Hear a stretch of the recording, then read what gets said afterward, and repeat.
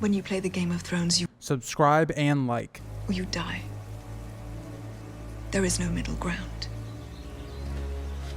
All right, hello YouTube. Welcome back to the Grease Comedy channel. Today's video, we're going to be doing Theon I, and boy, is it a long chapter. So sit back, get some popcorn, get a snack, something you enjoy, because it's going to be a long one. Very comparable to the prologue chapter or even last week's chapter with Davos.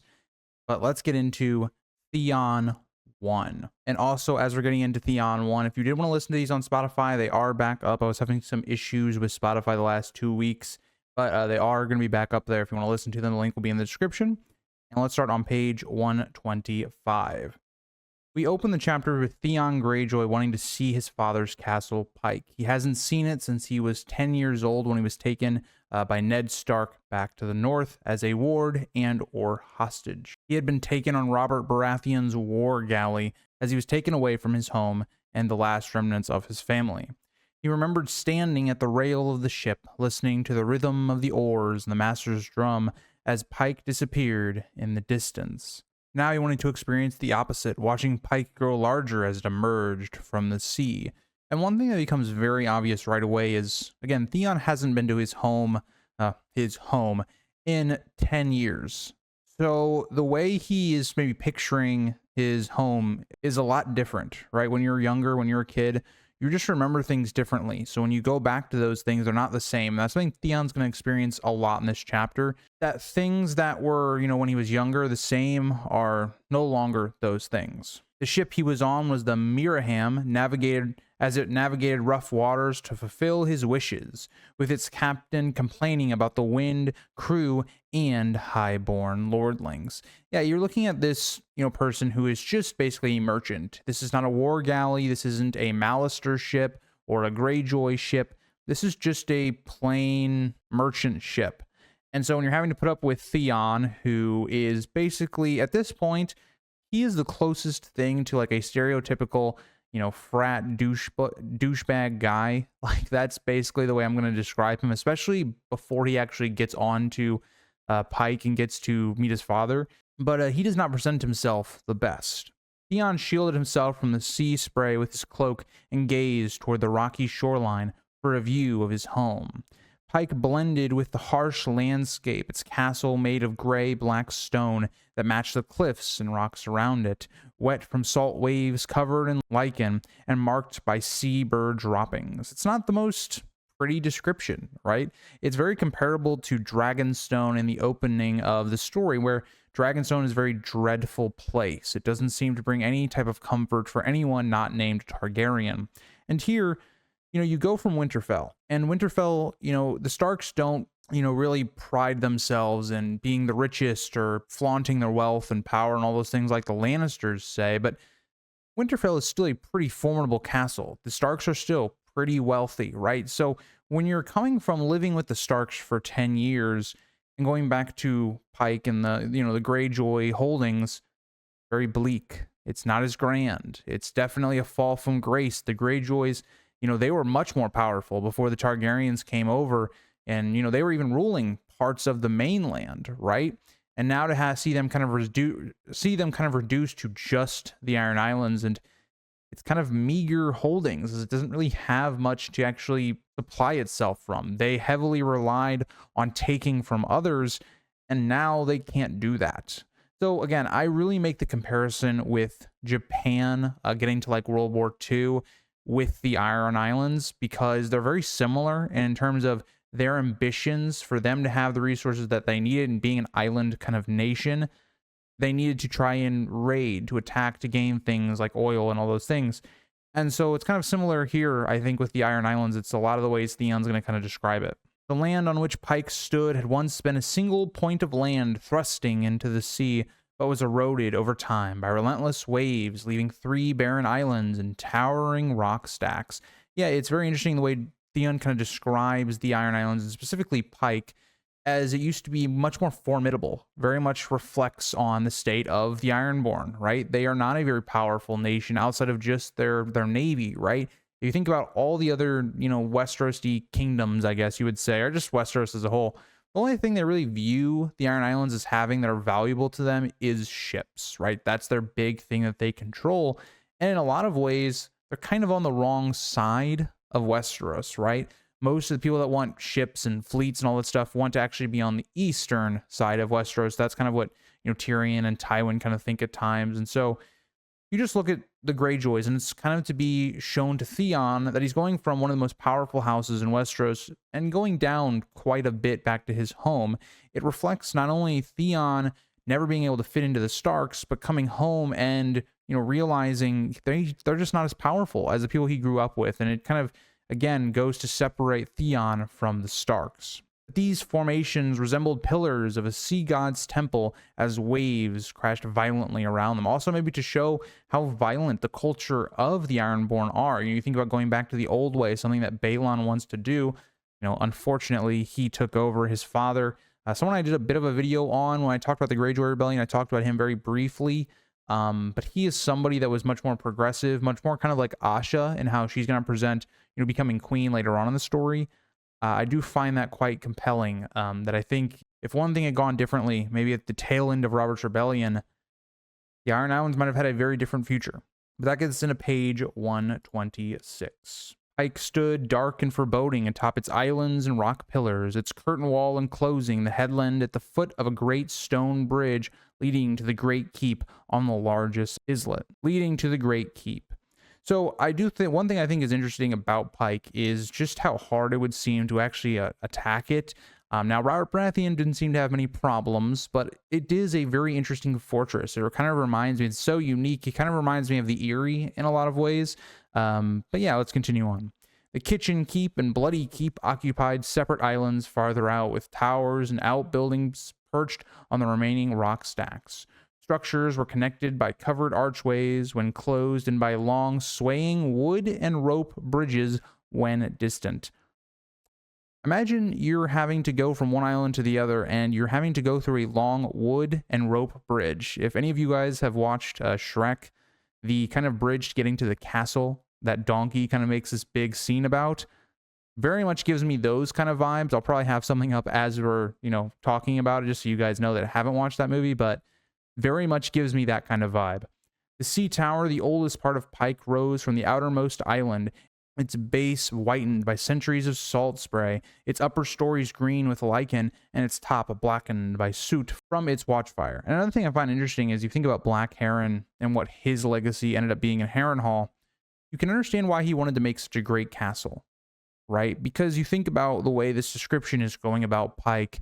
It seems like a fall from grace. It doesn't seem to be that, commanding as where, something like Harrenhal was. I think a lot of that was motivated by kind of what was going on in the Iron Islands, right? Black Heron wanting to actually make a seat to himself, very similar to, say, like Storm's End or Winterfell or something like that, that could rival those castles and even, topple them.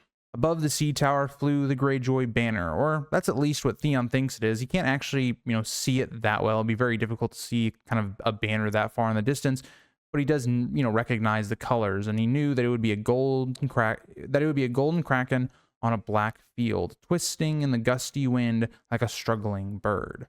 Theon appreciated the absence of the Stark direwolf here, which would overshadow his family's sigil everywhere. And yeah, Theon is tired of having to, be looked down upon with the Starks never feeling they're equals. Even Robb, somebody that he does view as a brother, he doesn't feel like he's an equal to Robb. And that's why in the reread for book 1, I tried to point out whenever there was those moments of, Theon being viewed as less than, right? Robb putting Theon in his place after Bran is almost, killed by the wildlings and deserters in book 1. Those things kind of build up. And I think one thing that the show does is it gives more time to the character of Theon in season 1, whereas the book, we don't really see him a ton, and when we do see him, it is through Catelyn's eyes, so you don't get to see maybe some of that better side of him that like maybe somebody like Robb knows. And so that's one thing where I think it's interesting that we get Theon's POV in this book, given how little focus I think he really had in book 1. But once again, like I talk about in every one of these chapters, everybody always referencing the Red Comet. We're going to see that even more in Daenerys' chapter, which would be right after this one. but Theon saw that this red comet was a fine tail. It was visible in the sky behind Pike, stirring Theon as he carried the letter Robb Stark had given him inside his fur-lined cloak. Theon kind of believes that this is a symbol of his, I guess, coming to age, more or less, or him coming to power. Everybody always associates it with something that they want it to be. More often than not, they are wrong. But at this, we also get to, I think, Theon's probably worst actions of this chapter.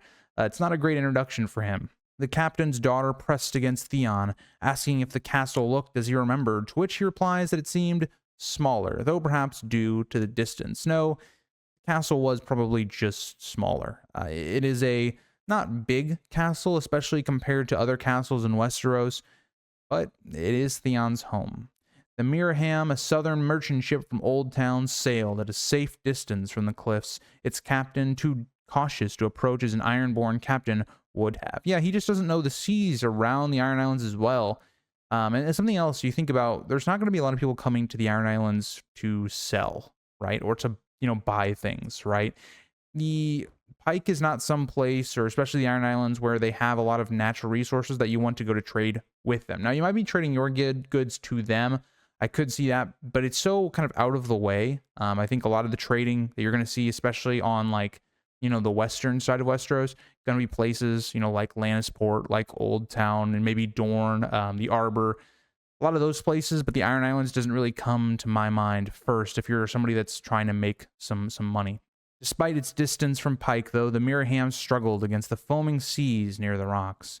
The captain's daughter noted how windy it must be at Pike. That it is, but let's get into page 127.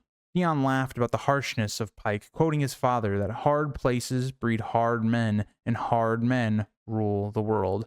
Not necessarily. And that philosophy sometimes is true, but let's also remember Joffrey is the person sitting on the throne right now. Robb is somebody that's very young, and he right now is the king of the North. I don't think that, for instance, Balon would describe him as being a hard man. So don't really think that philosophy works, but it shows you, it's a nice inclination as to who Balon's going to be, because Theon, with his own quote that he just did, should realize that his father is not going to like the person he's become, right? He's become kind of this rich, arrogant person. He's not anything reminiscent to the Iron Islands or the Island Islanders as a whole. You think about Victarion, you think about Asha. Theon's not really like either of them at this point of the story.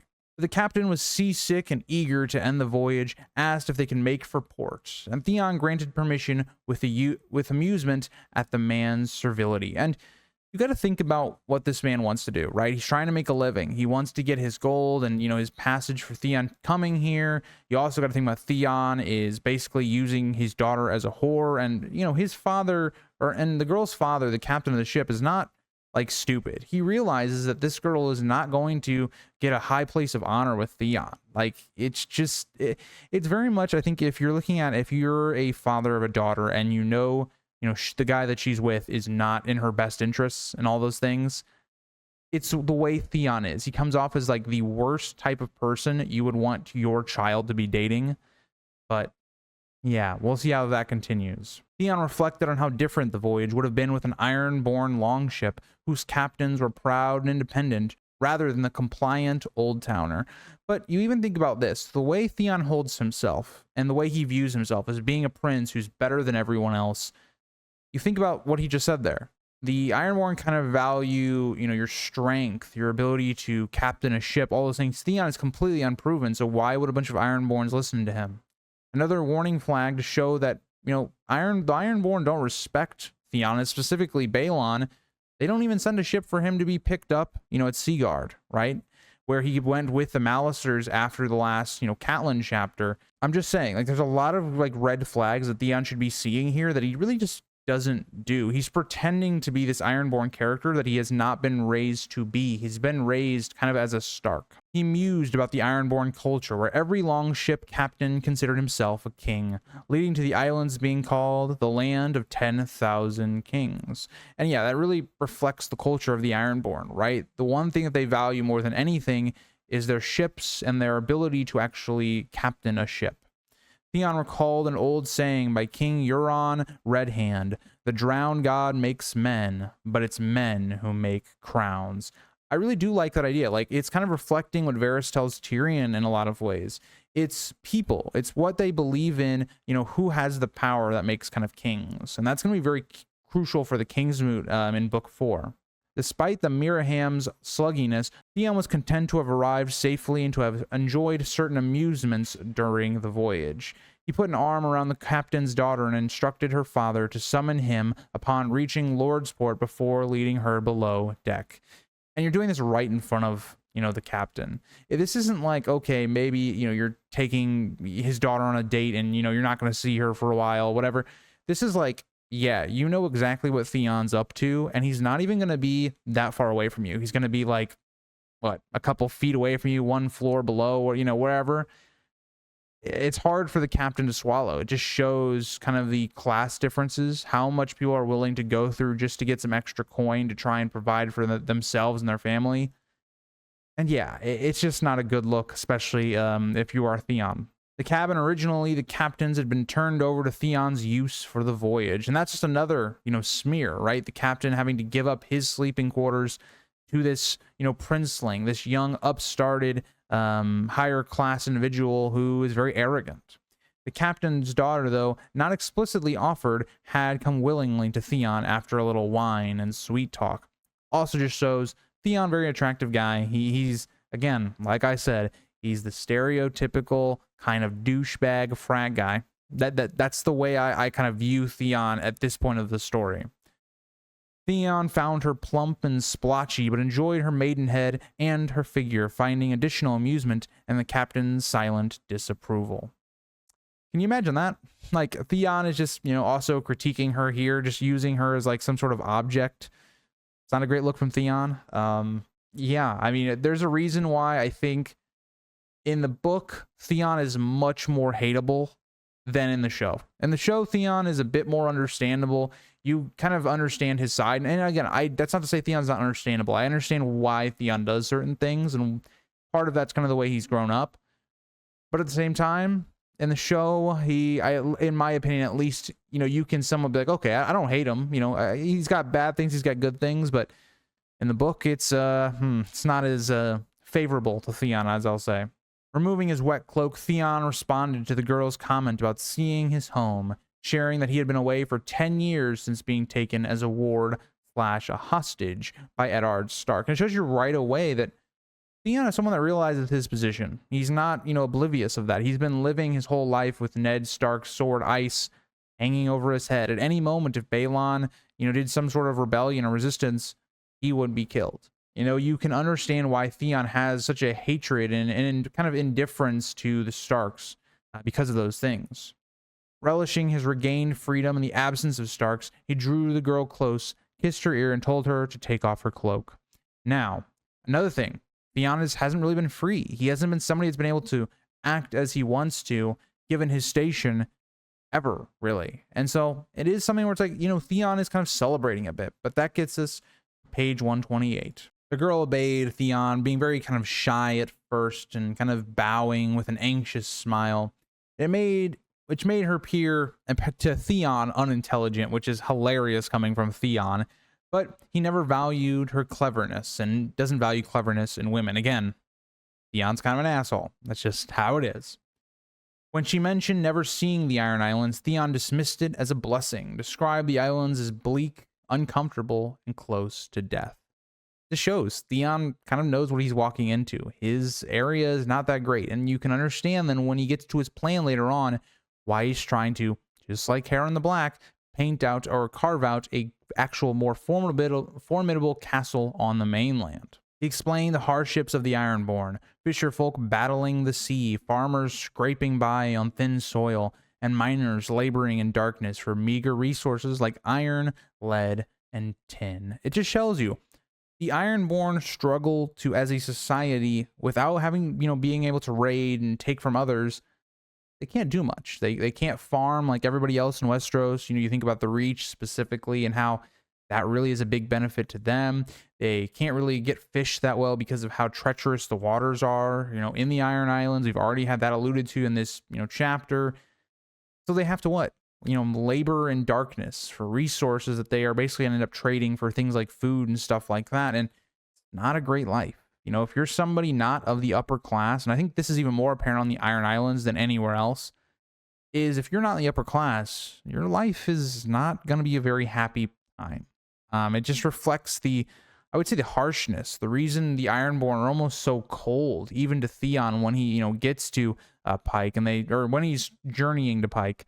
But yeah, Theon even justifies the old Ironborn tradition of raiding as a result of such harsh living conditions. And you can understand that completely, right? Would you rather spend your whole life mining for resources, barely scraping by, or would you rather, go to, war, taking from others and maybe gaining a way to get to an upper class, either establishing yourself as a warrior or, just being able to take things that can gain you influence and power and greed and all that type of stuff.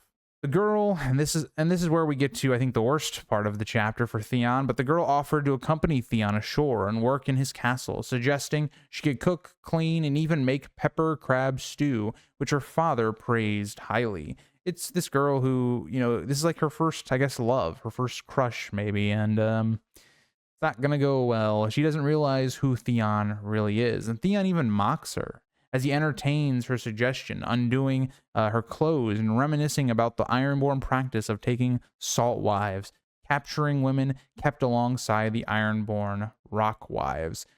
It's just a really odd thing. I mean, it's just basically you're taking some other woman who's not your wife, but she's there to cook, clean, do other things for you while also entertaining you like Theon is doing.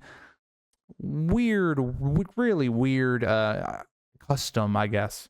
She naively offered to be a salt wife, but Theon lamented that those days of fire and sword were over, replaced by fishing, farming, and scraping through winters. You can really understand why people like Balon want to go back to the old way, because what they're doing right now, it's not working. They're not, gaining any influence and power and, wealth. They're kind of withering away. Theon then begins to, do his sexual things with this woman. And the girl, again, prompts him, what does Theon want her to do? And Theon tries to basically do a new instruction with her mouth. And it's just like, okay, Theon, all right, buddy. But she hesitantly questioned him. He prepared to teach her as part of his kind of dominance and amusement, right? Theon plays with people. He's finally free. He wants to flaunt, his power and his wealth and his influence. A lot of this chapter is about those things. A lot of this chapter really is a focus on some of the things George likes to, write about. A lot of things like greed, power, influence, how those things affect people. And that'll get us into page 129. Theon even basically manipulates her even more, saying that if she were his salt wife, she would obey his commands. And though timid at first, the girl began to pleasure him. And that is when Theon starts to reflect while this is all going on. All this is going on. Theon kind of has a Catelyn moment in book 1. He's like, the old way of the Ironborn, where they lived by reaving and raiding, taking wealth, women and glory without toil. He kind of thinks about those days while this is all going on, which is kind of wild to me. But he contrasted the Ironborn's past with their current diminished state. And he's right. Like, the Ironborn have fell quite a lot from the older times, and that's better for everyone else except for the Ironborn. Theon recalled how Aegon the Conqueror's destruction of Black Heron and the return of the Heron's kingdom to the Rivermen had ended the old way, relegating the Iron Islands to insignificance. And he even actually criticizes and insults the Rivermen as well, saying that they're weak or whatever, which is interesting. Given the events of book 1, where the Starks with Theon and, all that, they had to free the Rivermen from the Lannister capture. Theon does have a bit of stuff against them, right? Theon has something against the Starks, the North. He has something against the Rivermen. The only thing that really ties Theon to that at all is Robb. And so that's really going to be tested here. You can really understand why Theon goes against them.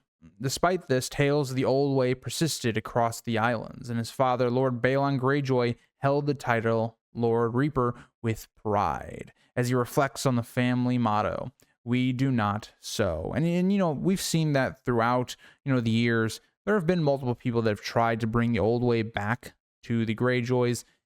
It just has never worked because the Greyjoys need alliances to be able to actually establish their power and become independent, and they're never willing to do so.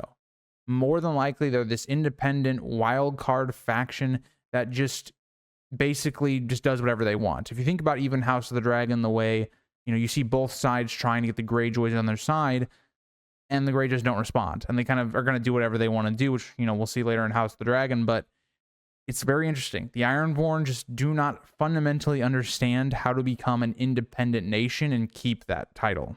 Theon viewed his father's rebellion as an attempt to revive the old way, which Robert Baratheon and Eddard Stark crushed decisively. But the times were different. Both Robert and Ned were gone, and even Jon Arryn as well, if you want to think about it from that point of view as well. The old regime, is over, right? We're now in this Lannister, Baratheon type feud system, and there is no force that is, all together. If you think about the one issue I think that Balon Greyjoy had in the Greyjoy rebellions was he picked a really bad time.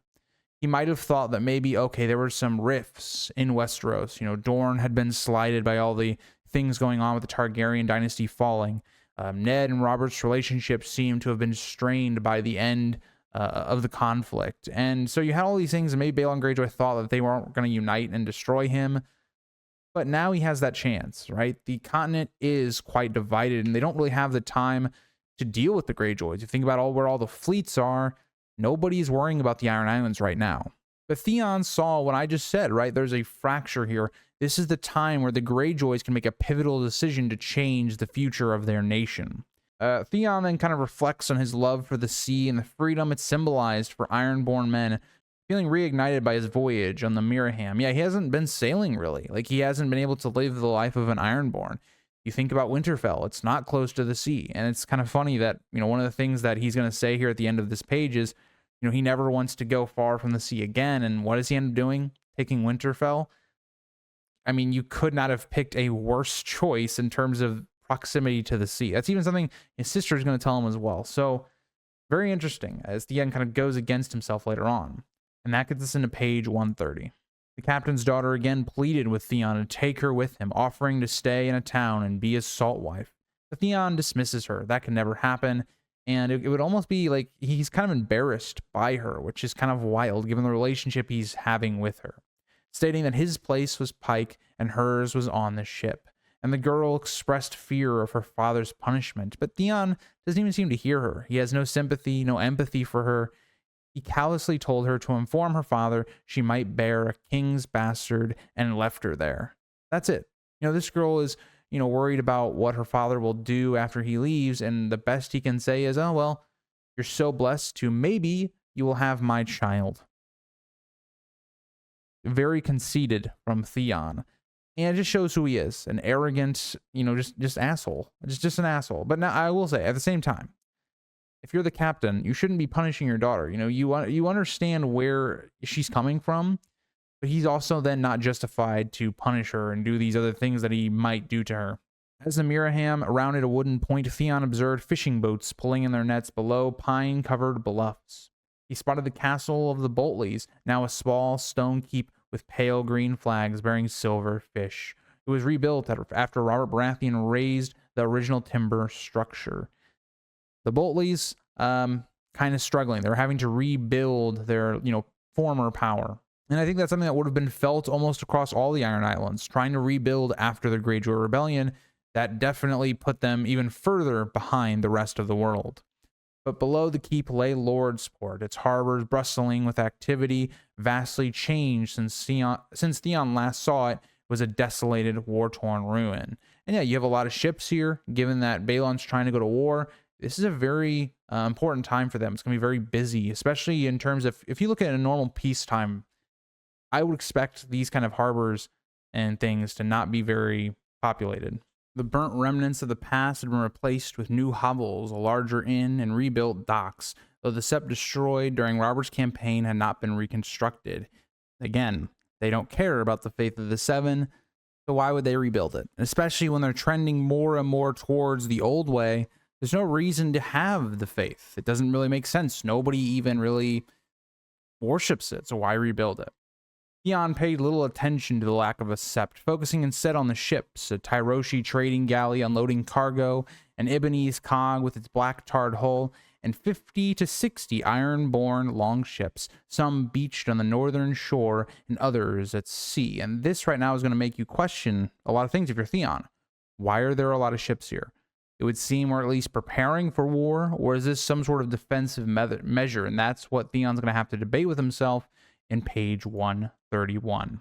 As Theon scanned the sails in the harbor, he identified devices from other islands, including the Blood Moon of House Winch, Lord Goodbrother's banded black warhorn, and the silver scythe of Harlaw. And I think it's very interesting is that Theon right away looks for a certain ship.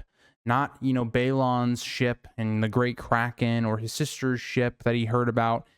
He looks for his uncle Euron's ship, the Silence. It wasn't there yet, but it would be in the next couple books. However, his father's ship, the Great Kraken, with its gray iron ram shaped like its namesake, was present. Theon speculated whether Lord Balon had anticipated his arrival and began summoning the Greyjoy banners, though he reassured himself that no one but Robb Stark knew of his letter. Still, he acknowledged his father's cunning. And yeah, I think if you're Theon, like I talked about, you're met with quite an interesting dilemma. Why are all these ships here? Is Balon preparing for war? Does Balon even know that Theon's coming here? Theon assumes so, and the letters have been sent, but doesn't seem to appear so. There's no great welcome party for Theon. Theon wasn't picked up by the Ironborn at Seaguard, so this doesn't really point to Theon having any connection to this. But he does think about this. The thoughts of his father overshadowed his plans, displeased Theon. Theon wants the glory. He is basically saying that Balon's time is over. It's now time for him to make a name for himself, to be the captain or driving force of the Greyjoys. Again, it was his plan, his glory, and ultimately his crown. He wanted everything that Robb is getting, and that's something that's not going to be easily attained, especially from the Ironborn. If the longships were mustering, however, it could mean either preparation for war or a cautious defensive measure. But pacing the Mirham's deck, Theon searched for someone sent to receive him, but he saw no familiar faces, no Silas Sourmouth, Lord Boltley, or Dagmar Cleftjaw. There wasn't really anyone here for him. You think about if Ned had returned back to Winterfell, how many people would have been there waiting for him and all those things. They don't really care all that much about Theon's return. He isn't an Ironborn. He is, if you want to say 50-50 because he's been 10 years with the Greyjoys, 10 years with the Starks, you can, but most of his formidable years where you become who you're going to be as a person come when you're a little bit later, right? Not in those first 10 years, right? You barely even remember. If you think about right now, think about memories you have when you're, young, like very young, like, 5 years old and less. Not a lot there, right? But when you think about your years from 10 to 20, those are very important years for you. That's who Theon's become. And I think that's something that all the Ironborn are going to view Theon as being more Stark than Greyjoy. And Theon even thinks that ravens had been sent from Riverrun to announce his arrival, and even at Seaguard as well, but there was no honor guard awaiting him. There was nobody here, only the just normal small folk of Lordsport. A priest of the drowned god, identifiable by his seawater robes, led horses along the shore, while a woman leaned from the inn's window, calling out to passing sailors. And this is, going to be Aeron Damphair, but it's something that Theon doesn't know. The last time Theon was here, Aeron wasn't like that at all. He was a bit like Theon in a lot of ways. He liked, smiling and jokes and women and drinking and all those things. This man is not that. Merchant gathered at the quay as the Mirham docked, questioning the ship's captain about its cargoes, apples, oranges, arbor wines, summer isle feathers, Mirish lace, and wood harps. The captain concluded his list with a bold declaration: he has brought your heir back. And that would seem to be a very good thing, right? But not here. And the other part of this is why they might be so suspicious right away, asking what he has and what he's doing here. Is that could he be spying on the Ironborn? Could he tell of what the Ironborn are planning, that they're trying to hit somewhere? They have all these ships here. War is on the cusp of happening, but where will it strike? And that's where Westeros doesn't know. Theon returns to the Iron Islands began with an unexpected sting to his pride. The Lordsport men didn't recognize him, gazing at him with blank indifference. Again, it was 10 years. I mean, imagine yourself what you look like when you were 10 compared to 20. Yes, you might be recognizable, but it can be very different in that time. This all angered Theon, but he pressed a gold dragon into the captain's hand and demanded his belongings, displaying, again, his entitlement, a little bit of his frustration, freedom, and the lack of his recognition.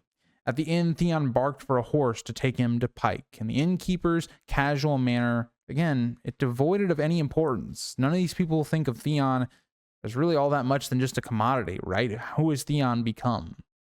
Even a little bit more here is Theon thinks he is, a lord, that he can boss people around and all those things, that people will just naturally follow orders like in the North.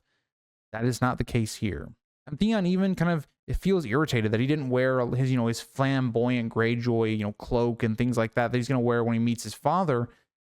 He's a little bit kind of mad.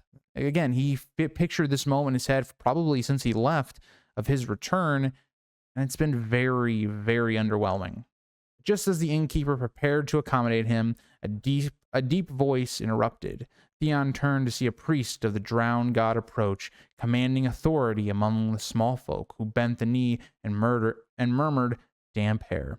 The priest was his uncle, Aeron, a man transformed by hardship and religion since Theon last saw him. But think about how they look at Aeron compared to Theon.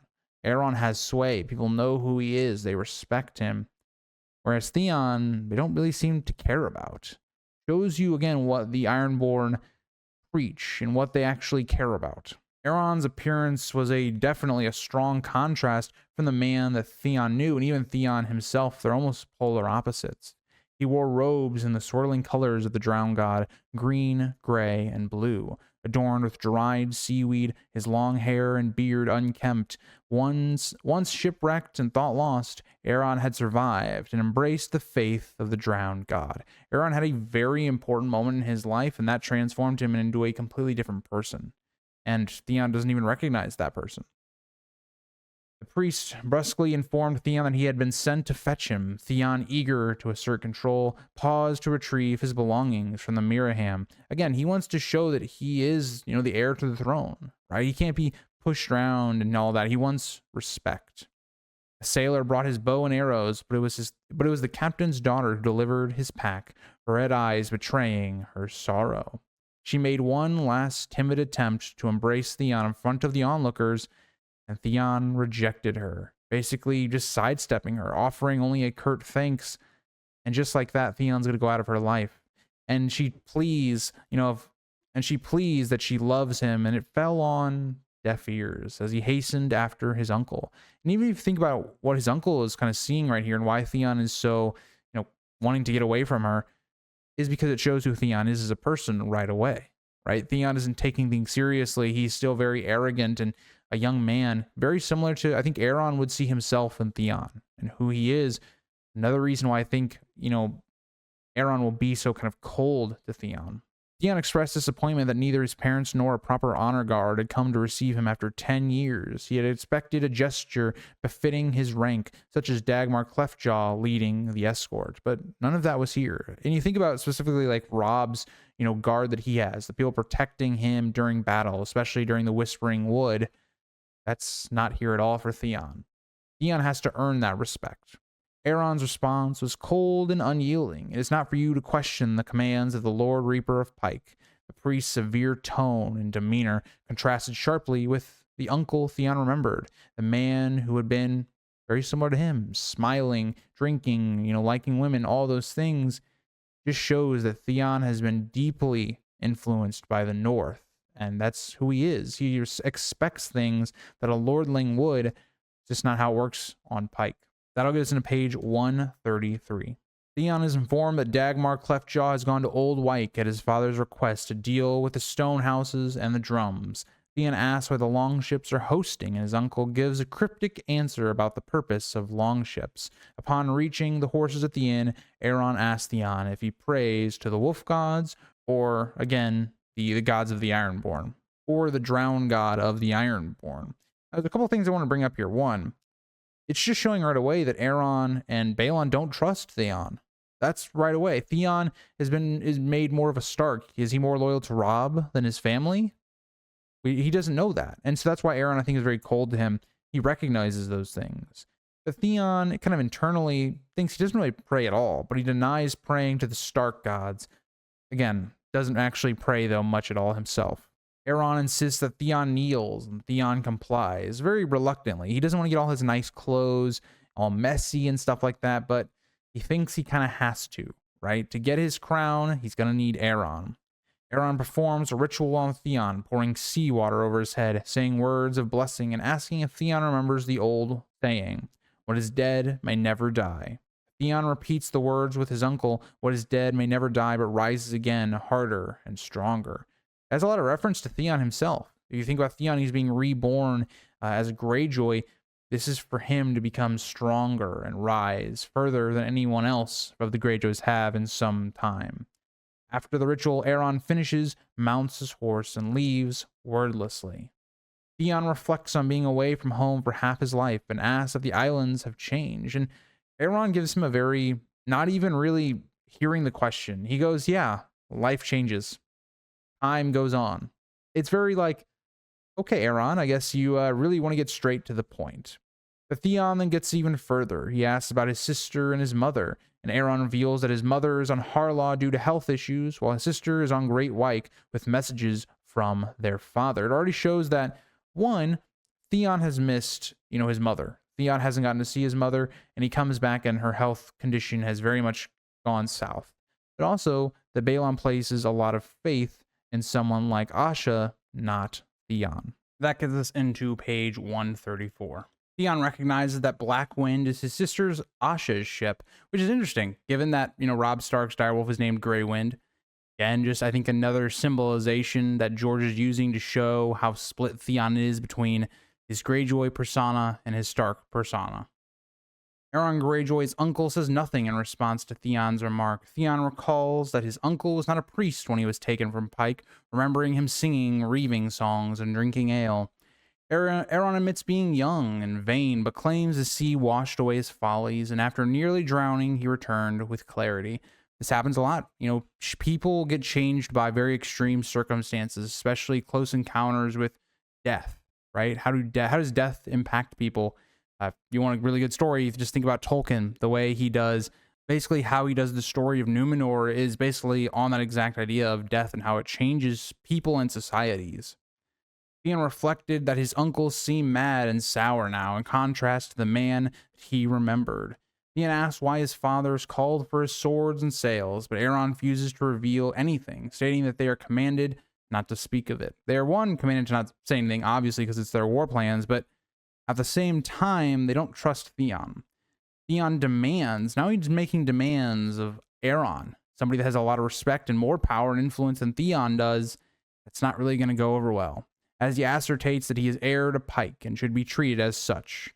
And Aeron almost gets a little chuckle at this. He says, "We shall see," which is insulting to Theon, because that right away tells you that's not the plan. As of right now, it very much seems more like after Balon dies, it's probably going to be Asha, who he respects more and views as his true heir, or Victarion, his brother. Aeron reminds him that Asha still lives, implying she could be a potential heir. And Theon then insists that only a male heir can inherit, claiming he won't be cheated of his rights. Now, this is all interesting to me, because when we get to Feast for Crows, Aeron is going to almost completely discount Asha as ever, coming to the throne. But here he almost plays with the idea, dangling it in front of Theon. Maybe he detests who he is as an individual. Aeron dismisses him, telling him that he has forgotten more than he knows, and warns him to not believe his father would ever give the Iron Islands to a Stark. Now, this has a lot of ripple effects. One, just to show how people that are on the Iron Islands, and specifically Balon, feels about Theon, that he is more of a Stark than a Greyjoy, but also that any of these, ideas that Theon is going to bring to Balon, if it has anything to do with the Starks giving the Iron Islands a crown or letting them be independent, not going to go well. But at this, Theon bites back his words, struggling to remain silent as we get into page 135. This kind of prompts Theon to reflect on his time at Winterfell, realizing that despite being raised by Eddard Stark, he was never truly a part of the family. He was someone kind of like Jon, but in a way the two have very different ideas. Whereas Theon wanted to be part of their family because of their position, their power, their wealth, all those things. And he can never be that because he was a Greyjoy. Jon is kind of the opposite, where like he is kind of related to the family of the Starks, or, you know, I would go as far as saying he is a Stark. He just was a bastard. So he was never able to really fully get the things like Robb was getting, or Bran, or whoever.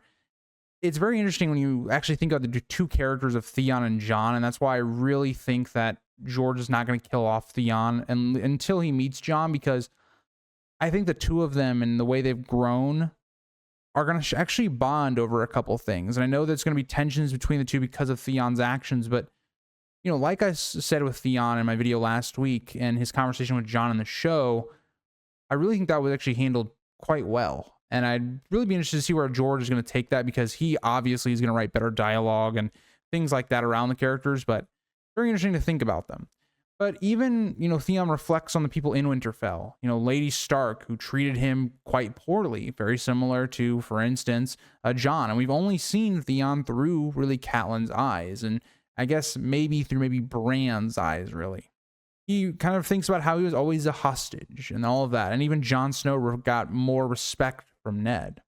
Ned occasionally tried to act as a father figure to Theon, but he remained the man who had taken him from Pike and brought war to his home. And you got to even think about Ned's situation. Ned can't get close to the boy. If he has to kill Theon, he has to actually be able to do that. He can't have a lot of love towards him. So just a weird situation. And, you know, Ned's in a really tough, you know, point when it comes to actually raising Theon as a person. But Theon then acknowledges that even when he had come to Pike, right, there had really been no one of his age outside of Robb and Jon Snow. And we already talked about kind of his relation with Jon, but with Robb, he did have a certain affection for. He seemed almost like a younger brother, but he's reluctant to admit it. And here, he's smart to kind of not say that, but he's going to slip up when he talks to Balon later on in the chapter. Theon muses that the Iron Islands still fight old wars, as their present is too harsh. Again, they're stuck in the past. And think about how many times that affects characters, houses in this story. You know, Stannis, really his entire plot is about how he's stuck in the past, how he's, you know, lingering on these issues that have gone on and the new ones coming in, how he lingers on those things. Kind of what Theon's talking about. And he's completely right. Balon, the Greyjoys, the Iron Islands, they're stuck in the past. He even thinks about the Mallisters and how he'd actually liked spending time with Patrick Mallister, the son of Jason Mallister, and how they had, you know, during the ride from Riverrun to Seaguard, they shared a love of women, wine, and hawking, but his father, Lord Jason Mallister, was wary of Patrick growing too close to Theon because the two are natural enemies. If you want to think about the Brackens, the Blackwoods, the same thing applies with the Mallisters to the Greyjoys. They have fought each other for generations now, and it's wrong to have the two not be close together. You want to forge good relations to end those conflicts, end the issues there. And even goes even further, saying Seaguard was built against Ironborn Reavers, which is true, but, you know, even like Theon even states, like, there haven't been many conflicts with the Greyjoys outside of, like, the last one, right, with the Greyjoy Rebellion, and that didn't really go well for the Greyjoys. But outside of that, there hasn't been much in recent years. Going back to when the Targaryens took over, where the Mallisters and the Greyjoys actually had an actual conflict and or war. But Patrick, who was more friendly with Theon, even tells him of what Jason had told him, and despite the long absence of threats, his father still held a grudge, which made Theon reflect on his own family's past conflicts. Theon recalls how his brother Roderick Greyjoy had been slain by Lord Jason Mallister during a past assault on Seaguard, a story they laughed about as they raced toward an affair with a miller's wife. Theon wishes Patrick were with him now, lamenting how much more pleasant he was as a companion compared to his now sour uncle Aeron. And, you know, he may be thinking that, but it's probably a good thing, because if Patrick was here, he probably would be killed. Or Patrick would instantly go back home seeing what the Greyjoys are up to. But that gets us to page 136. Theon and Aeron ride up into barren, stony hills, leaving the sea behind through the salty air, though the salty air lingers. They ride in silence, with Aeron offering no conversation, until Theon breaks the silence. Theon informs his uncle that Robb Stark is now Lord of Winterfell and has crowned himself king in the north, signaling war. And Aeron dismisses this. They already know that. This isn't, you know, new news. It's pretty old. And he compares it to the repetitive nature of each day. Again, Aeron is very kind of condescending to Theon. Theon insists that it marks the beginning of a new era, referencing the red comet, which is believed to be a sign from the gods in Riverrun, which Aeron disagrees with. It is again a comet that is a sign, but it comes from the drowned gods specifically, signaling a time for war and conquest with fire and sword. And Theon actually agrees with this, though his uncle warns that a man's agreement with the gods is like a raindrop's relationship with a storm, saying that it's going to happen. It doesn't matter if you agree, that's what it is. But Theon continues to be frustrated with his uncle's gloom, urging his horse forward, trotting ahead with a smile.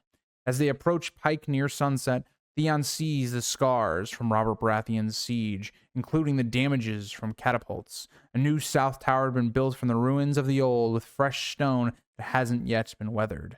Theon recalls watching the siege from the sea tower, hearing the collapse and seeing the flames in his dreams. The gates of Pike are open now, with the portcullises drawn up, and the guards eye Theon as a stranger returning home. Once again, they don't know him. He's a stranger to them, and Theon is a stranger pretty much coming back to this castle.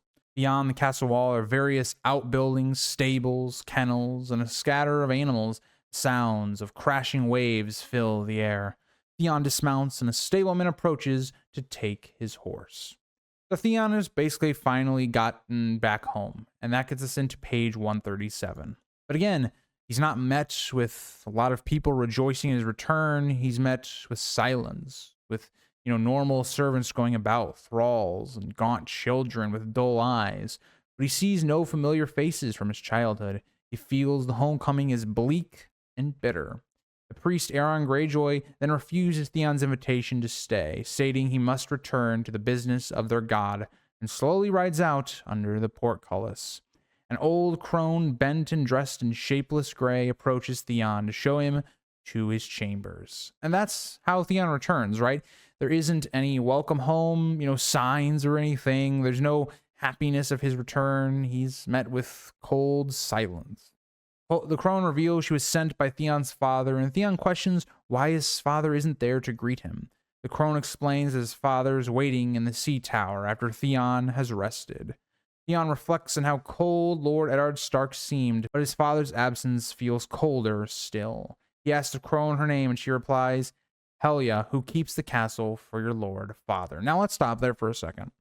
He brings up an interesting point. Regardless of whatever you think about Ned cared about his children very deeply. And you see in the later parts of his life, the end of Game of Thrones, trying to protect Sansa, Balon Greyjoy won't even come see his son. And it's also a power move, right? It's kind of the petty things that Tywin does. If you think about Tyrion, after the Battle of the Blackwater, he has to go to Tywin, not the other way around. It's the same idea here. It's asserting your power, showing who's in charge. Theon recalls Silas, the former steward, and learns from Helia that Silas has been dead for 5 years. He also asks about Maester Quaelin, only to be told he is dead and that Wendemere now keeps the ravens. Again, Theon's coming home, but there's nobody here that reminds him of home. And that's another part of it that I think is interesting, is that home is not exactly about the place. It's about the people, the relationships you had with those people. If you go to a place, your home, let's say you go to your childhood home, well, yeah, it might be cool to remember some of the memories you had there, but it's not home. The people that you care about aren't there. I think that's a little bit of what kind of Theon's experiencing here. Theon feels as though he's a stranger in his own home, again, kind of referencing what I just talked about. And although nothing seems to have changed, everything feels different. It feels almost as if it's gotten darker and a bit stranger to him. Helia leads Theon to the bridge where the ancient stones and the sea remains the same as he remembers, and the salt wind pulls at his clothes. Expecting to be taken to the sea tower where he had slept as a child, Theon is instead led to somewhere else, again showing the disrespect and coldness being shown to Theon. He's sent to the Bloody Keep, which doesn't have a great name, I'm just saying, which is colder, damper, and more spacious, though no less gloomy. It seems that this Bloody Keep kind of has the reputation of something like Harrenhal, with its ghosts and dark past. He is assigned a suite of rooms in the Bloody Keep, which has a dark history. The sons of the River King were slaughtered there 1,000 years ago, their body parts sent back to their father. And there's a lot to reference here. There's two things I want to talk about. One, so the sons of the River King, I think a clear indication of George kind of nodding at what's going to happen later on in the story with Robb's death, given that he is basically the River King right now. He claims that title anyway. And you also have the body parts being sent back to their father. Well, there's another things we can look there. One, Theon parts of his body will be sent to Balon Greyjoy and the Greyjoys on Pike. But also, if you think about this as well, Joffrey wants Robb Stark's head sent to him after the Red Wedding. A lot of interesting references based on one, little tidbit about the lore that George gives us to foreshadow events coming forward. Theon notes that he's not afraid of ghosts, but he feels distaste for the chambers, knowing their gruesome past. And this is basically a one-for-one Harrenhal ripoff, in my opinion. It's, the castle isn't well kept. It's very, drafty and damp and musty, and it's just not a very appealing place where Theon has grown up in Winterfell. A place that has a lot of luxury and a lot of great rooms and places to eat and sleep. The Bloody Keep is not that thing. It seems to almost be not being used at all. But that gets us to page 138. The chamber was old and neglected, with mildew on the wall hangings, a musty mattress, and a brittle rushes. It has been years since the room was last opened, and the dampness was pervasive. Theon ordered the crone to have a basin of hot water and a fire in the hearth, and to light braziers in other rooms to drive out the chill. He also asked for someone to change the rushes. He plays the lordling once again, that this is his castle now, that he must get it back in order. It very much feels a lot like Harrenhal. Think about Daemon when he comes to Harrenhal in the show in House of the Dragon. Has a similar type of feel to it. Theon received the requested hot water, but it was tepid, soon turning cold and mixed with seawater. It was enough to wash the dust from his face, hair, and hands. While two thralls lit his braziers, Theon changed out of his travel-worn clothes and dressed to meet his father. He wore what he wished he had worn, his black leather boots, gray lamb's wool breeches, a black velvet doublet with the golden kraken of the Greyjoys, a golden chain, and a bleached white leather belt. His dirk and longsword were strapped to him, and he tested the dirk's edge. Theon is dressing very fashionably. He's very much playing the rich lord, and that's something that he just doesn't realize is going to make Balon dislike him even more. He warned the thralls that he expected a warm room and clean rushes when he returned, before putting on black gloves embroidered with golden thread. Theon returned to the Great Keep, crossing a series of bridges, each more narrow than the last. Final bridge swayed under his feet, made of rope and wood, with waves crashing below. And this is going to be very, very scary to me. I would hate this. I do not like heights. Something like this would really, really, really, really spook me. But you also think about how Theon describes it. It's very scary to him. As a boy, he would run across this bridge, even at night. But at this time, when he's an adult, he realizes he's not invincible. He's a man. He was more cautious. But it also paints the idea of what Balon Greyjoy's inevitable fate will be in Book 3. The door to the sea tower is made of gray wood and iron studs and was barred from the inside. Theon knocked on it and cursed when a splinter caught his glove. A guard opened the door and asked if he was the son, and Theon responded with force, ordering the man aside and climbing the twisting steps to the solar. It's Theon being overcome with anger and not being treated with respect, not being viewed as the heir to the Seastone chair. It's people constantly putting him down or trying to disrespect him. And that gets to page 139. Theon finds his father, Lord Balon Greyjoy, sitting beside a brazier covered in a musty sealskin robe. Balon appears gaunt and frail, with a face like flint and hair turned to gray by the salt winds. Not the most impressive of people. And we've talked about how Stannis is described. He's also described not really as like Robert or Renly or any of these other kings. Balon even appears more than that. He feels old and weak. And Balon acknowledges Theon's presence, remarking that it's been 9 years since they last met, to which Theon corrects him, saying it's been 10.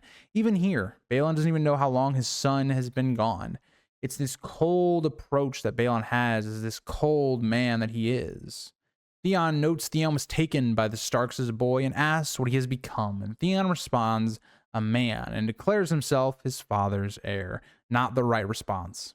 Balon does not view him as a man, and also definitely does not view him as his heir. Balon remarks that Stark had Theon as long as he did, and mentions their mutual enemies, Robert Baratheon and Eddard Stark, both of whom he has outlived.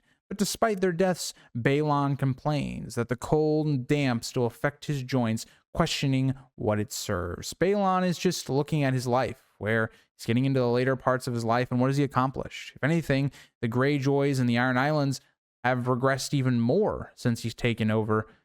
He is a bit sour by that, and because of people like Robert Baratheon and Ned. Theon moves closer, intending to present a letter, but Balon interrupts, criticizing his attire. He questions whether Ned Stark dressed Theon like a daughter in silks and velvets. Think about the way we describe people like Victarion or Asha. They dress very plainly. They dress, as they're going to go into battle, or they are preparing to train, or things like that. Theon arrives like this is a grand dinner or a feast. Something Balon is not going to be very happy about. That's not what the Greyjoys and the Ironborn strive to be. Theon defends himself, saying he is no man's daughter and would change his clothes if necessary.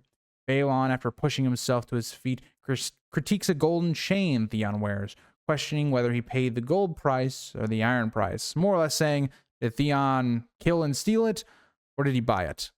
The fact that the killing and the stealing is the acceptable answer here just shows how lost the Ironborn culture truly is, and how violence is at the forefront of everything they do. Theon admits the chain was bought with gold, and his father yanks it off with such force that it snaps. Balon is not happy about Theon at all. Theon is the exact opposite of what Balon would want in a son.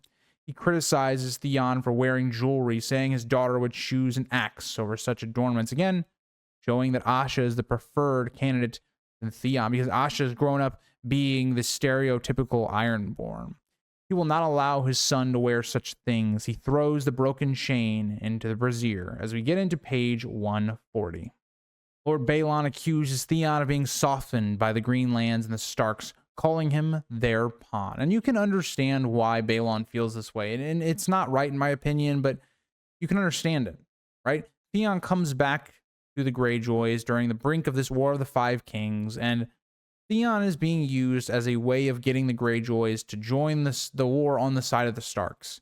You can understand why Balon feels that way. Theon has been equal times a Stark that he's been a Greyjoy, and he's, in his more formidable years, been a Stark. So you can understand why Balon feels this way. He doesn't trust Theon, and all these things that Theon is doing, flashing his, golden chain, all these things that are completely different from the Greyjoy culture, only going to, basically be amplified with how Balon views Theon. Theon denies ascertaining that though Ned Stark held him a prisoner, his true blood remains salt and iron. Balon mocks Theon. Again, the Ironborn don't respect words, they respect actions. They respect what they see. They see as Theon playing the lordling of the Greenlands. Balon mocks Theon, saying the Stark boy treats him like a trained raven, sending him with messages. Theon counters that the letter he carries is important, and that it contains an offer he himself suggested to Robb Stark. It wasn't Robb Stark that was giving this order or this message. It was Theon. This was his idea. Everything was from Theon. But Balon just finds this more amusing. He doesn't care that Theon came up with the idea. He questions then, okay, if Robb is listening to Theon, that means that Theon must have the trust of Robb, right? That those two trust each other, something that Balon could never stomach, as Robb is a Stark. Theon confirms that Robb trusts him, claiming they have hunted, trained, and fought together, earning Robb's trust and seeing him as a brother. And you remember earlier on where Theon didn't say that to Aeron. He says it here. And it's going to get quite literally the worst response you could ever get. And you understand why Balon says it. Balon has lost many children in a war and lost all of his wealth and power reputation because of the Starks and the Baratheons. You can't say that to him.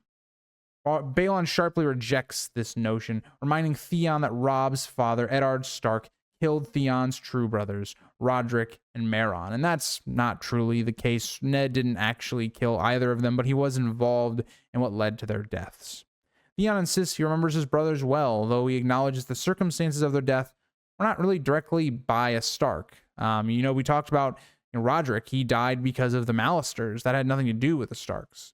Theon then presents Robb's letter to his father, addressing him as Your Grace, calling him a king. And this is, again, a misstep, because you're saying that because of this letter, that is why Balon's going to become a king. That the Starks are giving Balon a crown, something that Theon should have realized was a bad idea. Balon reads the letter and scoffs, noting that Robb offers him a crown in exchange for destroying his enemies, which is not necessarily what the deal is. It's Balon just not really even giving any consideration to this at all. Really what Robb is saying is he's saying, let's partner up. We can both be independent. We can defend each other and, break away. We have the same goal in mind. But I do need you to actually, help me, because I'm not going to back you if you don't help me in any way. You've got to help me, taking out Lannisport, taking Casterly Rock, all those things. If you're not going to do those things, then I'm not going to back you, right? And so you understand where Robb's coming from. It's a pretty good deal. I think in a lot of ways it's a great deal. You give Theon back to his father. You both get what you want, independent nations. You're allowing the Greyjoys to go back to the old way, something they already wanted. It's a very good deal. But not the way the Greyjoys do business. It's not the way the Ironborn work. It's why they are probably one of the stupidest houses in this series in terms of how they play the political game. Theon elaborates on Robb's current position in the war, with the Golden Tooth about to fall and Lannisport undefended. He details Robb's progress and the strategic opportunity to attack Casterly Rock by sea. And Theon's right. If you think about where the Lannisters are right now, they're on the back foot right now. Tywin has to decide if he's going to go south and deal with Stannis and Renly, or he's going to come to the west or the Riverlands and stay fighting Robb. Either way, the Greyjoys have almost no resistance in raiding the west coast of the Westerlands, and even maybe possibly getting Casterly Rock.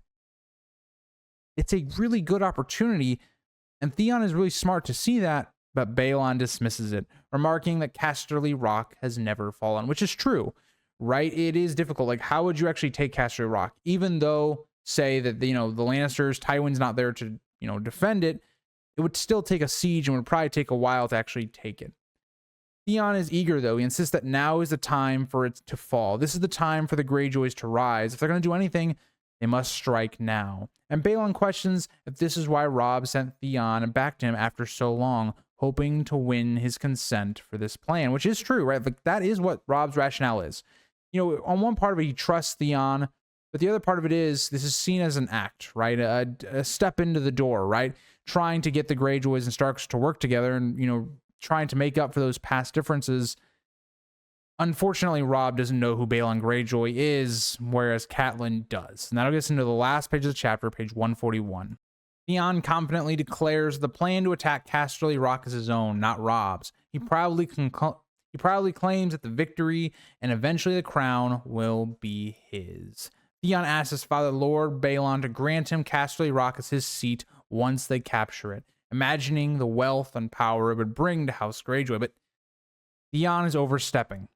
The Ironborn, and they've shown this the entire chapter, don't care about Theon. Theon could never lead these men, could never lead, the entire Iron Fleet over people like Victarion or Asha or even Balon himself. It's a very big play that Theon is oversighting. He's seeing the end goal without how he can actually realistically attain it. Balon dismisses Theon's bold request, pointing out that the letter from Robb only mentioned that Theon speaks for him and that Robb offers a crown in exchange for help, not land or titles. And Balon sharply challenges Theon's interpretation of Robb's words, tossing the letter into the brazier where it burns.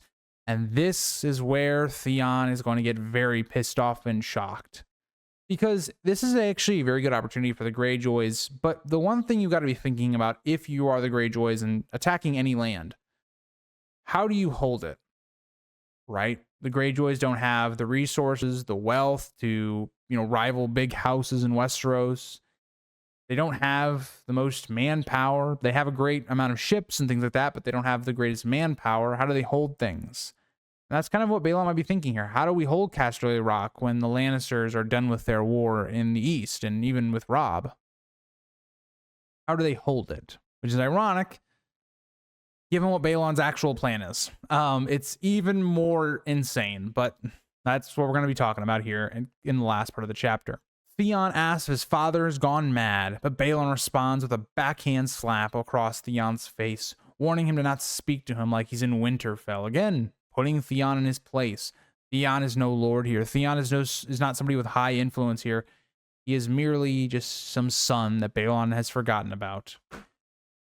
Balon asserts his authority, claiming his titles, Lord of Pike, King of Salt and Rock, and declaring that no man may give him a crown. He intends to take it by force, like his ancestor Euron Red-Handed 5,000 years ago. Theon, still angry and hurt, sarcastically tells his father to take the crown, mocking him for being irrelevant once the war ends and the victor emerges. And Theon's right. You know, as much as we want to say that Theon is coming from a place of hurt and deep emotion, he's right. Balon crowning himself with no allies is suicide. It is a just ignorant plan.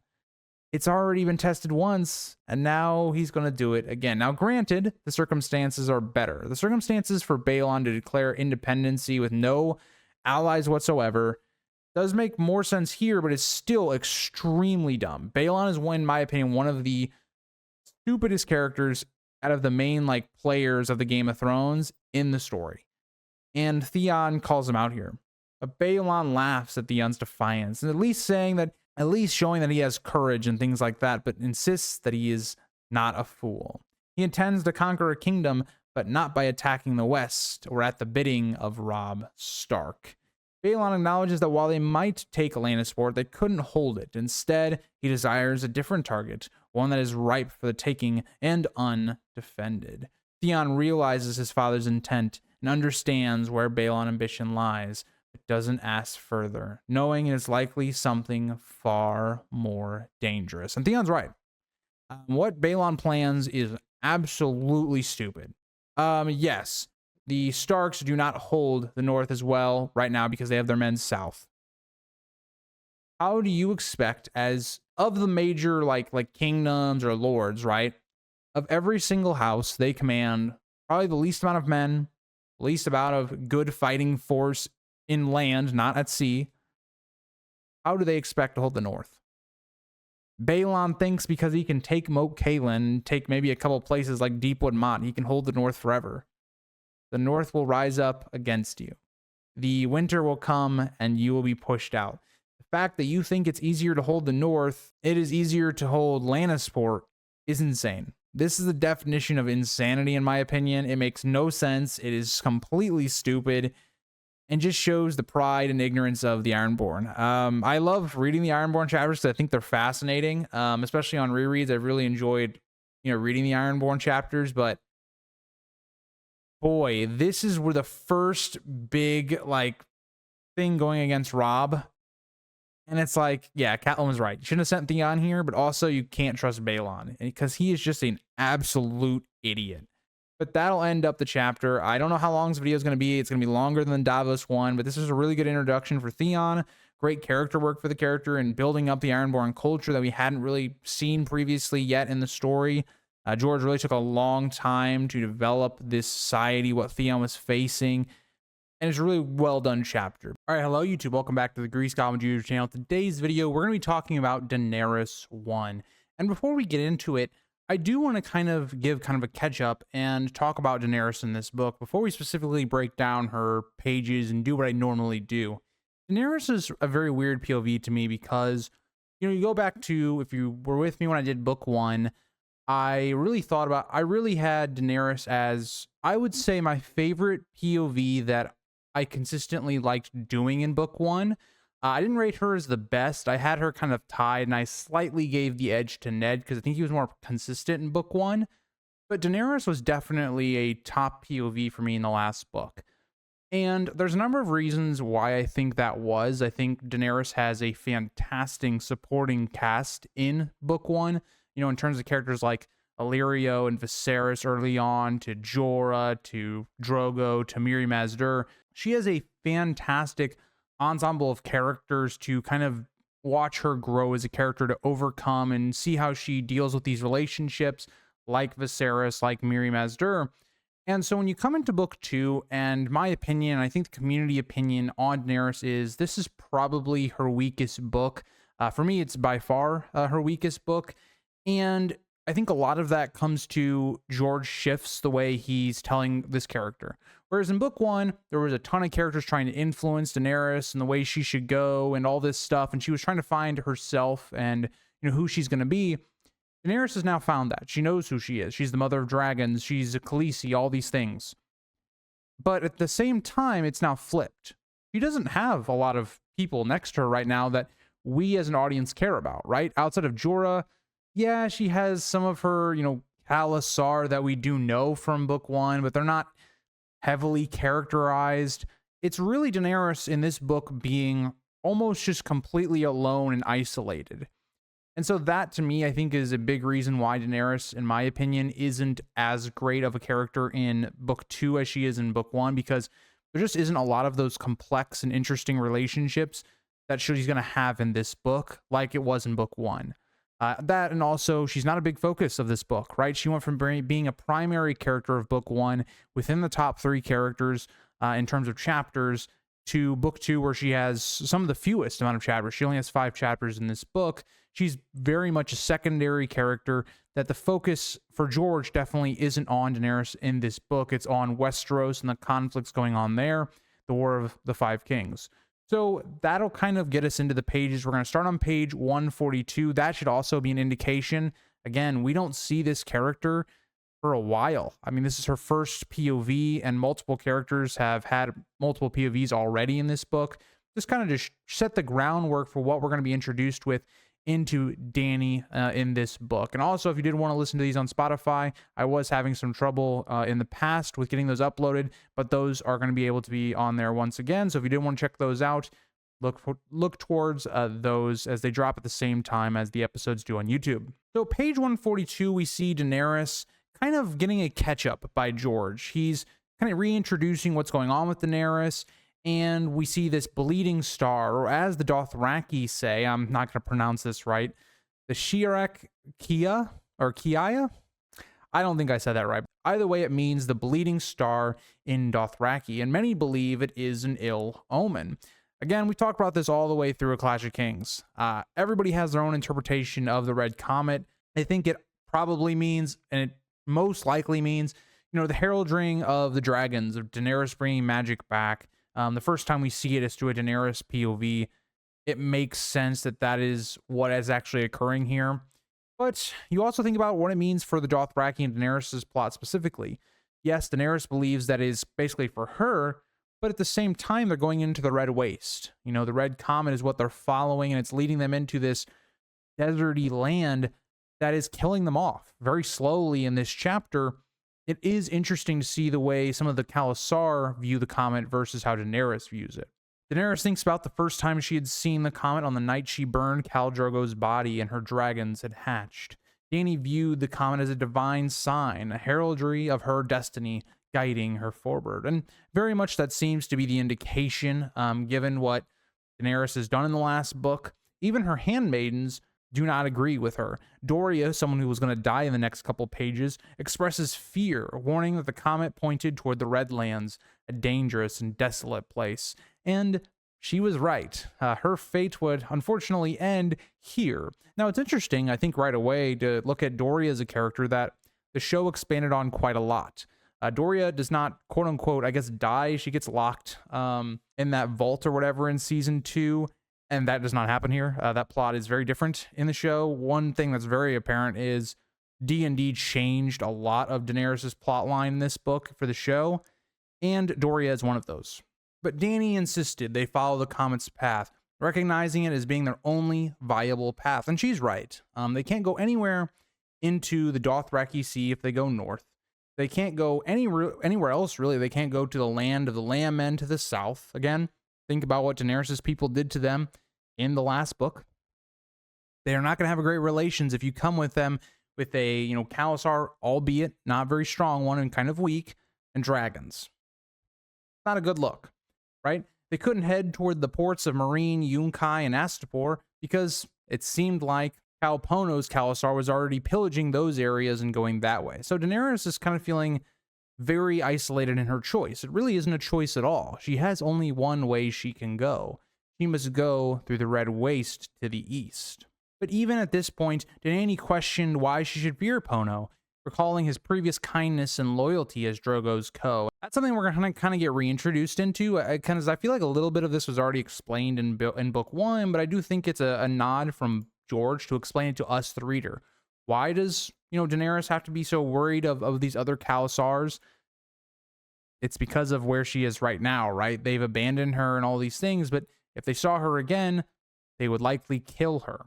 And Jorah Mormont warns her of this, that Cal Pono, who abandoned Drogo, would kill her as he now commands 10,000 warriors against her mere 100. And Dany internally thinks not even 100, more like 4. Again, they are not fit for battle. These are people that are mostly, the weak, the old, maybe even the young, women, children. You have very few people that actually could defend you in a battle. And you even think about Jorah, right? Something Dany is going to notice, a little bit later in the chapter is that he's also still injured from his fight in the last book. So even Jorah, who is Daenerys's biggest supporter at this point, he himself is not at full strength either. And that's only going to get worse as they go through the Red Waste. She does try to assert her dragons as her strength, but Jorah cautions that the dragons are vulnerable. At any other time, right, when the dragons, were aged up in a couple years and they've had more to eat and they were stronger, yes, that's right. Her dragons could dominate any type of force because they are just unnatural, magical beasts. Aegon the Conqueror proved that exact idea. But again, as of right now, they're hatchlings. They're not even being able to blow fire yet. They could easily be killed as you kill maybe a snake. It's not something that you would be necessarily afraid of. Now, they are big prizes, but that's a different story. And Dany is protective of her dragons, saying that no one would take them while she lived, as they were born from her sacrifices in her faith. Again, she gave up a lot for these dragons, right? She gave up her son. She didn't knowingly know that was going to happen, but after all this, Daenerys has lost everything for the dragons. The dragons are, I guess, her quote-unquote reward. She's lost the rest of her family and Viserys did that to himself, what we talked about in book 1. She's lost her husband. She's lost all the privilege and support that she had for the most part. She only has 100 people in her Khalasar now. She has basically been abandoned almost. She must now be the leader and the sole strength for the Khalasar. Jorah continues advising avoiding the other Khals entirely, urging her to seek refuge where they could not follow. Trusting Jorah's counsel and the comet's omen, Dany decided her path and gathered her people. Clad in the skin Drogo had given her, with her cream-colored dragon perched on her shoulder, she declared they would follow the comet. It was really her only path forward, like we've talked about, and to other people, maybe they're not interpreting this, and so Dany is looking more decisive, I guess, but there really was no other option. They traveled by night. Her Khalasar, once Drogo's, now accepted her as their leader, calling her the unburnt and mother of dragons, and obeyed without question. And to think, if you're some Khalasar and you're just some random woman or child, whatever, and you're seeing this lady who goes into the fire, she has this almost godly, figure to her, right? It's very similar to the way the Targaryens are viewed, say, in like House of the Dragon, for instance, where they're viewed as above men, as kind of gods themselves. And Daenerys very much has that right now because of what she's done, bringing back the dragon, surviving something that nobody else would be able to survive.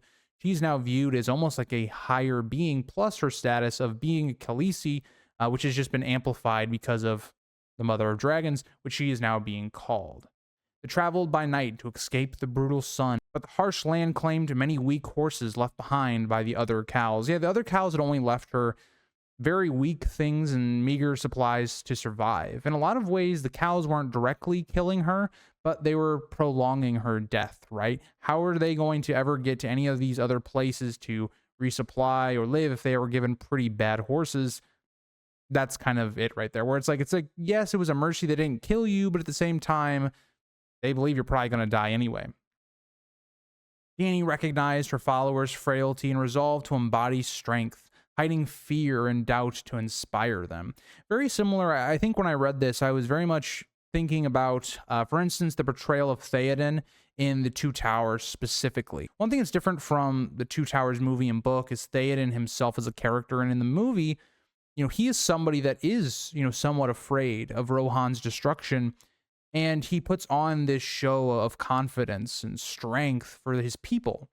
And that's something that that movie really tries to show to Aragorn as well. But when you apply it to A Song of Ice and Fire, it's kind of what Daenerys is doing.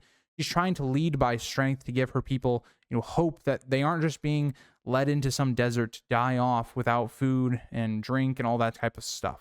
She felt the weight of her leadership and maturity. Again, she's a young woman. She's developed into who she's going to be as a person. That's what book 1 was all about.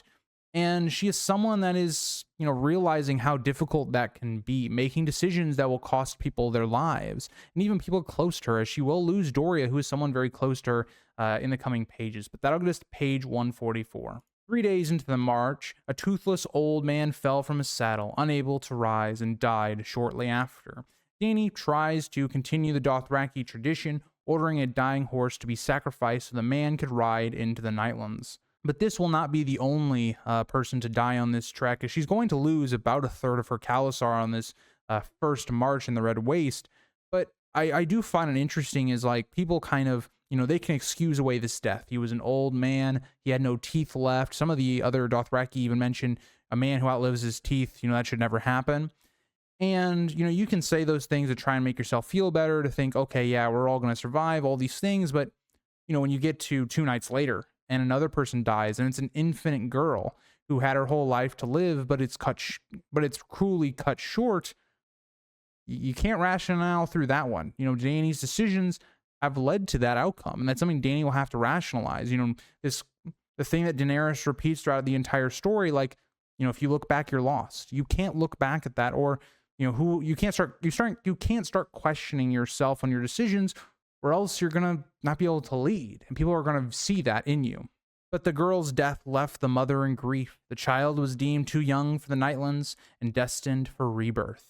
And no parent should ever have to, I think, outlive their child. It's just a horrible thing. But a lot of that's going to happen, especially when you have cruelty that is A Song of Ice and Fire in the real world. The Red Waste proved harsh and unforgiving, with little to forage, no game, and dry rivers offering only bitter, shrinking pools of stagnant water. This is just a quote-unquote desert in terms of there is nothing to survive off this land of. There's nothing to do. Well, what are you going to do when, you have no food left? You can't hunt anymore. You can't fish for anymore. There's nothing you can do. And that's exactly the problem that Daenerys realizes, right? Their supplies of wine, clotted mare's milk, flatbread, and dried meat were soon depleted, leaving them to survive in only dead horse flesh. This really, in my opinion, reflects what we're going to eventually see with Stannis, where he has the opposite problem, where Daenerys is going through, this desert and this heat. Stannis is going through basically the harsh cold of the winter of the north, almost polar opposites in terms of cold and heat, but in the same way, they resort to the same things, right? Running out of food, because of the conditions, dying and all that stuff, and having to eat your own horses. Just tells you the harshness of the world. But the death toll continued day by day, claiming weak children, frail elders, the ill, and the careless. Doria herself suffered visibly, her hair turning brittle and her body gaunt. Dany too endured hunger and thirst, her milk drying up and her body wasting away. Again, this is the desert. It doesn't care, who you are.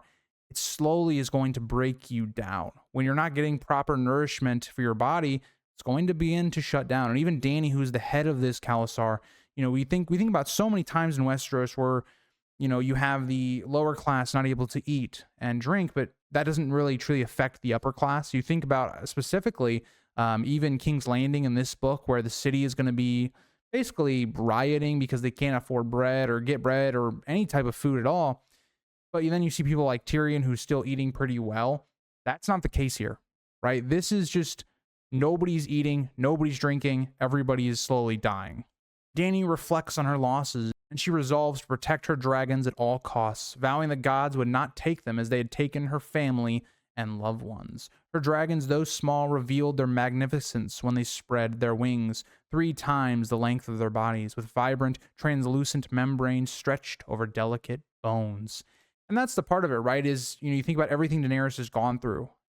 She is somebody that at one time had it all. She had something she considered somewhat of a home, right? Having Drogo, someone she loved, having all these privileges of being a Khaleesi, and all that was stripped from her. Her potential child was stripped from her and given back for the dragons. She's lost everything but the dragons. The dragons are her strength. If she loses the dragons, she loses everything. But that'll get us into page 145. And that's one thing I do want to note as we go into this chapter. I think the reason that I like Dany I a lot more than I like, say, for instance, her next 2 chapters is because Dany I really connects really well off the back of her Game of Thrones chapters. reintroducing her plot. It's just where it goes that doesn't necessarily get better, in my opinion. But I do think this one really ties into a lot of her themes from book 1 really well. Beginning into page 145, Dany struggled to feed her dragons until she remembered Viserys' childhood remark that only dragons and men eat cooked meat. Very interesting, right? You think about all these different animals. Animals tend to just eat raw meat. They don't care about it being cooked or anything like that. But dragons are different. And it also kind of, in my own way, it kind of is like, oh yeah, it's showing that dragons are more than just simple animals. They're intelligent. They're smart. Things that, Dany will figure out going through this book, and I would say more into the next couple books. When she had the horse meat char, the dragons eagerly devoured it, consuming several times their weight daily and growing stronger. Their scales became smoother, and their bodies seemed to radiate heat, steaming visibly on cold nights. Each night, Dany carried a dragon on her shoulder, while the other two were transported in a wooden cage by her handmaidens to keep them calm. Again, they wanted to be close to their mother, and Dany probably wanted to keep a close eye on them as well, just to make sure they didn't die or get stolen or any of that type of stuff, which is ironic given what's going to happen in this book. But yeah.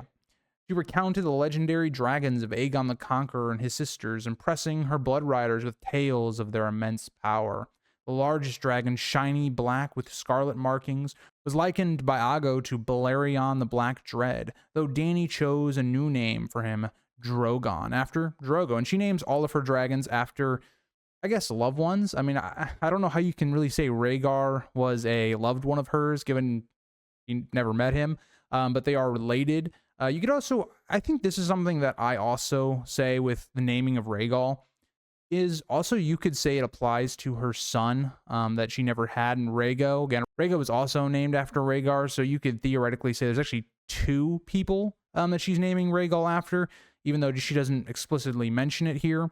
But yeah, Rhaegal is described as being kind of the greener dragon, and then the cream and gold dragon being Viserion, who she names after her brother, Viserys. And she vows that the dragon would surpass him in strength. Well, that is the case. That's not exactly hard to do. Viserys wasn't the strongest of people in the world, but it is kind of nice to once again connect that Daenerys, whereas she had her problems with her brother was still her family. And she still is trying to at least find some way to honor him and or make him find some actual pride or honor in his life. But yeah, while the dragons thrived, though, the Khalasar continued to suffer. The land grew more barren, food and water scarcer, and many horses died, forcing some to walk. Doria at this point fell ill with a fever, worsening as they pressed onward through the harsh, unforgiving landscape.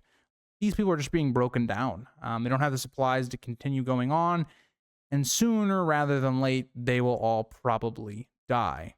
Something that's also mentioned here that I forgot to mention with the dragons is it is interesting how, for instance, Balerion, his fire was black. Very interesting, because you don't really see that traditionally with dragons in fantasy, is you see them all kind of just have like the orange regular fire. Even the show did that. They didn't do the kind of black fire that, say, Balerion had.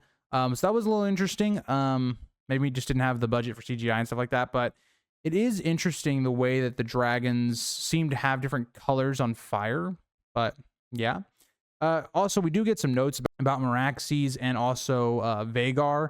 Not anything of like true note, just kind of boasting about them, how Vhagar could burn somebody's horse and suit of armor like instantly, which is kind of crazy. And also how Meraxes could swallow horses whole, more or less. Just trying to kind of get the scope of the dragons and stuff like that. But yeah, that'll get us into page 146, where Daenerys' companion, Doria, will die. Doria grew weaker, her body failing, blood blisters, hair loss, and exhaustion until she could no longer mount her horse.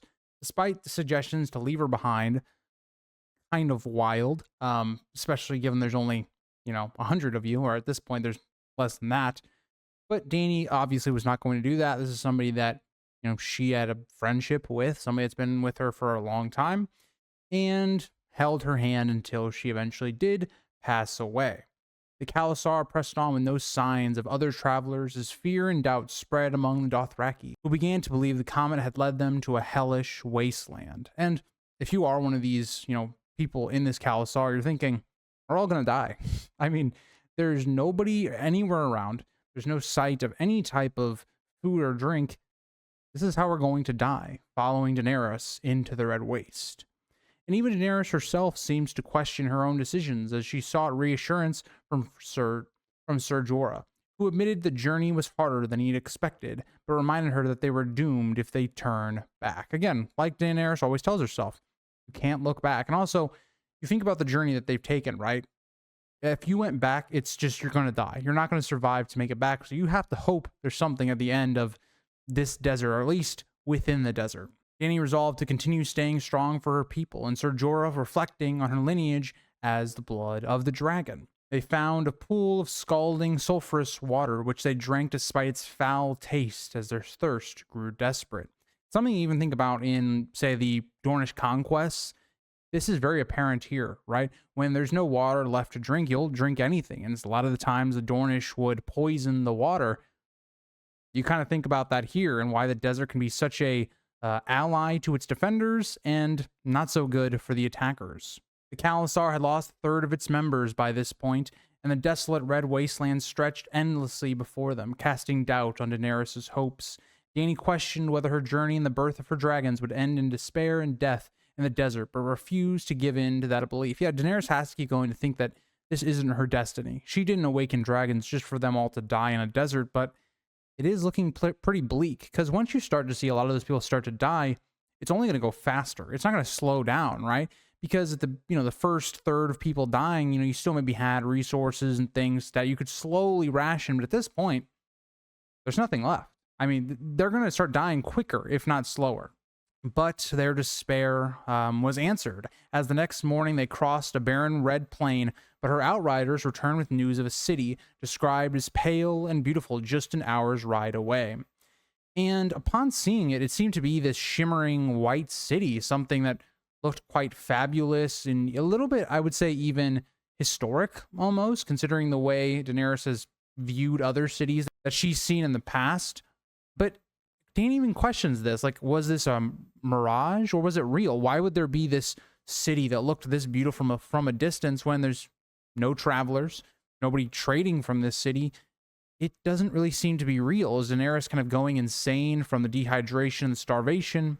And she even turns to Jorah for answers about its identity. But getting into page 147, Jorah didn't know anything about this city, right? And he had never been this far east. And, going and looking at a map is different than identifying all these places, right? Because a lot of these civilizations have come and gone, right? So the maps that they currently have might not attribute for some city that isn't even a city really anymore. It's just some ruins, right? Or the formations of a past city. If you think about, for instance, the maps that Jeor Mormont was looking for from Sam, you think about the older ones, right? They're actually better because they're going to have a lot of the, older places that were there, all of these different wildling towns and villages. That's kind of what you would want to be seeing of the Red Waste, probably, so you would know some of the establishments there. But that'll get us into page 147. Dany sent her blood riders ahead to scout, seeking the city's name and the kind of welcome they might expect. They don't want to go straight into a trap, right? Of course, but I would say the best assumption you would make here is there's nobody going to be there. But the riders returned with grim news. The city was abandoned with broken gates and streets inhabited only by wind and flies. And despite warnings from Jiqui and Eerie about ghosts feasting in such godless places, Dany led the Khalasar into the city, refusing to turn away. Even if there's nobody there, even if there's no food or any type of people living there that you can see, this is at least, some cover from the sun, from the atmosphere and what's going on here in the desert. It's at least some semblance of civilization. You're at least gonna want to check that out before you move on, because you might not find any other type of civilization in the next journey, ahead, right? The next however long you're going to be walking in this desert for. And so you're at least going to check it out. Ghosts are the least of your worries. I mean, if you continue the way they're going, they're all going to become ghosts. They're all going to die. Up close, the once beautiful white walls were cracked and crumbling, and the narrow streets were colorless with blank and windowless facades. Again, it's deserted. It seems to be something that maybe in its past, it was something quite beautiful, but now up close, you can see a lot of the, natural effects taking hold of kind of a sacked city, you would kind of say it is. The The city bore signs of destruction with sun-bleached rubble, fire scars, and an empty marble plinth where a statue once stood, likely stolen by Dothraki raiders for Vaes Dothrak. And yeah, it's just another sign of kind of what Daenerys was seeing in the back half of A Game of Thrones, where the Dothraki are people that take things from others and all this stuff. And so yeah, when you think about all these, cities that aren't in the Red Waste anymore and all these things, likely a lot of them were maybe killed by Dothraki that were fearless enough to come into the Red Waste, or maybe by others. We don't even know how long the city has been abandoned for. But given, I think, the way it looks, and even though there's like fruits still growing here and it doesn't seem completely destroyed yet, I do find that this city, I don't think, is probably that old in relative to other stuff you could probably find in the Red Waste or in Essos as a whole. But it is interesting to kind of speculate on that. Dany and her Khalasar made camp in front of the remains of a gutted palace, settling on a plaza overgrown with devil grass. Men were sent to search the ruins, some reluctantly, but they soon returned with small, shriveled figs, which the starving people devoured eagerly. And yeah, it didn't even matter what the man or the men would have come back with, as long as it was edible. I mean, these people have nothing. So you're going, okay, wait, there's food here. And it's renewable, right? Like, they have actual fruits they could replant. You could actually survive here for a good amount of time. And so that is going to give you salvation for at least a little bit of time. You're going to forget all these things like ghosts and things like that when you're starving, you're dehydrated, and this place has those things. It's just one of those ideas where, yes, in practice, you don't want to go in to Harrenhal because it's cursed, all these things, whatever stigma you have about it. But if it's your only way of like living, you're going to go there. That's just the whole case of it, right? But let's continue into page 148. Other researchers discovered hidden gardens with fruit trees, including green grapes and a well with pure cold water. They also found bleached bones and broken skulls, leading Eerie to warn of ghosts claiming the city. But once again, any city you're going to go to that's deserted is obviously going to have like bones and the remains of people that used to live here. That's how you become a deserted city, more or less. And so, yeah, that is like, okay, a bunch of people probably died where we're sleeping. That's going to be like almost any place, really. I mean, if you think about any castle in Westeros, most of them at some point or another have probably, had some fighting done within them and have a bunch of dead people. But you do have to think about here where it's deserted. It's an uneasy vibe, but at the same time, your choices are an uneasy vibe or go back into the Red Waste and probably die. So I think most people would take one of the options over the other. And Dany herself dismissed the warnings, asserting that dragons were stronger than ghosts and prioritized the figs and resources. And it's kind of this idea, right? It's like, you're going to prioritize what you can see. Like, I can see that I have dragons and I can see there are resources here. I can't see the ghosts here. I don't know if those are real or not. So, of course, you're going to stay. In her tent, Dany cooked horse meat and considered the comfort of staying in the city with its food, water, and shade, contrasting it with the hardships of their journey. And after being scrubbed clean by Eerie and Jeekwe, Dany noticed her hair beginning to grow back and contemplated adopting the Dothraki tradition of uncut hair as a symbol of strength. And yeah, so just a reminder, again, this isn't like the show. Daenerys loses all of her hair when she awakens the dragons. It's not like the show at all. The show is she's fireproof. It's not the case in the books whatsoever. But yeah, and also Dany already realizing this is a good idea to probably stay here for a good amount of time, at least for now. As she watches Rhaegal try to fly, Dany imagined the freedom and power of soaring on Dragonback, envisioning herself seeing the Seven Kingdoms from above, which will likely happen, and she doesn't actually ride a dragon until book 5 and close to the end of it, so still a ways away from that, but already kind of showing that Dany is going to be a dragon rider at some point.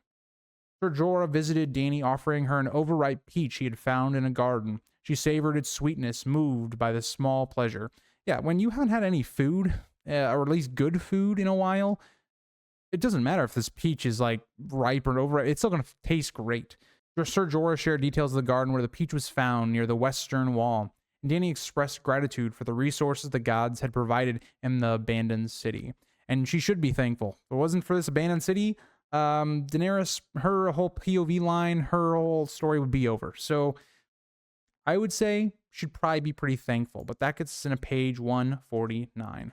The knight advises resting until they are stronger, as the Redlands are harsh to the weak, which is something they've already found out about, and it seems pretty obvious that they should do that. Dany mentions hearing from her handmaidens that there are ghosts in the area, and Ser Jorah responds that ghosts are everywhere, and they carry them with them wherever they go. And this is some wisdom from Jorah, right? Think about all of the people that have died in Daenerys' campaign so far. They're everywhere, right? You're not going to avoid ghosts. You even think about Barristan. He seems to have the ghosts of the past that are always surrounding him. It's just something that there's a lot of people that are going to die, and what Dany is trying to accomplish, she has to kind of get used to that. Dany reflects on her own ghosts, Viserys, Drogo, her son Rhaego, who are always with her. And it kind of reflects in her dragons, right? She asks Ser Jorah to tell her about his own ghost, as he knows about hers. Ser Jorah reveals his ghost is Lenise, his second wife. Dany inquires if Lenise was beautiful, and Ser Jorah shares that she was, describing her as a godlike figure. Think about that wording for a second. Jorah describes her as being goddess-like. Hold that thought, right? For you guys to know where I'm going with this, hold that thought. He adds that Lenise was the youngest daughter of Lord Leighton Hightower of Old Town, a wealthy and proud family. And I do think that George didn't really have the Hightowers fully planned out at this point. I think he's even stated that, but that's a bit of an understatement, that they are a wealthy and proud family. They are one of the wealthiest and one of the proudest in all of A Song of Ice and Fire, and the fact that Jorah actually gets to marry a Hightower, quite insane. And Jorah is going to even say that. But Dany recalls that the Hightowers are loyal to her father, King Aerys II. And Ser Jorah confirms this. Dany asks if their marriage was arranged by their fathers. And Jorah says the marriage was not arranged by their fathers, implies it was a long and dull story. But Dany has all the time in the world for a story. She's not going anywhere at this point, and so she prompts him to continue on. Ser Jorah starts by describing Bear Island, his home, as remote and beautiful, with old trees, flowering thorn bushes, and icy creeks. It's a place that Tolkien probably would have liked. It has more natural beauty than, great cities like Old Town and things like that. He describes the Hall of the Mormonts made of large logs and surrounded by a palisade or palisade, not sure on the pronunciation of that, with people living along the coast fishing, because they are an island people, right? What are island people always going to need to be able to do? Have good boats, be able to fish, have their own resources that they can survive on, or at least have good relations to trade. Jorah explains that Bear Island is far to the north, and winters there are extremely harsh. He notes that despite the harsh conditions, the island suited him, and he never lacked for women. He talks about his first marriage, which was a woman of his father's choosing, a Glover of Deepwood Mott. Makes more sense, right? Marrying to northern houses. Also, you think about Deepwood Mott, it is the closest, actual big family next to them, so it makes sense to have a great relationship between the two because they would be trading with each other probably quite a lot, and he just wanted to be natural allies with them. The marriage lasted around 10 years, and while his wife was plain, she was not unkind, and over time, Jorah grew to love her, though her relationship was more dutiful than passionate. You see this a lot, right, with arranged marriages specifically, is that they're more dutiful than passionate. Sometimes that isn't the case, right? Like Ned and Catelyn have a very loving relationship and passionate later on, but for a lot of people, that's not exactly the case. His wife had 3 miscarriages while trying to give him an heir, and after the last miscarriage, she never recovered and died soon after. Very common theme in the story. Just again, not great medical care, especially for birthing at this time, and that leads Jorah to going for a second wife, as that gets us into page 150. Dany places her hand on Ser Jorah's hand and expresses her sympathy for him. Ser Jorah nods and continues, explaining that after his wife's death, he became Lord of Bear Island when his father took the Black. Despite receiving many marriage offers, Ser Jorah's attention was diverted when Lord Balon Greyjoy rebelled against the usurper, and Ned Stark called his banners to support Robert Baratheon. And it is interesting to think about who Ser Jorah is referring to, right? He would have had to have thought it would have been a lot of the northern houses, maybe, because, again, being Lord of Bear Island is definitely something. It's not like you're one of the grandest houses of the north in terms of, richness, in terms of population. You're quite a minor house. You're not like the Boltons, you're not like the Karstarks, you're not like the Umbers. So I would be interested to see, who Ser Jorah, was getting marriage proposals from. But I do find it interesting. But he then talks about the final battle and how it had been at Pike, where Robert's forces breached King Balon's wall, and Ser Jorah was among the first men through, earning his knighthood. I do find it interesting that George places this chapter right after Theon. Doesn't seem to be a mistake, right? Somebody like Ser Jorah would have been there, right? To kind of tell maybe his side and the side of maybe Robert's versus Theon's side of events. It is very interesting the way he kind of does that. But that's another interesting thing, right? A lot of the northern lords, knights, soldiers, I guess I should say soldiers, not knights. They don't care about knighthood. And Jorah is actually knighted after this. So it's very interesting that we see Jorah get a very southern title. Maybe that could be in reference to how he's also going to go for a very southern woman as well. After Robert's victory, a tournament was held outside of Lannisport, where Ser Jorah first saw Lenise, a young woman from Old Town. He was captivated by her beauty, and in a moment of madness begged her for her favor to wear in the tournament. To his surprise, she granted his request. It is quite interesting. You think about, Lenise, and she is somebody that's very rich. She is somebody that comes from the South. It is very interesting that she would, grant this to Jorah. Maybe she didn't think anything of it, because Jorah is never described as being somebody as very attractive. He's actually kind of described as the opposite, kind of being unattractive. And so for this to actually go forward, and even after when he wins the tournament, we can kind of, I would say, more understand why Jorah actually gets her hand at that point, because he ends up basically winning the tournament. It's not exactly winning, right? Because it's more like a tie between Jaime and him, but he actually does get crowned the champion by King Robert after 9 broken lances. But also during this time, he defeats quite a lot of really big figures and pretty competent fighters in Lord Jason Mallister, Sir Ryman Frey, and even Boris Blunt of the Kingsguard. Now, I will say, Boris Blunt, he is in the Kingsguard, but I wouldn't say that was the most notable fight or joust or whatnot, but he did perform extremely well for his status and position. But Jorah then crowned Lenise as the queen of love and beauty, and intoxicated by both wine and glory, asked for her hand in marriage. And everything seemed to be going well for Jorah especially. But what I think is even more interesting is Leyton Hightower is this figure that we don't know really anything about.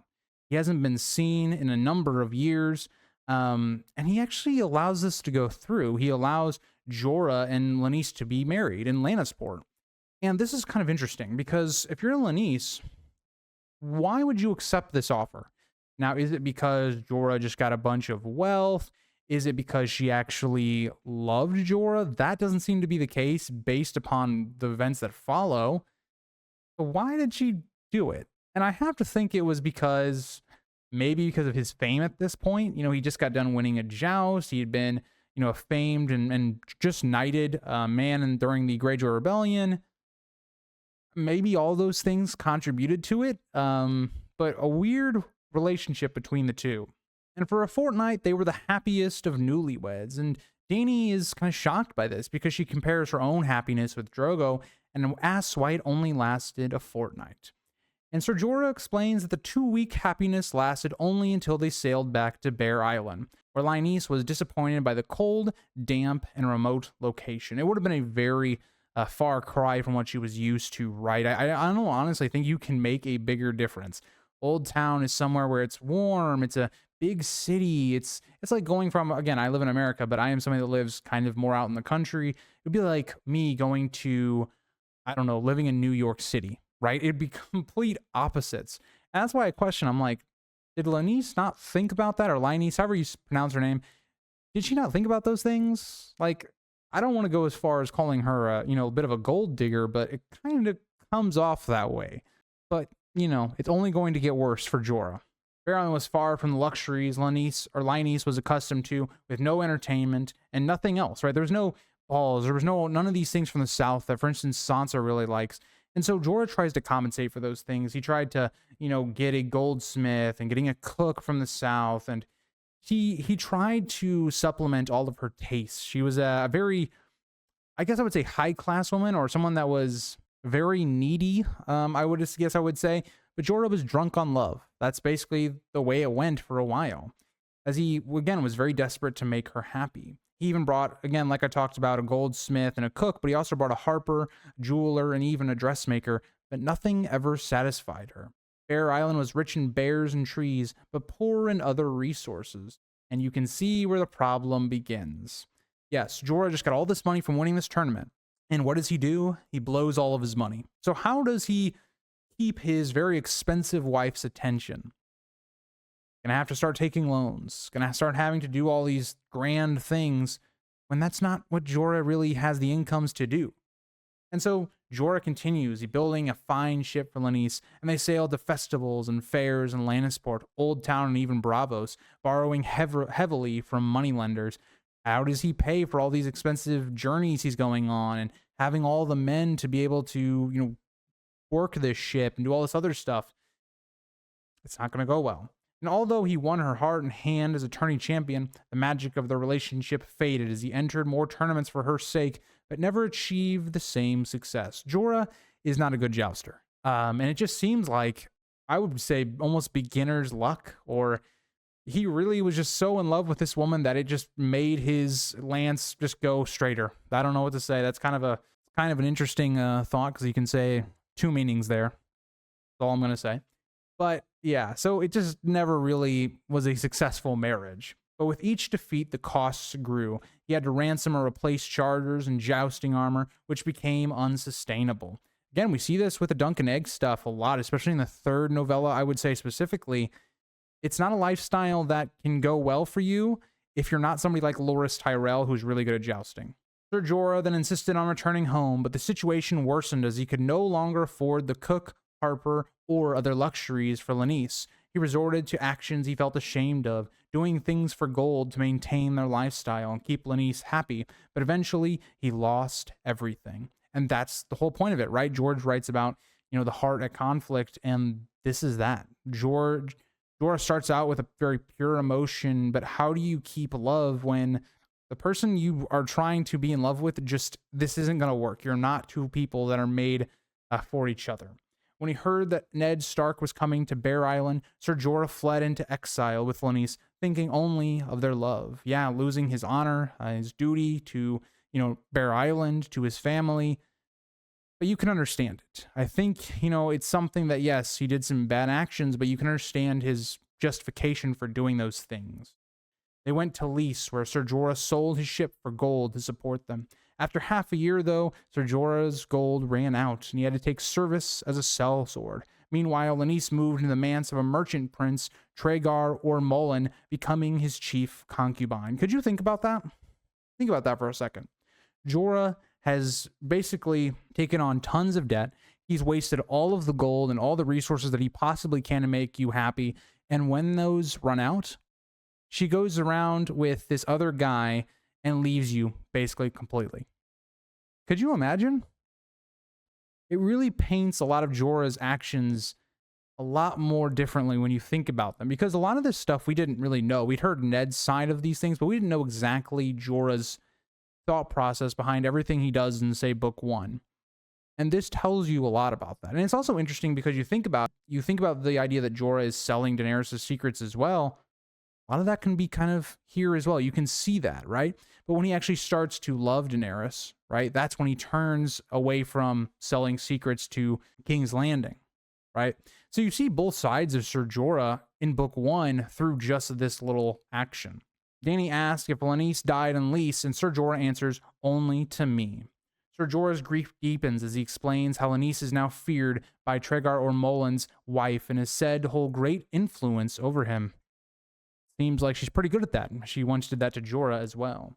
Dany asks if Ser Jorah hates her, and he admits he loves her almost as much as he hates her, which is, I think, very true, given the relationship. He loved, what he felt with her at the beginning, but he hates what it became. Ser Jorah, exhausted, requests leave and answers Dany's final question about Lenise's appearance. And this is, to me, where you get to the very, very creepy, Jorah is not a good person for Daenerys. That's all I'm going to say. But he answers this. He says that, Daenerys kind of looked quite a lot like her. Remember how I said to keep that in the back of your mind earlier on, that he describes Lenise as being goddess-like? Now Daenerys is going to think about that and go, oh, Jorah wants me for way different reasons. There's a reason he has actually supported me this far. Not because he likes me as a friend or whatnot, or as a daughter. Think about the age difference here as well. I know it's not as uncommon, especially in Westeros and things like that in this universe, but it's pretty weird. It's pretty weird. It's only going to get weirder as we go on in the story, but yeah. So again, we learn a lot about Jorah's backstory and all of that. but it also comes off as very creepy. Something that the show, I think for the better, changed. As he leaves, Ser Jorah bows low and wishes Dany a good night. While Dany reflects on his word, like this is her just shock and realization of yeah, he lusts after me. He doesn't, view me as a daughter type thing. He is basically in love with me. But Dany tries to imagine herself with Ser Jorah romantically, and it just doesn't go well. For one, she's still too close to Drogo's death, right? So when we see her have a relationship later on with Daario, it has been a good amount of time between Drogo, and her finding another love. Even at this point, she doesn't think she's going to be with another man. For one, because she's said to be barren and all those things, but she just can't picture herself with another person yet. It's too close to her heart. You gotta remember, this happened a very short amount of time ago, and she still thinks about Drogo quite a lot. Dany then also reflects that no man could rival Drogo, who died with his hair uncut and now rides with his Khalasar through the stars. Yeah, that's a hard thing to live up to. Drogo was somebody that was very, muscular and big. He was just a big barbarian dude. I don't know what else to say. I mean, Jason Momoa is the perfect Drogo. Just imagine that. Jorah, you can't live up to that. I'm just saying. Dany hears the longing in Ser Jorah's voice when he talks about Bear Island and realizes he can never have her, but she can give him back his home and honor one day. It's a very noble thing, right? The two can't ever be together, and Jorah probably realizes that in the back of his head, but at the same time, I think he also doesn't think that either. But sometimes his actions go against that in terms of, how he kisses her in A Storm of Swords and all that. But yeah, it's a very noble thing that Dany's trying to do, taking him back home with her. But probably for the first night in a while, she has no trouble sleeping that night and dreams of Drogo, specifically of their first ride together on their wedding night. But in the dream, they ride dragons instead of horses. Maybe an inclination that eventually one of her loves, possibly Jon Snow, maybe, young Griff, and they riding dragons later on in the story. Next morning, Dany summons her Blood Riders and gives them a task to find out more about the land ahead of them. She's basically trying to get Outriders. And she only has a very few amount of people that she can actually have that be done. But when you leave this place, you want to make sure you're not going to your death. You want to make sure you have a end goal destination the next time you go out. And that's what she kind of tells them. She tells Aggo to head southwest, Rakaro to go south, and Jogo southeast, trying to find anything, rivers, cities, caravans, anything, so she doesn't have to go out blind. The Blood Riders leave, and Dany stays behind with her small group of survivors at Vase Toloro, the City of Bones that it's being called. The survivors began to settle into their new surroundings, women gathering fruit, men tending to the horses, and children explore the city, finding old coins and artifacts. It almost seems like they're getting back to a normal semblance of life. And it's even interesting because Dany kind of thinks about how this could be a home a little bit later on here, but it's interesting, right? Dany has never really had a place where she's able to stay there and feel safe and have a home. And she's kind of starting to feel that a little bit, but she knows she cannot stay here. But she also noticed, and it's also made known, that one woman is stung by a red scorpion, but there are no other fatalities, and the horses begin to regain their strength. Dany personally tends to Ser Jorah's wound, and it begins to heal. Rakaro returns first and reports that the Red Waste stretches endlessly south, ending at a bleak shore beside poison water and/or the sea. He saw the bones of a dragon so large that he rode through its black jaws, but otherwise he found nothing. Interesting. This could be a dragon. Don't know, but it could be. He could be right, but we don't know. Dany then assigns him a dozen strong men to begin clearing the plaza, believing that if devil grass can grow there, other crops can grow as well. Very smart. Try it again. If you have to stay here for a long time, you want to be able to regrow food and find new sources of food.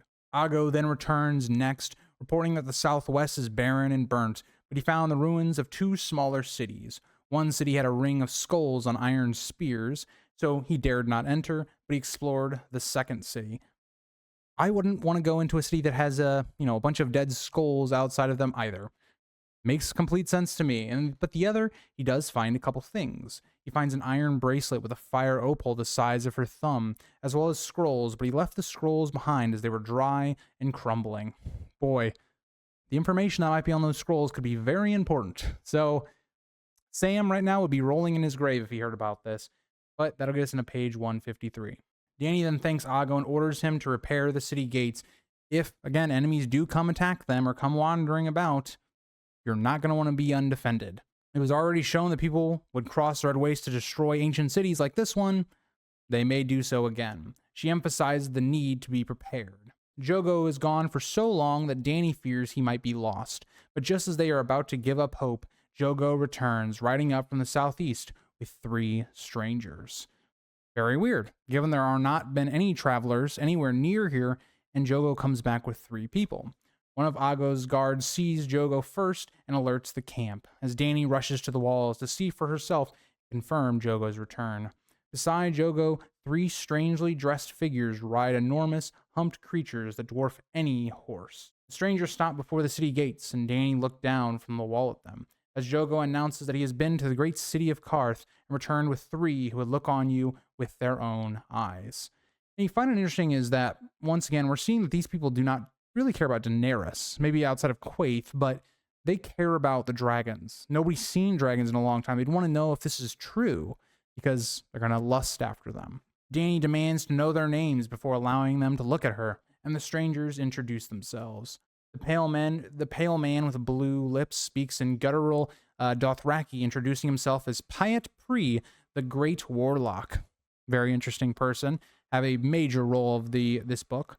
The bald man with jewels in his nose speaks in Valyrian and introduces himself as Zaro Exo Daxos, a merchant prince of Qarth and one of the 13. The woman with a wooden mask speaks in common tongue and introduces herself as Quaithe of the Shadow. What I find very interesting here is how all 3 of them use different languages. Pyat Pri tries to be kind of her same level, he's saying Dothraki, whereas the bald man tries to plead toward her Valyrian side. And then Quaithe speaking in just common tongue. It kind of shows that, like, Quaithe of all 3 of these people is the one that is not trying to really, at this point, at least, or from what we know of, I guess, trying to manipulate Daenerys in any way, but the other 2 are trying to use her. And so they're using languages to try, maybe get in her good graces while Quaithe speaks more plainly. Quaithe declares that they had come to see the dragons, and Dany responds firmly, "Seek no more, you have found them." And that gets us to be done with Dany I, A Clash of Kings. So yeah, it's a chapter where it's a lot of reflection. It's a lot of kind of catching us up back into the story. Nothing crazy happens in it. It's them kind of just wandering the desert. It's kind of the main criticism, I think, of Dany in this book is a lot of her stuff is kind of like, it's not a lot really happening. It's them either, traveling somewhere, or maybe they're talking to people in Qarth or whatnot. It's not a lot happening, especially when you come off of, book 1, where there's so many big moments of book 1 for her specifically. It's kind of only going to get worse from here until the House of the Undying chapter. I think the House of the Undying chapter, one of the best chapters of book 2 and of the entire series. But outside of that, I think our first chapter is probably, I would say, maybe her best of the other chapters in here. So for me, we might only get worse from here on, but I definitely still like this chapter. I think it was a good follow-up chapter to what occurs in book 1. We're going to be doing Jon II and/or part 14.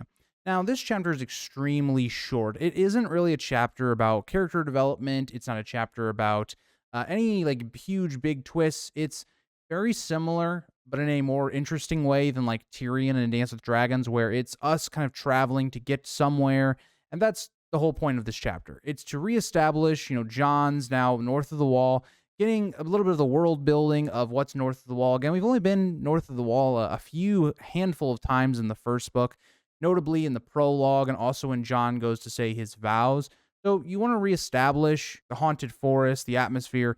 And that's a lot of what this chapter is. In my version of the book, which you guys can see, I have the bigger version right there next to Fire and Blood. This chapter is only about 5.5 pages long. So will be a quick video, but let's not waste any more time and let's get into page 154 of Jon II. Jon observes the village marked as White Tree on Sam's old maps, though it scarcely resembles a village. Now you gotta remember, Jon is somebody who comes from a lot of high privilege, right? He grew up in Winterfell, one of the biggest castles within Westeros. And, yes, he might have traveled to some other keeps in the north, but for the most part, where he grew up and where he would have spent most of his time would be a huge castle. And so That's something you really got to take into effect. There's a lot of points in this chapter that are brought up about Jon and how he is a rich kid. Although he is, a bastard, he didn't get all the privileges of being a Stark.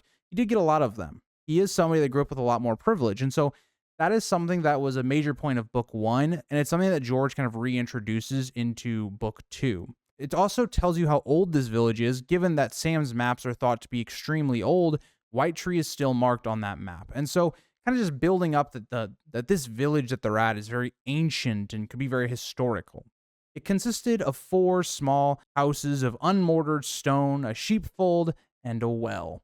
Very small. There wasn't a lot of people living here, is made quite clear. It's very different because these people don't have, the nicest built houses like you would have seen around the north and other parts that Jon would have been more accustomed to. And it's very much made apparent with the next couple lines where the houses had sod roofs and windows covered with tattered hides.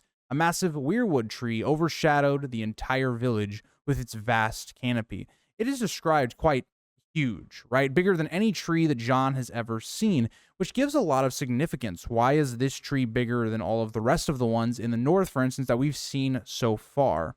And even Jon later on, when they're talking about this tree and this page, he thinks that it has immense power. It seems to radiate that. And Jon, being someone that's quite magical himself, being a warg with Ghost, it's quite interesting that Jon picks up on that. So what is the significance of this white tree that the village is even named after? So it's interesting because I think we probably will get more of those answers when we get with Bran's POVs. Like we'll see a bit more of White Tree possibly as maybe Bran looks into the past of this settlement.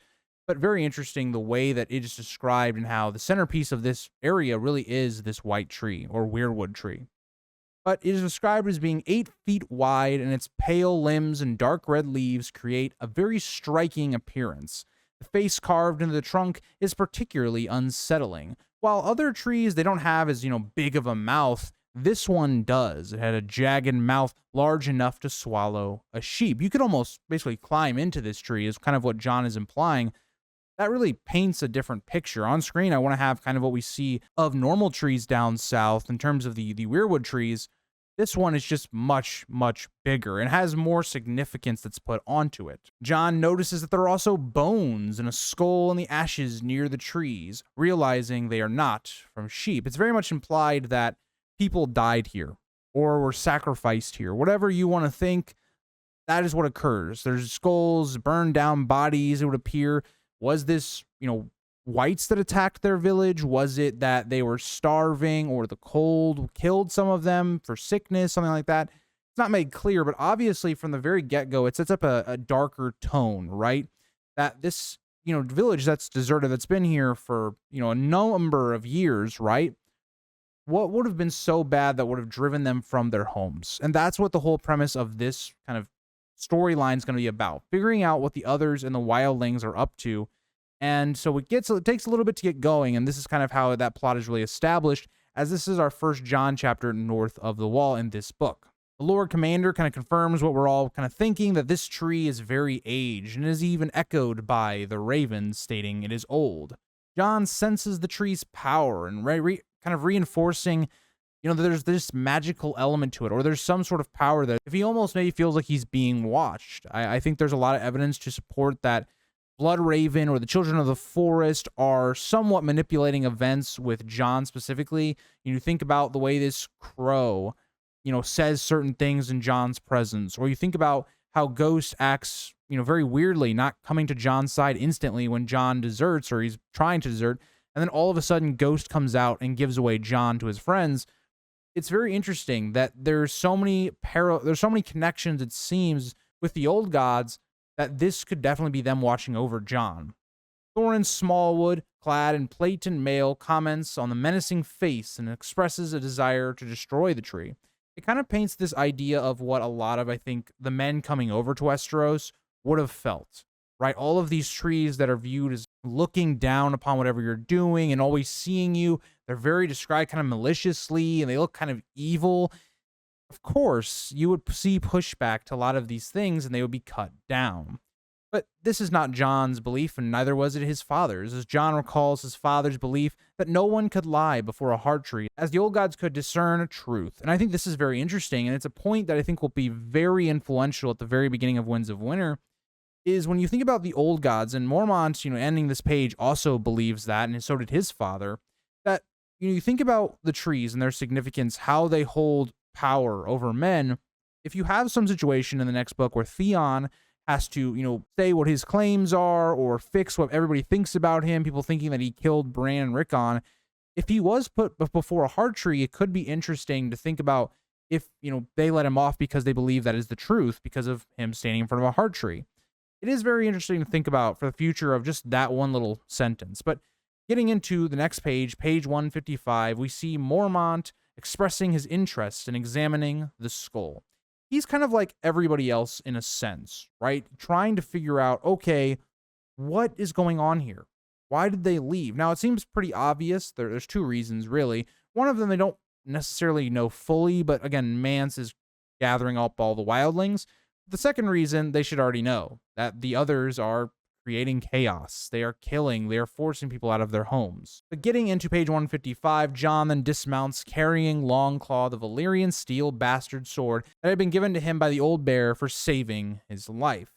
Again, like I talked about, I think this chapter really is a lot of a focus on reintroducing the ideas of the first book while also kind of just being a pretty calm travel chapter. We also see that the blade's hilt had been newly crafted with a wolf's head pommel, symbolizing parentage. People believe he's a Stark bastard, more or less, is what people believe him as, so it really makes sense. But he knelt at the hollow of the weirwood tree, finding it stained red with dried sap and blackened by fire. It's made very apparent that there was some sort of burning of bodies near this tree, but it also is interesting. You think about the sap. It's described as like a blood, almost like a kind of bloody color, something that becomes very apparent when we get to Bran in A Dance with Dragons and when he has to have his little Jojen paste, if you will. But beneath this, he found a skull, a very small skull. It doesn't seem to necessarily be a large adult. And what I think is even more brutal is, you see these two skulls, one of them half buried in ash and bone fragments. It's probably likely that this was a child that was killed. It's very hard to think about those things when you think about, okay, this other's threat. They don't care about, men, women, children. They don't care, right? And that's made very apparent. It's really to show, again, this looming threat and this looming dread that's on Jon's plotline in this book. And that's made more apparent as Jon goes through this chapter, thinking about the way the men started when leaving the wall and how they are now. Jon brings the skull to Mormont, who lamented the lost opportunity to question the wildlings about their practice of burning their dead. There's a lot of questions that Mormont could gain if he knew more information, and that's why he goes north of the wall. And even though I don't think it's a great decision, I understand it. Wanting to know what you're going up against, the fear of the unknown is more, apparent. It's more of an issue than the fear of what is there, right? So for a lot of these men, there is no apparent threat, right? There's no wildlings that are threatening them, but it's the fear of what is moving the wildlings that's taking over the Night's Watch more than anything at this time. But remembering the blue-eyed white, Jon seems to understand why the wildlings feared leaving bodies unburned. Of course, they're going to come back to life and try to kill you. So obviously you burn them.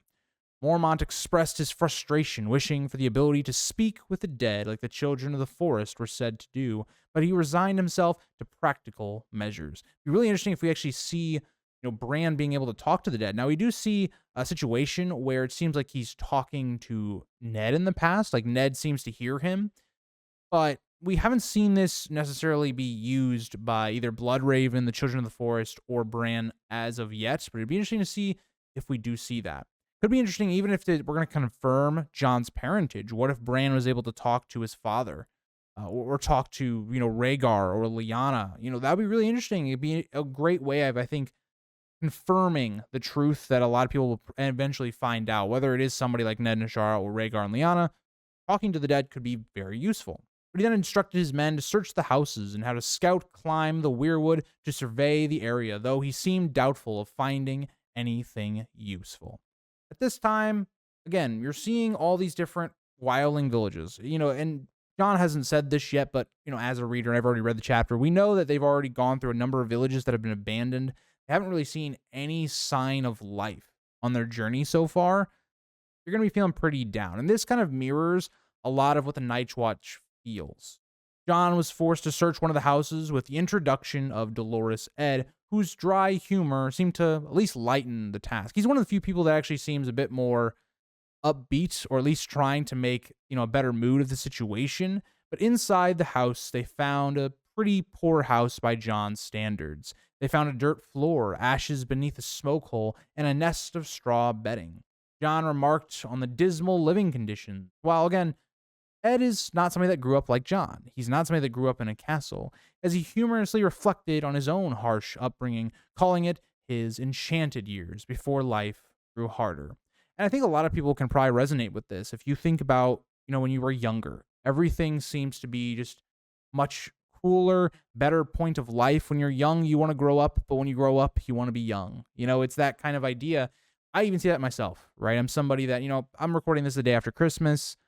I really do miss the Christmases when I was younger. I miss having, both my grandparents alive and the traditions we would do. And, it's not to say that Christmas now isn't great. It's still a good time to be a family, but I do remember very fondly on some of those things in the past. It's why nostalgia is such a big thing for people. Like what you grow up with and what you enjoyed as a kid can last your whole life. I grew up with Star Wars and the prequels, and even though those movies aren't perfect and aren't, great, I think Revenge of the Sith is, but I still love those movies to death. Lord of the Rings, I grew up on that universe, and I love that to death. So, it's a lot of that. I think it's kind of what this moment with Ed is kind of supposed to foreshadow, also showing the differences between somebody like Ed and someone like Jon. Ed longingly commented on the straw bedding, jesting about its value compared to the gold of Casterly Rock. And Jon seems puzzled by this. As we get into page 156, for Jon, this is less than even maybe a peasant would have slept in Winterfell, right? But for Ed, somebody that would have grown up in, not the best situation and all of that, it's a bed. It's a roof. You can get protection from the wind, from the cold. It's better than sleeping on the ground. And that's what Ed kind of says. He dismisses Jon's comment about it, right? It was better than sleeping on the ground. As somebody who, went tent camping in the last 2 years and, made a very bad mistake of not bringing an air mattress and slept basically on the ground, you very much would appreciate a straw bed more than the ground. That's all I will say. But Ed then sniffs at the air, noticing the faint smell of dung, which Jon confirmed as well. It just seems very old, like people haven't been here for a while, just to kind of confirm that idea. Jon searched the straw and walls of the house, but found nothing as expected. The people that left here took everything. There wasn't anything that wasn't, nailed to the ground or whatnot that was left here. And so, it makes you wonder, right?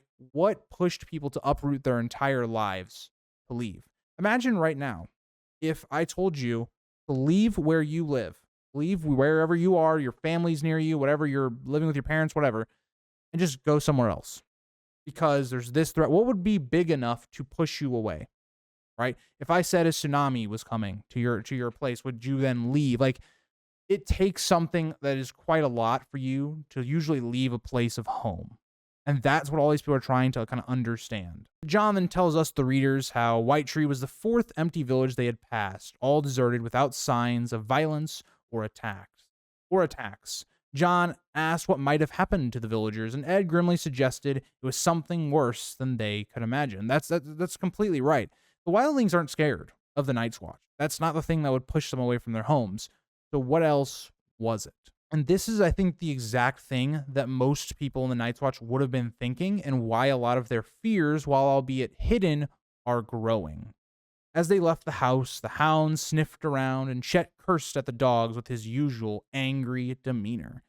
That foreshadows what we'll see with Chet in a little while in the next book. Mormont's ravens cried gone, reflecting the empty village that they had encountered.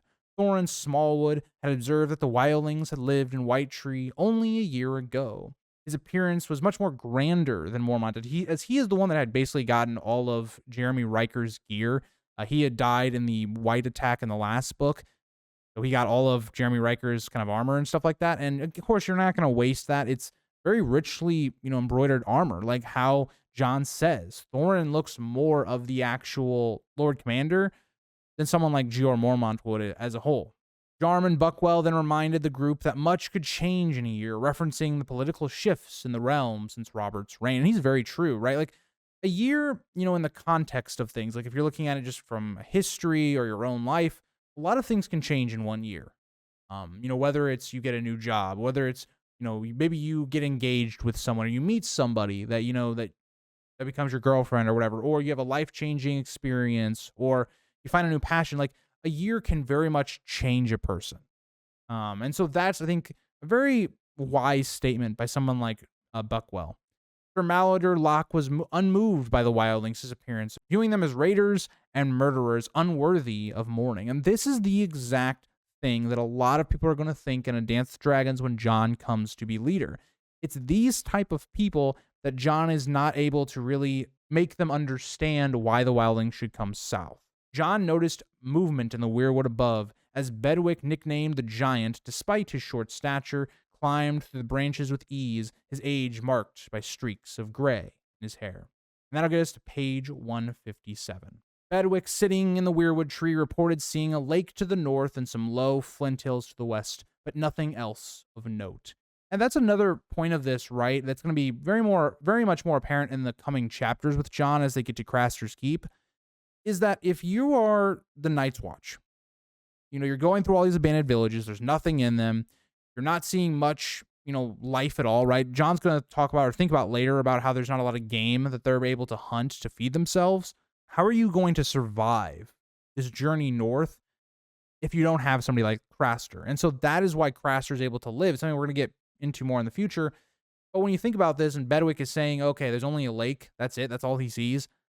It's kind of like another ill omen, right? That you're looking for some sign of life if you're the Night's Watch.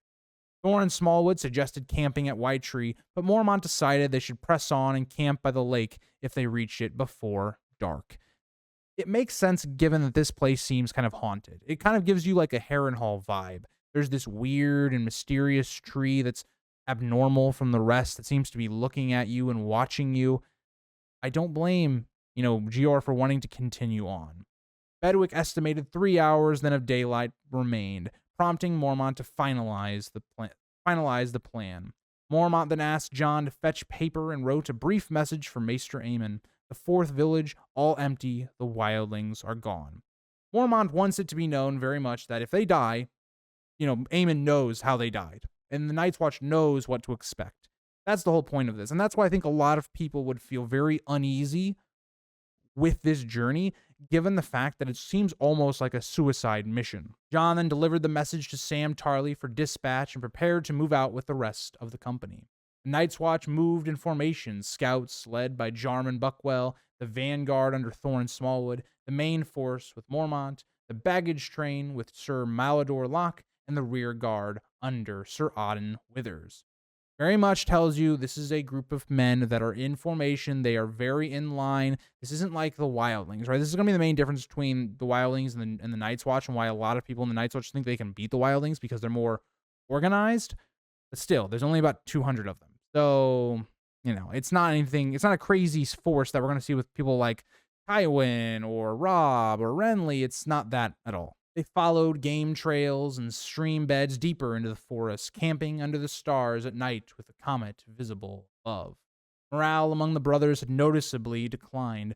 Jokes were fewer, tempers shorter, and a heavy silence pervaded as the eerie emptiness of the forest unnerved even the seasoned rangers. Something is wrong. That is what most of these men can feel. When you're going through all these villages where nobody's at, it makes you wonder, why are we going headfirst into what they were running away from, or where they were going to? And, you think about war. I really think this is one of George's favorite things to write about, is the idea of anti-war themes. You think about Vietnam and how that influenced George R. R. Martin.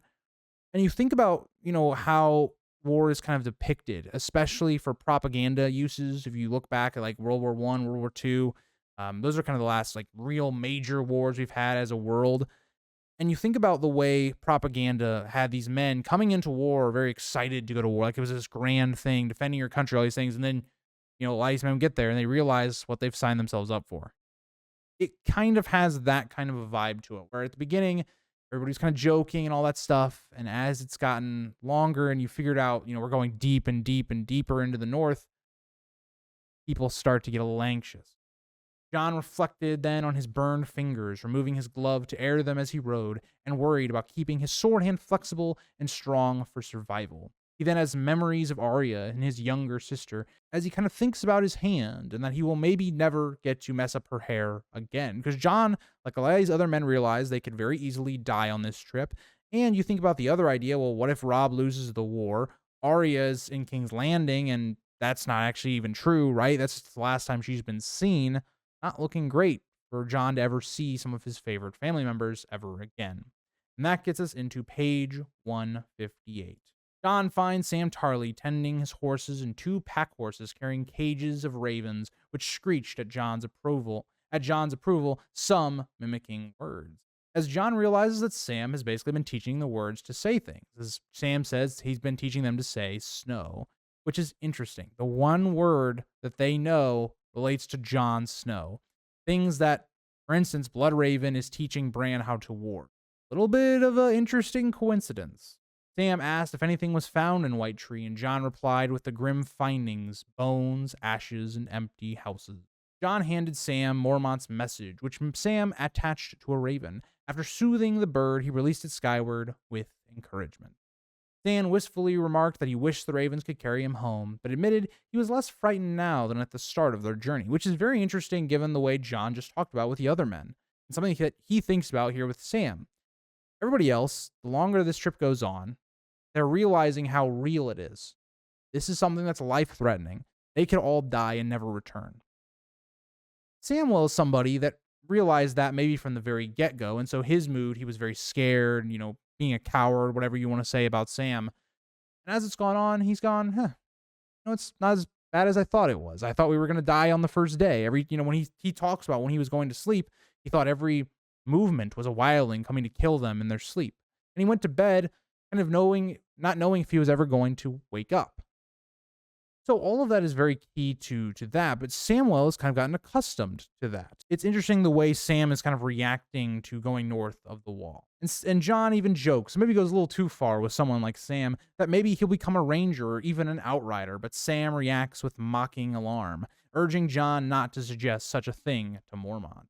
Sam lamented not staying the night in the village, longing for the comfort of sleep under a roof, but Jon reminded him that there were too few houses for everyone. Of course, this village too small. It's only got 4 buildings, right? And also, it's very haunted. I feel like if Sam actually saw the village, he wouldn't want to sleep there. Could you imagine Sam looking at this white tree and going, yeah, I'm going to sleep underneath it? He would have to be extremely desperate to do that, and he's just not at that point yet. Jon then mounted his Garon and avoided the congested column by taking a wider path around the village and left White Tree behind, feeling he had seen enough of the desolate place. That gets us into the last page, page 159. We also note that Sam had been given a bigger horse to fit his weight because the normal, smaller, more swift horses just wouldn't be able to bear his weight the best. So he got a bigger horse, more of like a farm horse, more or less. Ghost, Jon's direwolf, appeared suddenly from the undergrowth, startling Jon's Garon, which reared. But despite hunting away from the march, Ghost had no better luck than the foragers sent out by Smallwood to find game, as the woods were as empty as the villages they had passed. So not only now do you have the humans that are leaving and you can't find any sign of them, there's no sign of rabbits, any deer, squirrels, no sign of life in this area at all. Something seems to have pushed them away. And so that's what, again, is George is trying to get at. As we continue this march, as we get to Craster's Keep and we get to the Fist of the First Men, it's to build that tension, right? It's to build what we'll inevitably see in A Storm of Swords, right? And that's why I really like A Clash of Kings. I know a lot of people don't like A Clash of Kings as much as Book 1 or Book 3. It's personally my favorite because I love a lot of the way George does this journey sequence. It's the kind of the build up to the next book. And it's done really well in Storm of Swords, of course. But I really like these moments where George is able to build up this tension in only a small amount of pages. He's able to kind of reestablish and give us what we're going to see a lot with Jon in this book. Jon even recalls Tywin trying to give some sort of comment to ease the men, that everything was being frightened away by something, or maybe the noise of their party, which, I mean, yes, to an extent, but you also have foragers going out, you would assume at least a couple miles away from where you are, and they're not finding anything either. And Ghost, who is as silent as ever, also can't find anything.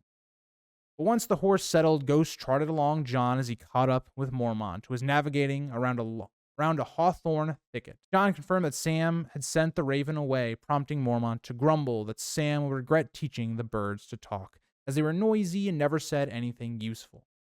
I think you're wrong on that one, Mormont. I think it does say something useful, but people just don't pick up on it. The two rode in silence for a while until Jon spoke about his uncle, wondering what he would have done if he had found all the villages empty. This is a great question because also not only is this going to, alter, does this factor into what they're seeing, right? And adding to that tension because Benjen went missing, but it also remembers the whole big point of book one was Benjen going missing, how that affected Jon's storyline. George brings that up here at the very end. I believe you want to note that, yes, they're following Benjen's trail, and that may lead to their deaths. Mormont finishes Jon's thoughts speculating that his uncle would have sought to uncover the truth, and suggesting that someone or something might not want that knowledge spread. And so a lot of kind of what I predict with Benjen, I think there's really only two outcomes for Benjen, one of which is that he died, and the other one is that he's been captured by the others, and maybe he was spared because of his Stark blood. This kind of maybe would lead some credence to that, what Mormont believes, that possibly Benjen could have gotten captured. Mormont reassures Jon that once Qhorin has joined them, they would have 300 men, making them a formidable force. They would find their enemy, or the enemy would find them. And Jon silently pondered that, fearing the latter might be true. And that is the case, right? The others find them, not the other way around. And with this, I think something else is interesting. I think that Mormont is a bit overconfident. 300 men is a nice sized force, especially if you're looking at like maybe a smaller house in Westeros or one of those things. But we're talking about an army of the wildlings that is going to dwarf your number by a ton. And also this threat of the others, to which you don't know really the full extent of their power or whatnot. 300 men might seem, great. I feel like it's almost just a reassurance to Mormont and the men to keep up their morale because they truly don't have the power to fight this threat north of the wall. So thank you guys all for watching the video. Again, I know a lot of people don't love Jon in book 2, and I know a lot of people don't like some of these aspects of book 2. I personally like, this chapter for Jon, even though it doesn't do a lot for him as a character, or even, I guess, maybe the plot as a whole, because this is just a travel chapter. I think it does a lot for building up the theme, building up the tension, and a lot of the world building for Jon's plotline. All right, hello YouTube. Welcome back to the Grease Goblin Dude channel. Today's video, we're going to be doing Arya IV, A Clash of Kings. Now, this is one of my favorite chapters of the entire book, and especially for Arya, as this really is the last part of the Yoren section of the story. Before we get into the chapter, just put an RIP down in the chat for Yoren. This is not a great chapter for him, but we're going to break it down. We're going to go through each page by page. And also, before the video starts, if you do want to listen to these on Spotify, as they are pretty long, take them with you. Don't have to worry about using the YouTube app. They are on Spotify. All the rereads are always on there, as well as my retrospectives, and usually long videos are on there. So let's get into the video. We start on page 160. The river sparkled blue-green in the morning sun, bordered by thick reeds in the shallows. Arya even noticed a water snake, and let me pause right there. All snakes are bad. I don't like snakes. That would freak me out. But as it glided across the surface, and a hawk circling lazily overhead, again, it's a very weird picture, right? If you end off the last chapter with Arya, it's a very bleak tone. Arya almost dies because of these wolves. Very dark feeling. And so you enter this chapter with kind of a lighter feeling, and then George instantly reminds you you're in an Arya in the Riverlands chapter, as Koss disrupted the peace when he spotted a swollen soldier's corpse caught on a rotted log with silverfish nibbling at the face. And Lamy smugly claimed he had tasted the death in the water. Now, that's a wild claim to say that, oh yeah, hey guys, remember that water we were drinking? I called it. I knew there was a dead guy in it. Like, wild claim by Lamy, first of all. But second, yeah, that shows you how bad the situation has gotten to where water is very difficult to find. And when you do find it, you do have to worry if they're dead people that have been in this water. So it's not great. Also, the fact that you're seeing a dead guy just completely butchered and then just thrown in this little like river really sets the tone and picks back up where we left off in Arya 3. Yoren sees the body and instructs Dobber to check it for valuables. Dauber finds a leather purse containing 4 coppers and some blonde hair tied with a red ribbon. And it even goes even further, right? You're thinking about this very dark image, and the first thing that comes to mind is, yeah, let's see if this person's got any valuables. Not bury them or give them any sort of relief. No, let's just loot their corpse and just send them on by. It shows you, I think, for one, Yoren and his survivability in terms of how desperate the situation is. They can't really do anything for this corpse, right? They could bury it, of course, but going to be more corpses. You can't bury every corpse. Yoren attempts to ride his horse into the river to test its depth, but returned frustrated, covered in mud, declaring the crossing unusable. He ordered Koss to search upriver for a ford and sent Wath and Garen downstream. The rest of the group was told to stay put and post a guard. So I want to kind of bring a lot of attention to this. One of the big aspects of the riverlands specifically is how these different rivers separate the land masses. And when you think about crossings, remember why the Twins was so important. Because it's so difficult to cross to the western or eastern sides of the riverlands. And that's why the Twins have been able to become so rich and the Freys have gained a lot of power, although they're a relatively new house. It's because of their position. And so one thing that's really going to hold back Yoren's party throughout this chapter is there's not really any clear, safe crossings. Either they go, closer to Harrenhal, they go closer to the King's Road, or they go way out of the way, to which they don't have the supplies to do. And so you run into this issue of, okay, how do we cross? We're going to need to get some boats, but who is going to have any boats? You have people like the Lannisters who are going out and destroying every village in Holdfast that they've come to. It's a bleak, bleak time for the party of Yoren and Arya. While waiting, Lamy and Tarber stripped naked to wade in the river. Lamy threw slimy mud at Hot Pie, teasing him with shouts of mud pie. Interesting that they choose to also go bathing directly in the river with the dead corpse in it. I don't really feel like you're getting the cleanest doing that, but you know what? Let Lamy do what Lamy does, I guess. In the back of a wagon, the chained Rorge cursed and threatened, demanding to be freed, but the others ignored him, getting into page 160. Furs then demonstrated his skill by catching a fish bare-handed, standing still over a shallow pool and striking with precision, a technique Arya noted seemed easier than catching cats. That's actually quite impressive, right? To actually be able to catch a fish bare-handed. If you guys don't know, fish are pretty, squirmy, scaly, they're pretty slick. Fair play to Kurz. By midday, the scouting parties returned. Wath reported a burned wooden bridge downstream, making it impossible to cross with wagons. Yoren, chewing sour leaf, concluded that they could not swim the horses or donkeys across, and declared the fires visible to the north and west might mean the group was safer staying on this side of the river. And that's the issue you run into. Even if you're able to cross with your horses and your donkeys, you have wagons. How are the wagons going to cross? That's another issue that Yoren's going to face. But you also see that in any direction, there is no real good way to go, right? North, west, east, all seems lost to them. There is no real clear option of where to go. But Yoren makes a plan. He sketches a map in the mud, marking their position near the God's Eye and outlining a plan to travel north to a nearby town with a stone holdfast and tower house. He aimed to sell their goods, hire a boat, and sail across the God's Eye to Harrentown, where they could find new mounts or take refuge at Harrenhal, known for Lady Went's loyalty to the Watch. Now, this is a great plan in theory, but you have to remember they don't have any true information as to what is happening in the Riverlands.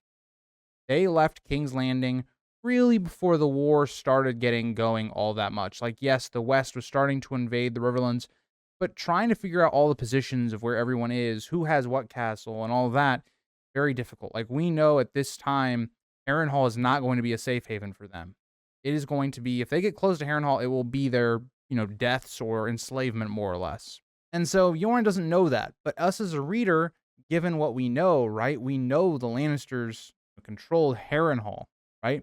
That's the big thing. Roose Bolton's army was marching down kind of from the south on his side of the river, while Robb was kind of controlling the River Run area and also looking to strike into the west. So at this time, you see how outdated their information truly is. Hot Pie voiced his fear of Harrenhal's ghosts, only to be dismissed by Yoren, who spat to show his disdain for such tales. Arya, recalling old Nan's stories of fiery spirits haunting the castle's blackened towers, dismissed the idea as well. Instead, she imagined knights at Harrenhal who might protect her and help her return home, clinging to her belief in their chivalrous role, more or less. Again, we know all of this not to be true. Now, the tales of Harrenhal and the ghosts there could very easily still be something there. Harrenhal is left up to quite a mystery, and Arya and her time there, well, we'll talk about that when we get there. Her time in Harrenhal is very conflicting, and it does feel that Harrenhal has this eerie type of presence to it. But once again, Arya going to Harrenhal will not find what she is necessarily looking for. The group followed the river track, which proved smoother than expected, allowing their wagons to roll steadily. An hour before nightfall, they spotted a thatched cottage surrounded by wheat fields, a rare sign of life that hinted at possible shelter or peril. And that is what they are going to find. As in this entire chapter, this party is never able to find anyone, living in these villages or living in these settlements. Everyone has abandoned them. Even they've abandoned some of their crops. To what ends is what Arya and Yoren must find out. But that gets us into page 162. Yoren rode ahead to the cottage, calling out, but receiving no reply. Accompanied by Dauber and Ray, he entered the cottage and found it deserted, with no pots, coins, or animals left behind. He guessed the inhabitants had fled, possibly encountering them earlier on in King's Road.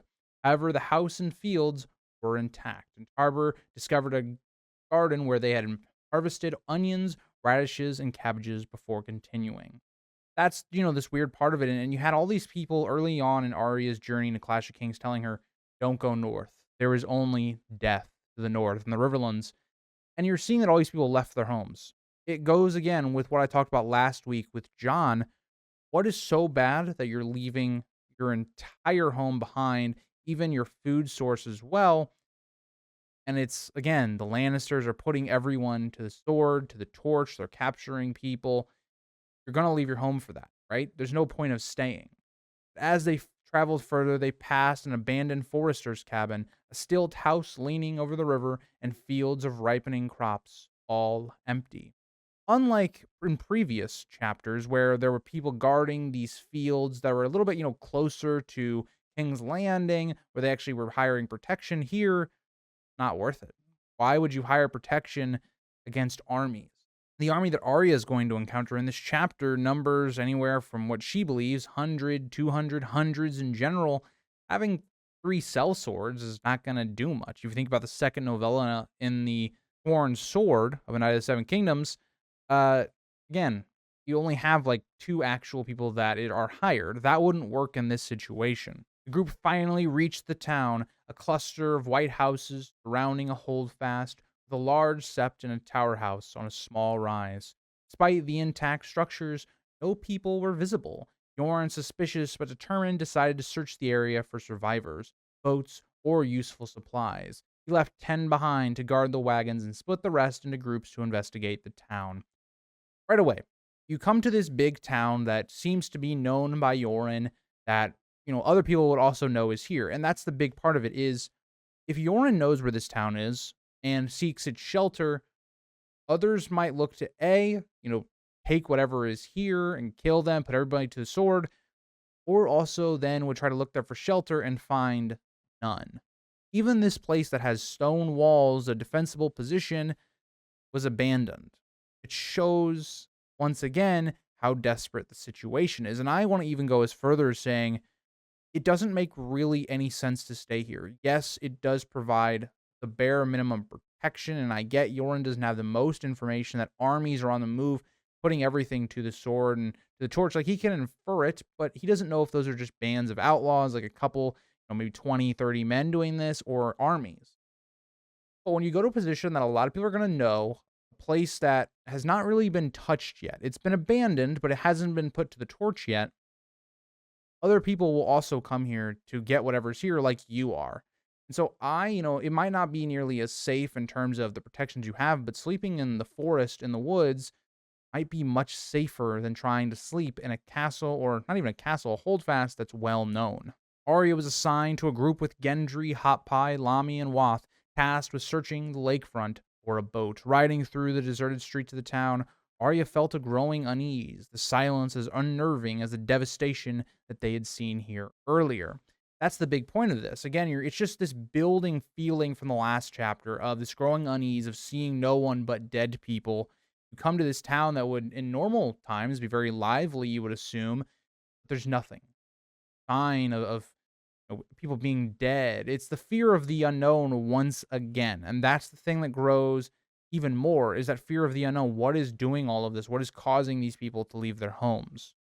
As they approached the lake, the sight of the shimmering water and the setting sun drew Arya to gallop ahead, leaving her group behind. She emerged onto the grassy shore where the vast lake stretched out with no visible far side. To her left, she noticed a rambling inn built on wooden pilings over the water. The scene seemed to alleviate some of the fear and emptiness that she had seen so far in this journey.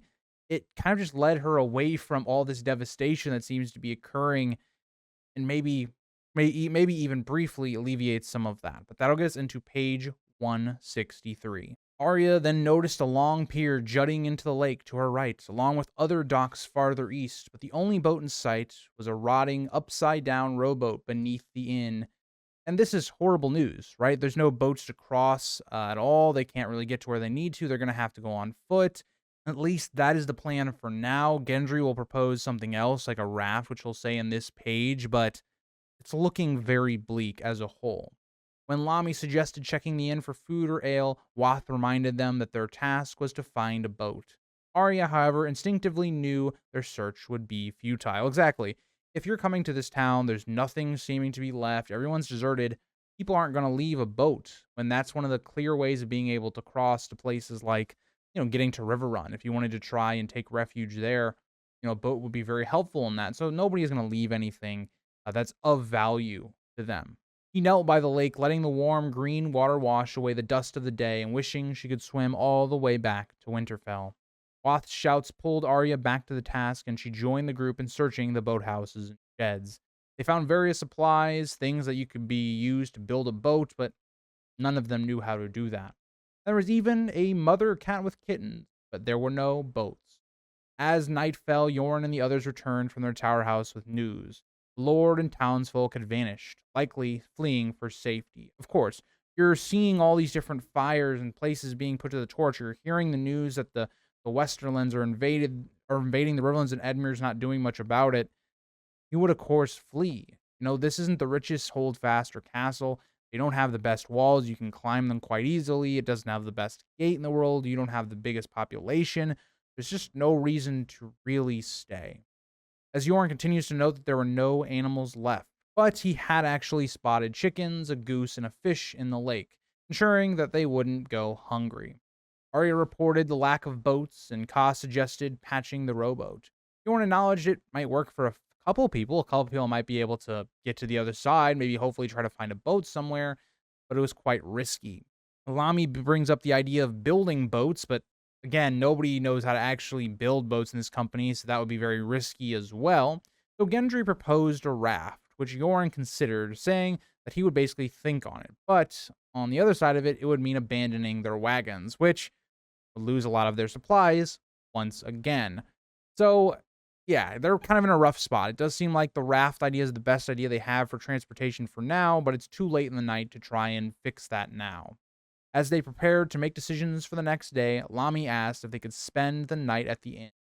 And Yoren doesn't really like this idea, and it makes sense, right? If you're going to be in a place that's known by people, at least go to the strongest part of it. I already said my piece. I would not stay here. This is something that Arya also voices her concerns to Yoren about, because Yoren taking kind of a approach of where, yes, it's safer behind stone walls with the gates barred and all of that, but in terms of it's a place people are going to look for stragglers and all of that type of stuff to loot. So it's not the best idea. As Arya basically says, the townsfolk and their lord has left. Why should we stay in a place that they feared to be in?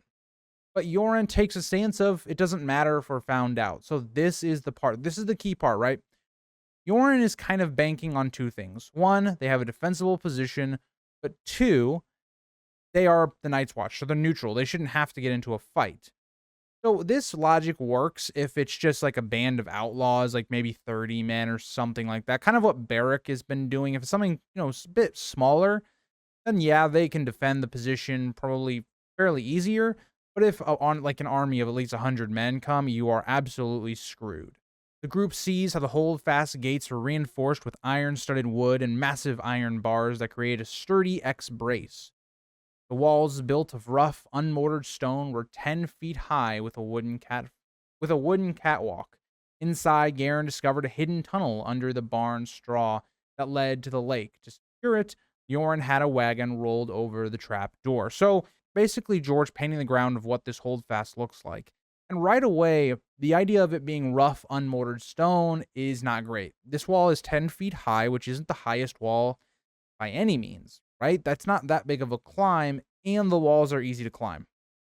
So, as much as this is, yes, a very defensible position, because of it not being kept up to, the walls not being all that great, it's not the best defensible position in the world, but at the moment, it's the best they have. Yoren divided the group into 3 watches, sending Tarber, Kurz, and Cutjack to keep watch from the tower house. Kurz was given a hunting horn to sound in case of danger. The wagons and animals were brought inside, and the gates were barred for the night. Ross ventured out through the postern gate and returned with a goose and 2 chickens. Yoren allows a cook fire, which I think is another mistake. You are bringing light in a castle that you're going to be very easy to see. If you're trying to play this idea that the castle is abandoned and trying to stay on the down low, not doing a very good job. It's kind of like the idea, if you want to look at Fellowship of the Ring and the Hobbits, lighting a campfire on a hill that you can see for miles. It's kind of the same idea, in my opinion. But the group prepared food in the holdfast's kitchens, though all the pots and kettles had been taken. Arya, Gendry, and Dobber were in charge of cook duty, with Arya reluctantly plucking chickens while Gendry split wood. Dinner was quite simple, of chicken, goose, and some onions, but that's quite better than a lot of people are having. But a lot of people are going, hungry and starving, so, be grateful for what, food that they do have. The group ate in near silence. The tension is there. There's not good vibes. They've been going on this journey for a number of chapters now. Each chapter seems to grow more tense and more aware of the true danger that they are in. Gendry then retreated afterward, lost in thought as he polished his helm. Crying girl, though still tearful, eagerly ate the food offered to her. And so everything seems to be somewhat going quiet, right? This is the quiet before the storm, and it will start soon as we get into page 165. Arya took the second watch, but struggled to sleep. She occupied herself by honing needle with Yoren's whetstone, recalling Syrio Forel's advice that a dull blade was like a lame horse. Completely true. Have a bad sword. If you go to swing at somebody and it doesn't, kill them, and it just, barely grazes them or something like that because your sword's not very sharp, well, now you're dead. So what good was that sword to begin with? But Hot Pie began to once again ask about her sword, and he seems to be like just in a genuine place of curiosity. Castle, forged sword, how did she get it? And Arya kind of just talks around it, claiming that her brother had given it to her and hinting that her brothers had taught her to deal with troublemakers, more or less just trying to get Hot Pie to stop talking to her and leave her alone, stop asking questions. Even though I think Hot Pie is coming at it from kind of like a friendly approach, not, like an antagonist approach. Unable to relax on the flea-ridden pallet, Arya does finally drift off, but is wakened by a vivid dream of a wolf howling. The sound was so terrible it startled her to waking. And this is something that she doesn't realize, but she's actually warging, right? She seems to be in Nymeria's head, giving her some sort of warning to the coming dread that is to come with the Lannister forces and Lorch's unit as well. Believing it to be real, she roused the others, insisting that she'd heard something. The group dismisses her concerns, with Lamy mocking her and others reassuring themselves that wolves pose no threat to the holdfast, which is completely correct. Regardless of what you want to say about this holdfast, wolves are not going to be able to get into this keep, though they are fine from wolves, but not the other thing that happens very closely after this. Arya felt certain something was wrong, And then a horn broke the night. It was Kerr's hunting horn signaling danger. The sound jolted everyone into action. The last thing you wanted to hear in the middle of the night was danger. The men and boys scrambled to dress and arm themselves as Arya, instinctively trusting her fears, ran toward the gate while the horn blared again. That gets us into page 166. As Arya ran past the barn, Biter strained against his chains while Jack and Hagar called out, urging her to free them so they could fight. Ignoring him, she hurried to the catwalk. Arya ain't worried about these prisoners. We don't even know what the threat is. The threat could just be 10 dudes that walked up to the gate. Fortunately, that's not the case, but right now we don't really know what this danger is. Once there, she climbed up to see over the parapet, barely managing due to her height. Initially mistaking the moving lights for lantern bugs, Arya realized they were torches carried by men. The riders set fire to the houses, and flames soon spread throughout the town. It sends a message. These people don't care whose side you're on. They don't care who you are or what's going on. They're all about terror and chaos. And that's something Yoren's going to pick up on right away. There was nobody living in these towns. They're just burning them to burn them. To send a message. It's all these things that they've seen throughout all of these nights of people being dead or fires in the night and screams, all coming from things like this. Gendry joined her wearing his helm and asking how many men there were. Arya didn't really know, but she estimated at least 100 or more. Their torches and rapid movements made the counting extremely difficult. Could you imagine trying to count an army of men in the middle of the night? Not going to be very easy, but either way, she knows they overwhelm them quite easily. Below, chaos erupted as the fires illuminated the night. Arya saw Yoren shouting orders while the hold-fast defenders scrambled to manage frightened animals and prepare for the attacks. Remember, a lot of these people are orphan boys or men that don't have any fighting experience really at all outside of maybe like wrestling or doing some sort of attacking in terms of King's Landing and the slums of the area, like Flea Bottom. But at this, she also knows the crying girls clung to her leg, and Arya angrily pushes her away, urging her to hide. The riders halted at the gate, and a knight with a spiked helm demanded entry in the name of the king. Old Rayson cheekily questioned which king they meant, but was silenced by Wath. You don't want to antagonize these people, right? As much as this is a legitimate question, like, who are you telling us to open for, right? What king? There's too many kings, but you don't want to antagonize them. They have way more forces than you, more trained than you, better equipment. You have a defensible position. Yes, that's not going to matter in the long run, unfortunately for you. Yoren then steps in to take the charge, climbing the battlements and raising his black Night's Watch cloak tied to a staff. He declared they were not part of the war, only men of the Watch. The knight mocked him, accusing him of being a craven or harboring Thoros of Myr. Yoren firmly denied any connection, reiterating their neutrality and pointing to the black of his cloak as proof. Yoren is trying to save them diplomatically as best as he can, even though I think Yoren realizes these men don't care. They don't care who you are. They're going to take what they want. They're going to do what they want to do. They don't care. And so it's Yoren trying to talk his way out of this because he realizes if they do attack, they are screwed. The enemy banner was now visible amidst the firelight, a golden lion on a red field symbolizing House Lannister. The knight mockingly suggested the black coat could as well belong to House Dondarrion, whose sigil was a purple lightning bolt on black. This response tells you all you need to know. These men don't care. Like, they go as far as saying, oh, all banners in night look black. It's like, okay. Now, I will say, given what these men have been told to do, and they're trying to find the, Beric Dondarrion, the Brotherhood Without Banners, there is, reason to be wary, but not to the extent that they are. Arya's thoughts briefly drifted to her past, recalling Beric Dondarrion and, who he was during the first book, someone that Jane Poole was basically in love with. But that felt so long ago. Arya Stark was no longer who she was. She was the orphan boy, Ari. Yoren dismissed the knight's suggestion, waving his cloak for emphasis and pointing out the lack of a lightning bolt. The knight, like I said before, in the black of night, all banners look black. He's basically just given any reason to attack them. He demanded the gates be opened, threatening to brand them outlaws otherwise. Again, it's them using this twisted logic that, oh yeah, if you don't open the gates, you're outlaws, so we have reason to attack you. But if you open the gates, we're also either going to imprison you or kill you. And it's most likely kill, given what we see happen later. So, not a good situation. Bjorn's starting to realize what's really happening.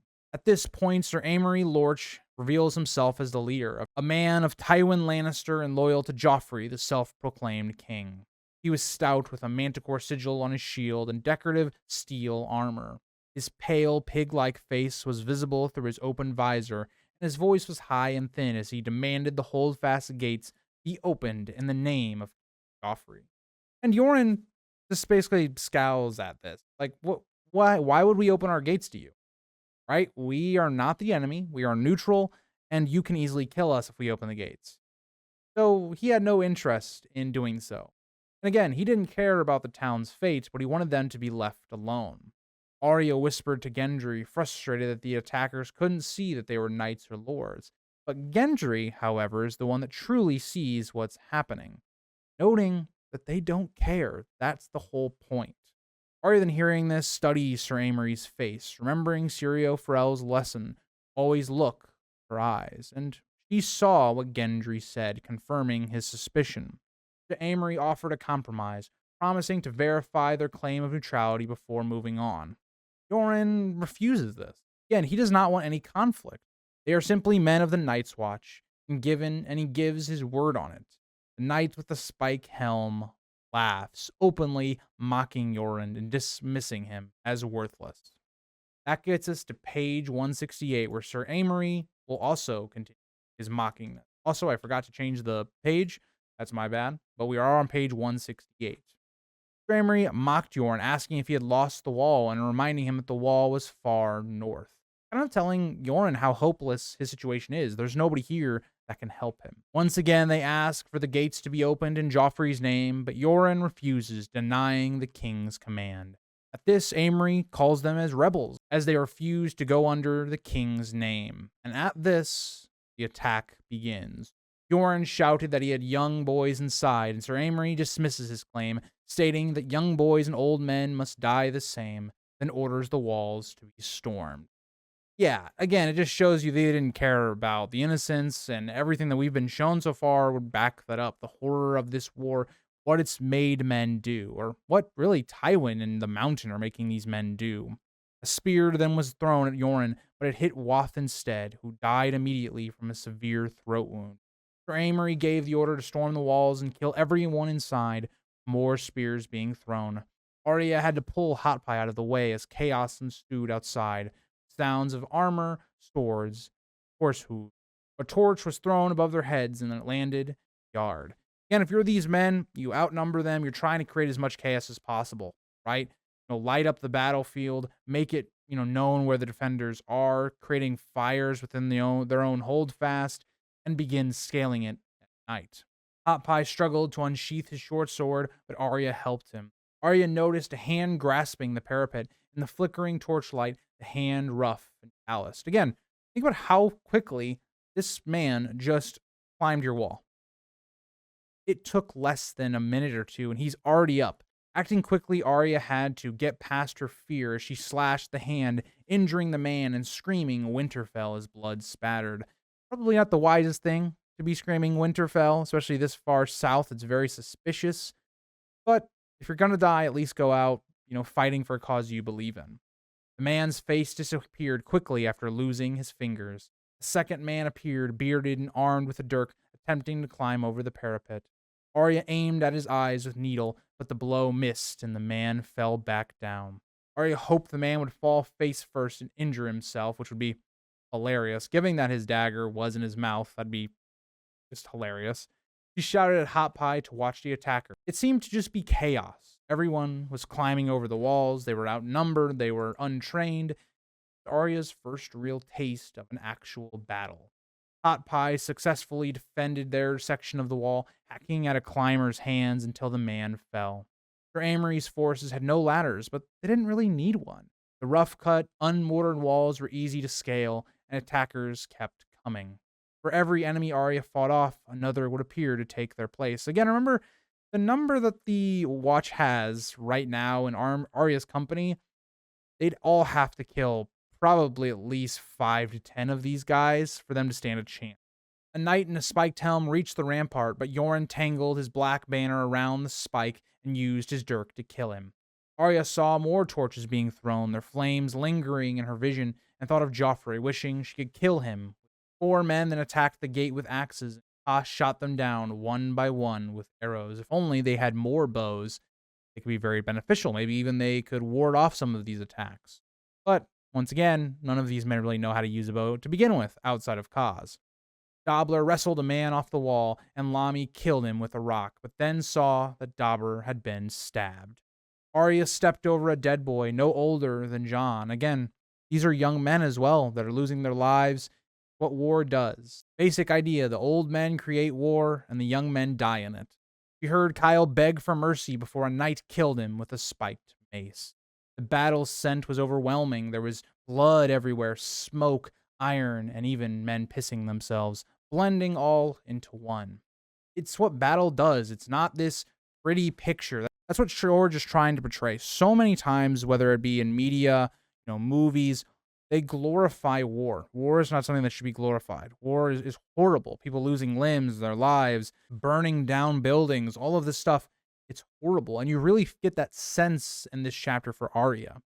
Arya and Gendry and Hot Pie fought a skinny man who climbed the wall. Gendry's sword shattered on the man's helm, but they killed him together. Gendry took the man's sword and jumped into the yard to continue fighting. Arya noticed that the enemy had breached the wall or the postern, signaling their defeat. Yes, once you have this overwhelming number, find a weak point in your defenses, it's over. They have more men than you. It doesn't matter, how good of a fighter you are, and these men are less qualified than the men attacking. It's over. She jumped down beside Gendry and felt the chaos around her as the sound of battle filled the night. Yoren appeared urgently, shouting for her to get the boys out, as it was clear they had lost. Yoren realizes, hey, let's not all die for this. Some of us will have to die, and Yoren himself will die, but at least they can, some of us can survive. Arya asked how, and Yoren pointed her to a trap under the barn before running off to continue fighting, and that gets us into page 170. Arya grabbed Gendry and told him to head to the barn where their escape lay. They found Hot Pie and Lami, the latter severed, injured by a spear wound to his calf. Garen was also too injured to move, so he had to be left behind. As they ran toward the barn, Arya spotted a crying girl amidst the chaos and pulled her to her feet despite the girl's resistance. As they're fleeing to try and get to this trap, you see, you want to save as many people as you can, but it's not possible. Even this crying girl isn't helping Arya. Arya isn't very big herself. Trying to drag another person almost could get Arya killed as well. And even people like Lami and Hot Pie say to almost leave her behind, even though Gendry does come to help her. But besides that, the barn was on fire. The flames were licking up its sides, creating even more chaos and issues going on outside of just the battle that's going on. Torches are being thrown into this barn. It's going to collapse. Even the trapped animals saw their future. Hot Pie, who had been at the barn, urged Arya to leave the girl behind, but Arya stubbornly continued to drag her. Gendry returned to help her, his helmet glowing from the fire's reflection, and carried the girl over his shoulder, urging Arya to run. As they rushed into the barn, the heat was unbearable, and the animals inside were panicking, not knowing what to do. They're being burned alive. Arya saw the 3 men that were still manacled to a wagon, struggling against their trains, fighting for life, with Jack and Hagar seeming to keep his calm, calling to Arya. But she kept going. The trap door to safety was just ahead, but the fire was rapidly spreading, consuming the barn. Soon the barn would easily be consumed and collapse upon itself. They didn't have much time left. Gendry shouted about the narrow tunnel and asked how to get the girl through. Arya told him to pull and push her through, ignoring the prisoner's demands to be freed. Gendry would go with the girl to try and get her through, but Arya has another plan. She asked about the axe that had been left when he'd been splitting firewood for their dinner, and Gendry said there was no time to retrieve it and told Arya to get the girl out. Arya urged him to take the girl, even as the fire intensified behind them. As they fled to the barn, Arya felt the contrast of the cool air outside And she had one little thing left to do. She was going to free these men, which was a nice thing to do, but it also could be seen as buying them time if these men fight the Lannister soldiers. But either way, she looks at the death and destruction around her. This is not a glorified war battle. It is horror. It is a nightmare. That gets us into page 171, the last of the chapter. Arya saw Koss surrendering by throwing down his blade, only to be killed by the enemy where he stood. Again, these men do not care about war crimes. They don't care about, innocent men. Obviously, and unfortunately, Koss, who put up a pretty good fight compared to many of the others, dies. The smoke was thick and suffocating. There was no sign of Yoren, but Arya found the axe by the woodpile where Gendry had left it. As she grabbed the axe, a mailed hand seized her arm, and Arya struck back, driving the axe into the man's groin. His blood seeped through the links of his armor, but she never saw his face. Returning to the barn was a difficult decision, with thick smoke pouring from the doors and the screams of trapped animals echoing inside. The chaos continues, and Arya's clock is running low. Soon the barn will give way. Inside the barn, a donkey was caught in a ring of fire, screaming in agony. The roof had collapsed, and burning debris was falling all around her. Arya covered her nose and mouth to filter the smoke and crawled toward the sound of Biter's screams. She reached the wagon just in time, as Biter threw himself against his chains, causing the wagon to shift slightly. Jaqen noticed her, but the air was so thick with smoke, she couldn't respond. Arya did her best. She threw the axe into the wagon, where Rorge caught it and began hacking at the wood. The wagon bottom finally gave way with a thunderous crack, and splinters flew everywhere. Arya, barely having any time to think to herself, tumbled into the tunnel, landing 5 feet below and getting dirt in her mouth. She didn't mind it. It felt like life compared to the death above. Arya's escaping, and it can't be any worse than what she's just seen. And I know I didn't really take a lot of time to, analyze a lot of this stuff once the battle happens, but what is there to analyze? It's war. It's the horrors that George writes about. Everything that's been building up to this moment has happened through the first 4 Arya chapters. It's boiled over to this point of seeing, firsthand what happens. Yes, we've seen in the past Arya, we've seen her perspective and hearing, screams and death and seeing this fire happening all these other distant places or even sometimes nearby. Now she's living it. It's George showing us what many would have had to live through, even in the past and even happening now with war in the world. This is a lot of the result: death, destruction. The tunnel air was cool and dark, stark contrast to the fiery chaos above. Arya adjusted her belt to keep Needle out of the way and began crawling through the tunnel. After moving a dozen feet, she heard a monstrous roar, followed by a cloud of hot smoke and dust billowing behind her. The barn had finally, it would seem, given way, and the fire was coming through the tunnel. Arya held her breath and pressed her face into the muddy floor, crying silently for reasons she couldn't fully understand. And that's the end of the chapter. I believe this is a beautiful chapter. In my opinion, everything that George wants us to really get from the POV of Arya, not only this book, but the next book as well, can all really be summed up in this chapter. It's a great payoff to, I really think, the beginning of Arya. And Arya's chapters, I haven't ranked incredibly highly because I do think Tyrion starts off incredible in this book. I think that Catelyn starts out really well. Davos and the Stannis plotline is great, but this, to me, probably, if it's not the best chapter of the early part of the book, is up there.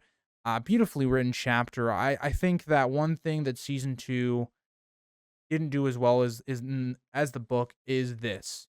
Arya's plotline, while still having the same beats kind of in the show, in the book, it really is about showing how war is horrible and all those things that the show seemed to forget. The show seemed to forget the idea of, how war shouldn't be glorified. Violence should not be glorified. I mean, House of the Dragon also started to do in terms of like Rhaenys' scene in episode 9 of season 1.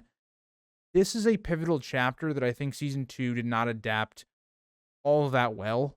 And something one of the reasons I kind of have been thinking about this, I kind of want to do a series for at least the first 5 seasons of looking at some of the best and worst moments of the book to show changes for each season. And Arya's plotline, I think, is one of those in season 2 that has things that are really great strengths and really great weaknesses. I think the way they went about doing Arya's journey up until Harrenhal was much better in the book than it was in the show. Not to say it was bad in the show, but it missed a lot of the beats that were so vital to the book, especially the warging aspects and the magical aspects for Arya. And so this will now kind of shift to the next portion of Arya's journey in this story. And it's crazy to think, we're only maybe a quarter of the way through this book, and she's already had like one major, story arc in this book, and now she's going to enter the second one, which is kind of more into her Harrenhal arc. I really do enjoy this chapter for Arya. I know people are very split on how they react to Arya as a character in this book. I personally love Arya in this book. She's up there as one of my favorites of the book and of the series and as a whole. So I hope you guys all enjoyed. All right, hello YouTube. Welcome back to the Grease Goblins YouTube channel. Today's video, we are going to be looking at Tyrion III, A Clash of Kings. Now, this plotline is one of the best of this book, and this one really continues it. Now, the thing I really like about this chapter is that it is purely a setup chapter, right? It isn't like a big payoff or anything. It's not anything crazy in terms of what happens in the plot in this chapter, but it's a mainly setup chapter that's really interesting because of the way that George integrates Tyrion in having to go against characters like Cersei, Littlefinger, Varys, battling politically and all of these things against these characters, and then also having to put into perspective the outlying forces that aren't even at King's Landing, right? The potential threat of Stannis and Renly, even Robb Stark to an extent. I think that's great because we see a number of things get set up in this chapter, right? Tyrion and the lengths he goes with Shay and trying to be with her and all that really weird relationship. Tyrion and his kind of lust for power and the way that that makes him feel. And, other things in here as well, like the beginning of the chain building, which will be very impactful in the Battle of the Blackwater. So what I really love about this chapter is that it is able to combine a lot of those things really well and not overstay its welcome. Yes, it is a setup chapter, but it only stays here for about 10 pages of my big book you guys can see in the background. It is a very good way of setting things up that doesn't feel too long and overstaying its welcome. But let's get into the book and getting into page 172. And as we are, again, I want to tell you guys, if you do want to listen to these on Spotify, I know it can be easier if you're traveling and all that kind of stuff. All these episodes are always going to be on Spotify if you guys want to listen to them when they come out. Instead of watching them on YouTube, if it's just easier, consider that. It'll be linked in the description. But getting into page 172, this opening part of the chapter is all about this letter that Stannis has sent out, or I should say letters to the lords and ladies of Westeros, sending it to multiple different people. And so we see that right away with Queen Cersei being furious over these letters, declaring that she didn't need Varys' advice on handling villains. Really, this opening is about what do they do with the Stannis threat and the things that he's telling people. And I think Cersei, rightly kind of overreacts to the situation, but you think about what's being spread about her, things that she's tried to hide for so long. We really get that sense in A Feast for Crows into, her rationale and her thinking. But when you have things coming out about her basically, sleeping with her brother, it's horrible. Everybody looks down on that thing, discounting her children, all that stuff. It's all that stuff that is true, right? Tyrion even notes that, but it's stuff that you're still going to be furious if it was to get out. Tyrion reviews the letter identical in content, but written in different hands. One received at Castle Stokeworth and the other through Lord Giles. So again, it just shows that Stannis is sending it to everybody, even, maybe more minor houses like, Stokeworth. So it really tells you that this is getting out. And that's the one thing Cersei is really worried about, is this getting out. She wants to silence it right away. And that to me is the wrong approach, as we'll kind of see in this opening to the chapter. Grand Maester Pycelle confirmed their delivery, while Littlefinger noted that if Stannis sent them, every lord in the Seven Kingdoms likely received a copy. And he's completely correct. Stannis is trying to send this to as many people as possible. He is trying to turn the people against Cersei by using propaganda, even if it is true, right? Propaganda is still propaganda. Stannis just doesn't really have any proof to kind of back that thing up. Cersei demanded that the letters be burned and insisted that neither her son Joffrey nor her father Tywin must hear of their contents. Again, she also doesn't want her son to realize, who his father is and that he's not actually a Baratheon. And she also definitely doesn't want Tywin to know any of this information. But here's the thing. Even if Tywin doesn't believe what's in these letters, he's gonna have heard this information. If you're somebody like Cersei, how do you stop letters from reaching Tywin, right? Whether it's being sent to Casterly Rock or Tywin's, Harrenhal capture at the moment or wherever, right? At some point he's going to find this out. And if you're, trying to go through all these lengths to hide that information, it just makes you more guilty. I think a perfect example of this is if you can just remember when you were a very young kid and maybe you did something bad at school or you did something, and you try to maybe hide that. You don't want your parents to find out about those things. And inevitably they are going to find out. And you just look all the more guilty. It even makes it even worse because you didn't tell the truth to them. It's kind of the same idea here with Cersei, but a bit different context. Tyrion points out exactly kind of what I was already saying, right? Tywin has probably already been informed of what these letters contain. You should be worrying more about what he believes, not the information that he's getting, because as Tyrion is going to say later on, Stannis has a lot of motivations to put a letter out there like this. Cersei is enraged by this, emphasizing the severity of the letters, pointing out that Stannis referred to Joffrey as the boy and accused her of incest, adultery, and treason. The key point here is that it's alleged. He doesn't prove anything here. There's no information that would prove his claims. He's just kind of throwing things to the wind. Now, we know that Stannis is right, of course, and Tyrion knows that as well, but the thing is, the people of Westeros, what do they know, right? And yes, they may latch onto this for a while, but eventually it'll just die out, right? Like talk of Ned Stark is kind of all but died out for the small people because it's over. Now it's the next things that are happening in the world, Renly becoming king and all this other stuff. So page 173, see Cersei continue to grow, furious at the accusations and the letters. And despite knowing they were true, it prompts Tyrion to make a very interesting observation. She is really good at acting, right? Even when something is true about her, she acts so well that it doesn't seem like it's even true. She can almost spin the lie because she's been telling it for so long really well. So it's, almost a bit of Tyrion admiring that, right? She's able to hide, what the truth is, quite well. If you were somebody that didn't know who Cersei was and maybe this is your first interaction with Cersei, because of the passion and the emotion that she does show, maybe that would lead to you actually believing her. Tyrion then responds that Stannis needs a justification for his rebellion, questioning what else he could claim beyond calling Joffrey illegitimate. And that's exactly correct, right? Because Stannis is somebody that goes by the book, right? Honor, duty, all those things. The only thing that Stannis can really claim is that Joffrey and the Lannisters as a whole have to be illegitimate somehow. And even though, again, they are illegitimate in taking the throne or inheriting the throne from Robert, I should say, still, the people do not know what Stannis knows. So he has to try and convince them that his claim is the rightful one. Now, somebody like Renly doesn't necessarily need this justification. Renly is very well liked. He has an alliance that gives him a ton of power and resources. So for someone like Renly, this isn't nearly as important because, again, he's a younger brother anyway. If Joffrey, is illegitimate, it doesn't help, Renly all that much. Yes, it gives him more of a claim because, okay, if Joffrey's not the right heir, it comes down to, well, Stannis and then also Renly. Well, people like Renly more than they like Stannis. So it does, don't get me wrong, it does help him in a way, but it's not as helpful as it is for someone like Stannis because Stannis is somebody using, these natural inheritance argument, whereas Renly is basically going by conquest with a bit of a mix of the inheritance idea in there as well.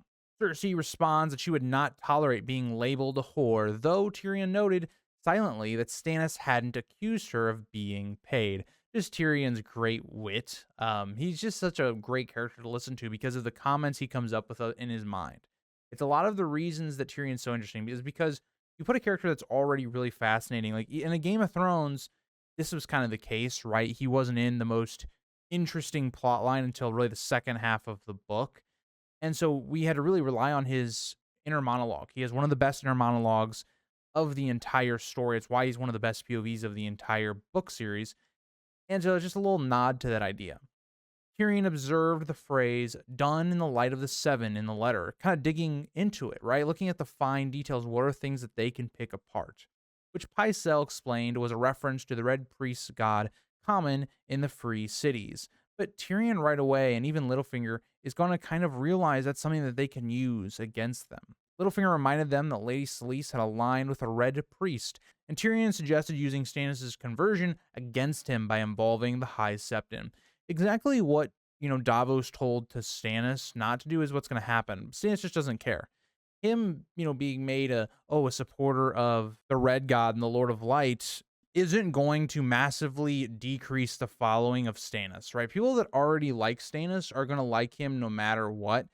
Him not being part of the Faith of the Seven isn't really going to do much to them. So it's really, Tyrion is using this more as to get people fully backed behind the Lannisters more than it is about getting people to go away from Stannis. That's really what the idea is more about, right? Because if you're a common person, maybe you don't like Stannis and the Lannisters, which is very possible, right? The city is starving, but maybe the faith and that propaganda that the High Septon could use would help you go more towards, okay, well, maybe we like the Lannisters more than the Baratheons or Stannis, because he is bringing this foreign god. He's going to displace our religion we've grown up with and had for our whole lives. So that's kind of more, I think, of what Tyrion's trying to do here. Cersei then proposed punishing anyone spreading rumors of incest or calling Joffrey a bastard by cutting out their tongues, an idea that Pycelle supported. Now, Pycelle supports anything that Cersei says because he's just a Lannister lackey. He goes along with anything. And so there's that part of it. But the other idea is this, okay, this is what Tyrion's going to bring up. So I'll say that and then give my piece on it. But Tyrion dismisses her plan right away. It's kind of counterproductive of what you want the message to be. Instead of, silencing this message and, stopping it and giving it no actual reasoning, you shouldn't actually do the complete opposite. You should do this instead. You should let it, spread and act like you just don't really care, that it's just some random gossip. Or if you're going to go, a step further, like Littlefinger's going to do, maybe supplant it with another rumor that kind of takes over.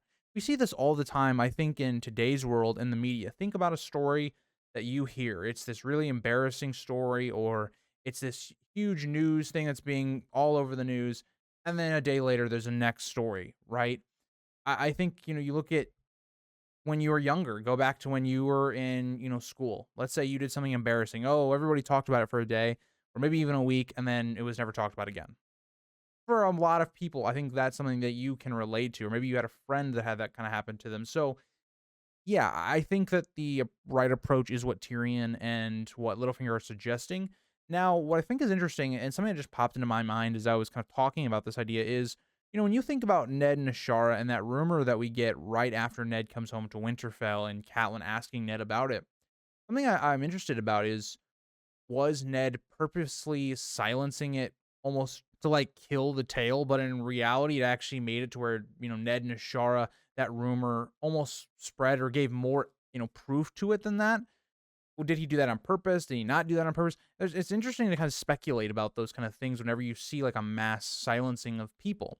But that'll get us to page 174.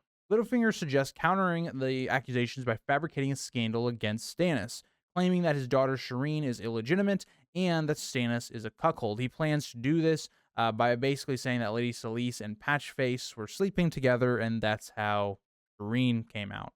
And Cersei tries to give some suggestions, saying maybe, there was also incest, and trying to condemn other people's incest, which is insane, right? Cersei is someone that actually does incest. It's what she's accused of and is guilty of. So she, in response, says that somebody else is doing it and condemning that. This is why we love Cersei, but she suggests someone like Axel Florent, for instance, because of the proximity that the two would have had. You also think about something else, right? As Littlefinger talks about in this page, Stannis is not really with Selyse much. Unlike a lot of people, very similar to almost Kevin, but in a very different way, in my opinion. They don't take their wives to court. And so with Dragonstone, it's a bit different because Dragonstone is so close to King's Landing. You don't really need to take her to court, but you would assume so. If there was a loving relationship, you think you'd want to live with your wife. But in a case like Kevin Lannister, you don't want to bring your wife to court because court can be pretty bad. You have the spotlight on you all of the time if you want to live in a bit more, peaceful life. So yeah, it's kind of interesting the way we see that kind of form. If you're somebody with a common person, you're thinking, yeah, wait, Stannis was never with Selyse much, And also, Selyse is described as being very, ugly and not very attractive. You could buy this very juicy lie and rumor that you're hearing that maybe, Shireen, this other girl who's also described as, not being the best looking because of the grayscale on her face and all of that stuff. So you can see where the lie starts to form.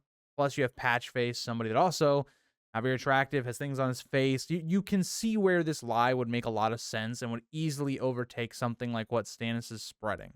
Tyrion then acknowledges this, the potential effectiveness of the lie, like kind of everything I just really talked about, because it exploits Stannis' pride and sense of honor. And people love to bring down somebody like that. You think about Ned, for instance, and how people wanted his blood after hearing rumors about him and stuff like that. And Cersei finds the idea delightful, praising Littlefinger's wickedness, while Tyrion remains wary, noting Littlefinger's skill in deceit and growing more cautious of his dangerous cunning. Because Cersei is not really understanding how dangerous somebody like Littlefinger is, and a passage like this and the opening to this chapter would really reveal to you how Littlefinger has kept his job for so long. He's very clever. He's able to think about things that other people don't want to think about, and how to, fight dirty play with dirty play, I guess I would say. But yeah, it's also Tyrion realizing, okay, gotta watch over that Littlefinger guy as we get into page 175. Littlefinger then confidently responds to Tyrion's observation about his cunning, and again, it's this little exchange, this little battle of words that even Cersei doesn't really seem to even realize is happening.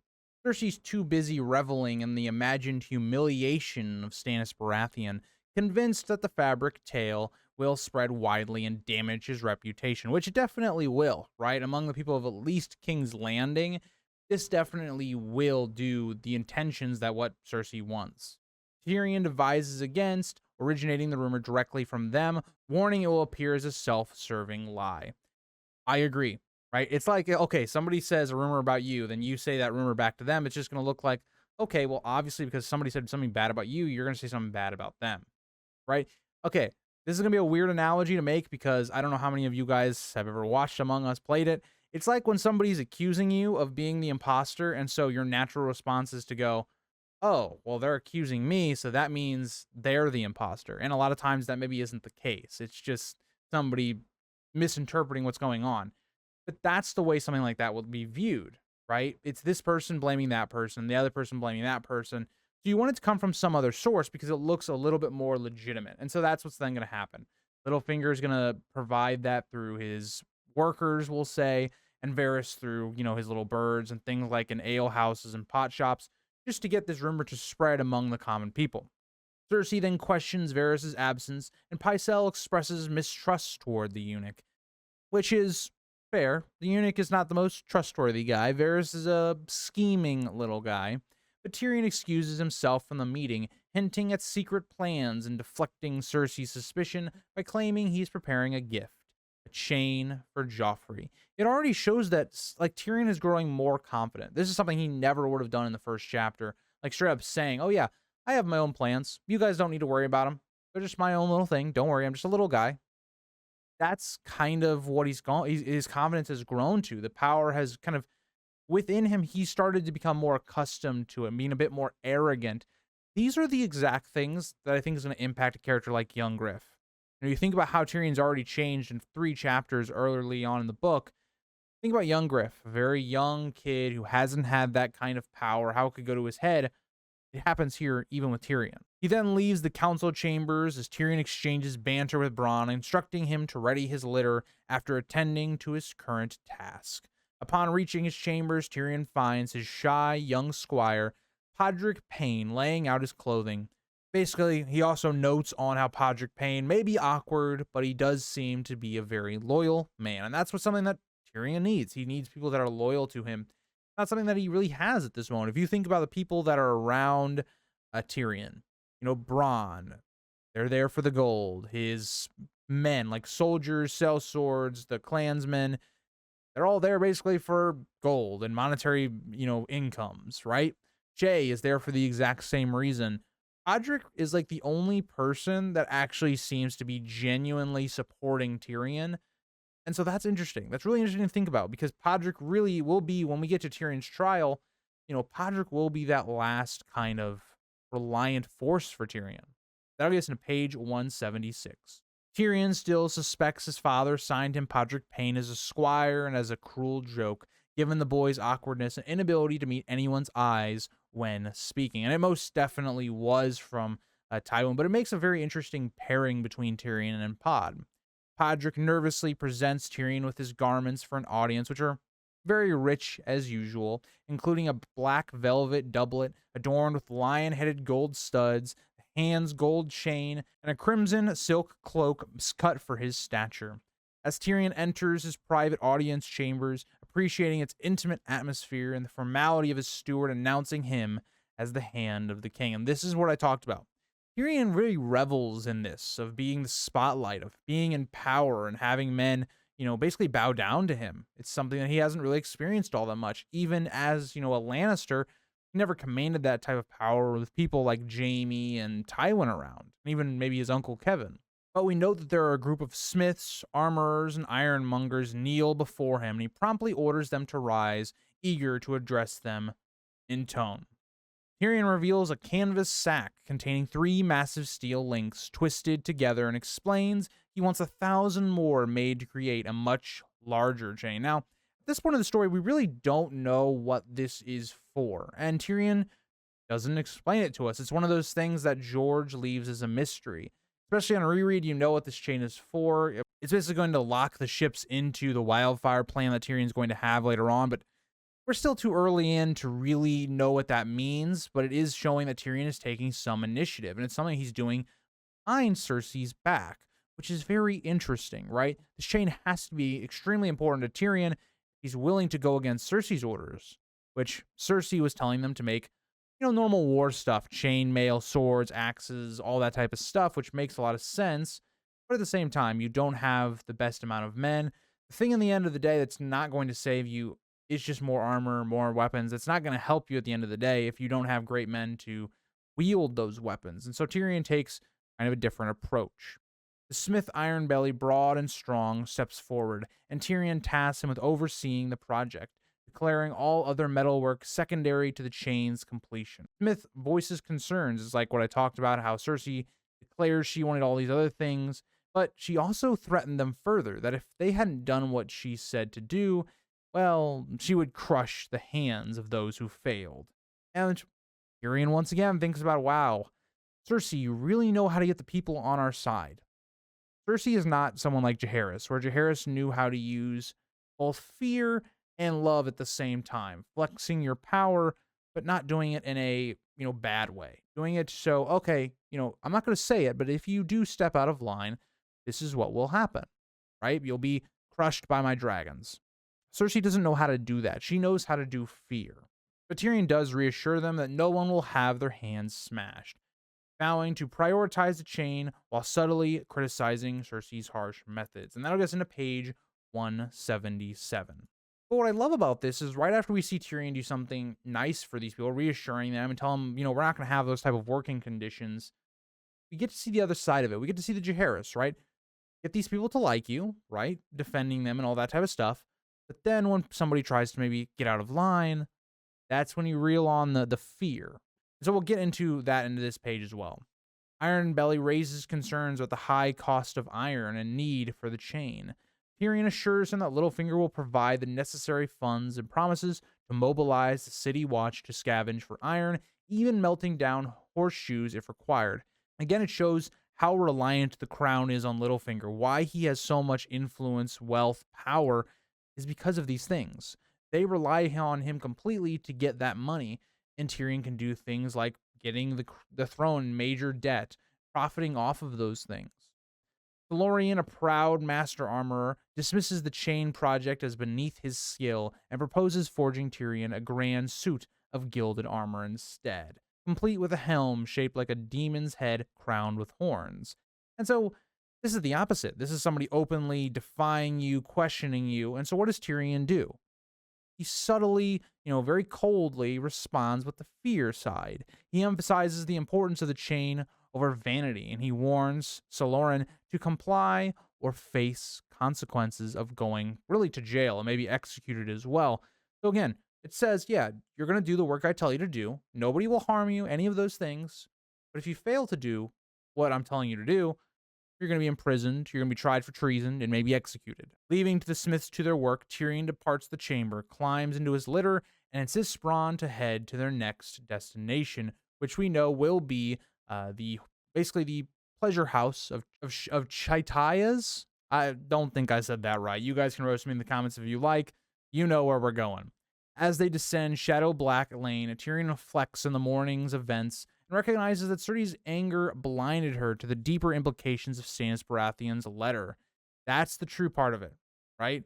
It's that not only is, he's saying all these things, but up until now, we've been very unaware of what's been up to with Stannis. Or I should say not us, because we've gotten, the prologue and Davos 1, but people in Westeros. Think about the way that they were talking about Stannis in the end of book 1 with, Tywin, Tyrion, Kevin, that whole council. They didn't know what Stannis was doing outside of seemed to be massing sellswords, ships, weapons, and he had, it seems like this red priestess, sorceress lady, but they didn't know what Stannis' intentions were. This letter tells us what his intentions are. He has declared himself a king. That puts him at odds with Renly.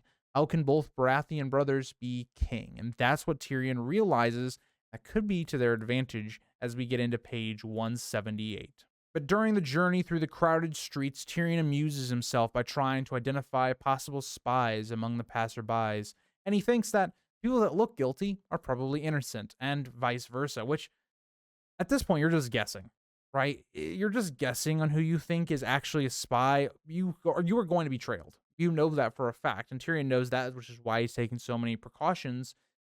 But it is interesting to think about. It's the same thing Ned had to deal with, when he goes to see Gendry, for instance, in book 1. He thinks about him being followed and watched. His litter arrives at a brothel behind Rhaenys' hill after nearly an hour. Bronn helps him down, questioning Tyrion's intentions, which Tyrion just quips, we're at a whorehouse. What do you think I'm going to do? And so, for Bronn, it's interesting because he knows about his relationship with Shae. So what is Shae to Tyrion at this point? And Bronn probably suspects maybe more than what's going on here, but he could never really figure out, oh yeah, he's going through the secret tunnel to go meet her and all this other stuff. Tyrion acknowledges the brothel's connection to King Robert, while humorously suggesting Joffrey might soon be old enough to visit such establishments. Bronn and the Black Ears are free to enjoy themselves elsewhere, though. Tyrion warns them about the high cost of Chaitaya's establishment and orders one man to stand nearby for when he wishes to leave. Tyrion then goes inside and is greeted by Chaitaya. God, I can't say this name. Once we're done with this name, I want to feel better. But an elegant woman from the Summer Isles who impresses him with her refinement and her richly adorned establishment. We really get the idea that this is a place where the noble or the richer folk of King's Landing would go to. It's not your just regular pleasure house within King's Landing. It's like a higher establishment. And so Tyrion and Varys are very smart to concoct this plan, because this is somewhere you would expect Tyrion to go to because of its high, I guess, esteem, reputation. It would make sense, and given Tyrion's past, it would lead people to believe, yeah, this all seems normal. But Tyrion prefers discretion. He refrains from sharing names or titles and asks to see some of her girls. It's great because Tyrion, even though he knows, the people already know he's here, he wants to act like, he's not aware of those things. The people aren't watching him, that he's trying to come here very, under the cover, and he wants one of these girls, but he doesn't want them to become a target. He's acting how you would expect him to act, even though he has other information that he knows. That gets us to page 179. Chaitaya, I think I say this name differently every single time I say it, assures Tyrion that her girls are sweet, skilled, and beautiful, then gracefully leads him to observe the common room from behind a mirrorish screen. From their hidden vantage point, Tyrion sees a lot of different things, the things you would see in a pleasure house. One of the girls, though, catches Tyrion's eye. A dark-skinned beauty with smooth, jet-black skin and wide, dark eyes, dressed in sheer silk. And Chaitaya subtly suggests her as a choice, as it seems to be her daughter. The girl is 16, and Tyrion even kind of thinks about her age and how she would maybe be perfect for Joffrey. He thinks about his past and his first woman, how he had been even younger. So it is interesting, Tyrion thinking about maybe Joffrey could be fixed by having a woman. That ain't gonna help. I'm just gonna say it, but you know. But it also reminds Tyrion of his past with Tysha and the way that he still believes that he cannot find love, right? He is someone that has to pay for those things because of what he believes about Tysha, about the lie that Jaime told him. Shataya reveals that the girl is her daughter, born in King's Landing, and explains the cultural beliefs of the Summer Isles, where pleasure is revered as divine and serving in pillow houses is seen as an honorable act. Just it kind of reflects, I think, our own world and the changing views on things like sex all the time. The United States where I live, if you would have gone back, hell, even 10, 20 years, the way we view sex is very different. The way we teach it is very different than now, where sex is much more prevalent in movies, even advertisement. I mean, I don't mean like actually showing sex, but I mean like sexual reference or things like that. Advertising is much more blatant. I when I was growing up, I didn't see those type of things. But now, I mean, growing up now, it's so much different. And so that's kind of how society is. Different societies have different ways of viewing sex. Europe, for instance, has always taught sex much more blatantly, not danced around the subject as much, whereas the United States, up until I'd say it recently, has been kind of the opposite of that. So it's just interesting to see how different cultures look at sex and all of those type of things. Tyrion, always making a joke about this, says, if he was able to think with his cock, he might be more religious, which is, wild statement, but can't hate on Tyrion too much for that, I guess. The girl, man, these names. Alea? I don't know. You guys know when you watch these that I don't pronounce things right, and it's just a thing at this time. You guys can hate on it if you want, but it's what you guys signed up for. The girl meets Tyrion at the foot of the stairs, taller than Shay, but shorter than her mother. She kneels to let him kiss her, introducing herself with a soft trace of her mother's accent. Again, this is all just a public display, just to make it seem more natural, and that gets us into page 180. The girl leads Tyrion up several flights of stairs, passing doors that echo with laughter and moans, teasing the environment and everything that goes on with the pleasure house, obviously. They eventually arrive at a turret room with a single door. Inside is a luxurious yet discreet space, featuring a grand canopied bed, an erotically carved wardrobe, and stained glassed windows. It really gives you the idea that, you're the king here, basically, is what it makes you feel like, that you're above everybody else. Everyone else having to do whatever they're doing kind of more in public. You seem to have a bit more privacy, or that's what it would be led to believe. But this wardrobe is not what it seems. And yes, we will talk about who possibly maybe would have built this passageway. Tyrion then compliments the girl's beauty, but quickly directs the conversation towards her well-schooled tongue. And again, it's about discretion. Don't tell what's going on and all of that kind of stuff. And instead of what we would have maybe seen here, instead of what maybe on your first read you would have thought was happening here, it's the complete opposite. The girl instructs Tyrion to open the wardrobe, revealing a hidden passage. She seals the wardrobe behind him as he begins his descent into darkness. In a pitch-black hollow behind the walls, Tyrion locates a ladder leading to a sloping underground tunnel where he finds Varys waiting. Again, subtly foreshadowing things to come in the future book, and even in this book as well. But the Varys that Tyrion finds is disguised, wearing a spiked steel cap mail over leather and armed with a dirk and short sword. His usual lavender scent is replaced with the odors of sour wine and garlic. Varys is somebody that's very good at masking who he is, right? Changing his identity. People always view him as a spider, so he takes on different looks. We saw this in book 1 as well with someone like Ned, for instance. And so, I think Varys is very smart to do those things. It allows him to move around the city without being watched nearly as much. Tyrion remarks on Varys' altered appearance, which the spy master explains is a necessity to move freely and avoid detection, allowing him to serve Tyrion more effectively, which is he's completely right. Varys, unlike Tyrion, does have the advantage of being more normal size, so you're able to hide better, whereas Tyrion, it's much harder to do. He kind of has to play the role of maybe a young child, or one of those things, because Tyrion is just well-renowned, basically because of his physical disadvantages.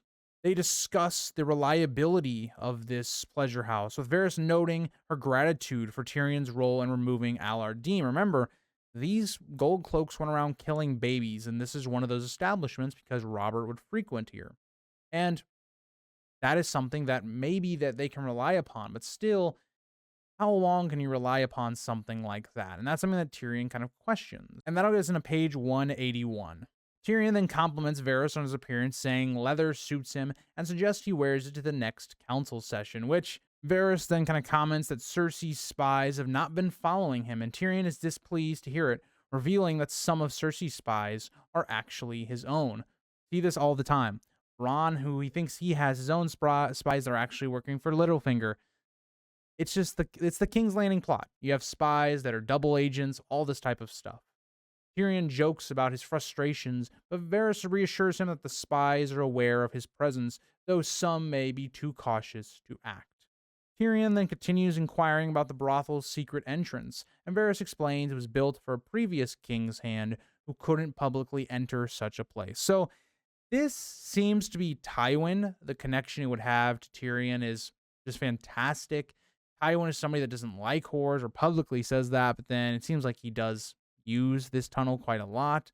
So it's just a really nice nod to that. We don't know if that is the truth. It's never been, concretely proven, and it may never be proven, but it does seem to be the implication. Tyrion realizes Varys is familiar with the tunnel, which Varys attributes to his extensive network of spies, which is interesting, right?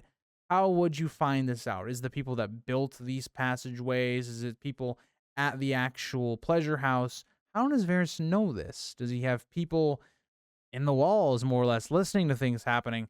It really shows how Varys, very similar to Littlefinger, has grown his influence and power. They exit the tunnel into a stable behind the brothel, and Tyrion inspects a mule, commenting on its age and condition. But Varys is 2 steps ahead of Tyrion. They need to be discreet. They can't be having flashy horses and this rich stuff.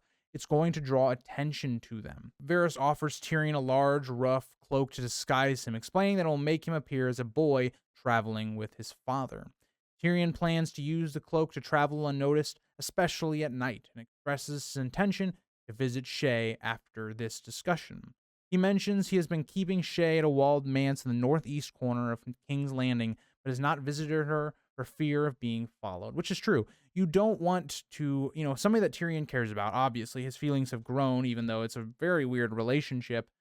If you're followed, people can use her against him, like we're going to end up seeing with Cersei. She tries to use somebody against Tyrion, but because of his precautions, it's kind of doesn't get Shae into trouble yet. Tyrion chooses a horse, and Varys offers to saddle it for him. Tyrion mentions how Varys missed the council session in revealing that Stannis has crowned himself, and accuses his siblings, Cersei and Jaime, of incest. Varys already seems to have known this, implying he got this information already, again, showing his power and influence. And Tyrion asks if Varys was the one who spread the rumor, but Varys denied it, explaining it is not in his interest to reveal secrets. Remember, Varys didn't want to start a war yet. He wanted to actually, stop that war from happening, right? So Ned finding out about the parentage of Robert and Cersei's alleged kids is not good for that. So yeah, in terms of Varys, he's actually truthful here. It actually isn't in his best interest to have spread that at this point. But Varys, on the other hand, shows how obvious it was, right? Varys had, bastards. He notes that it seems like there was 8 of them. And it notes how all these different women look completely different from each other, right? But all of their kids all coming out looking like Robert, having the dark black hair, kind of like my own, I guess. And yet, when Cersei and Robert have a kid, they all come out with the Lannister features. It's a discrepancy that should have been obvious for everyone to see, but yet either people chose to ignore it or didn't want to see it. And so that's kind of what Varys is getting at, right? Anybody could have found this out. And Tyrion even considers this. If Cersei could have just done one, thing, if she could have just had one kid with Robert, it would have alleviated all these different rumors. It would have made at least the other 2 kids more plausible that the first kid actually looked like Robert. Yes, maybe there's questions about the next 2, but at least you would know the heir to the Iron Throne is Robert's and Cersei's. Whatever the other 2 are, doesn't really matter at that time because you do have a legitimate heir. Tyrion presses Varys for the identity of the person who might have spread the rumor, with Varys attributing it to a traitor, but not naming anyone specific. Again, Varys can't really reveal who that is. He knows that Littlefinger was the one spurring it on, and that's kind of what Tyrion gets from this conversation, but not really in his interest to out Littlefinger right here. Because then Littlefinger could go back and do the same thing and out stuff about Varys. The two know information about each other that entangled the two together almost in a really weird way. Tyrion questions about Littlefinger, but Varys denies it. He didn't say anyone specific.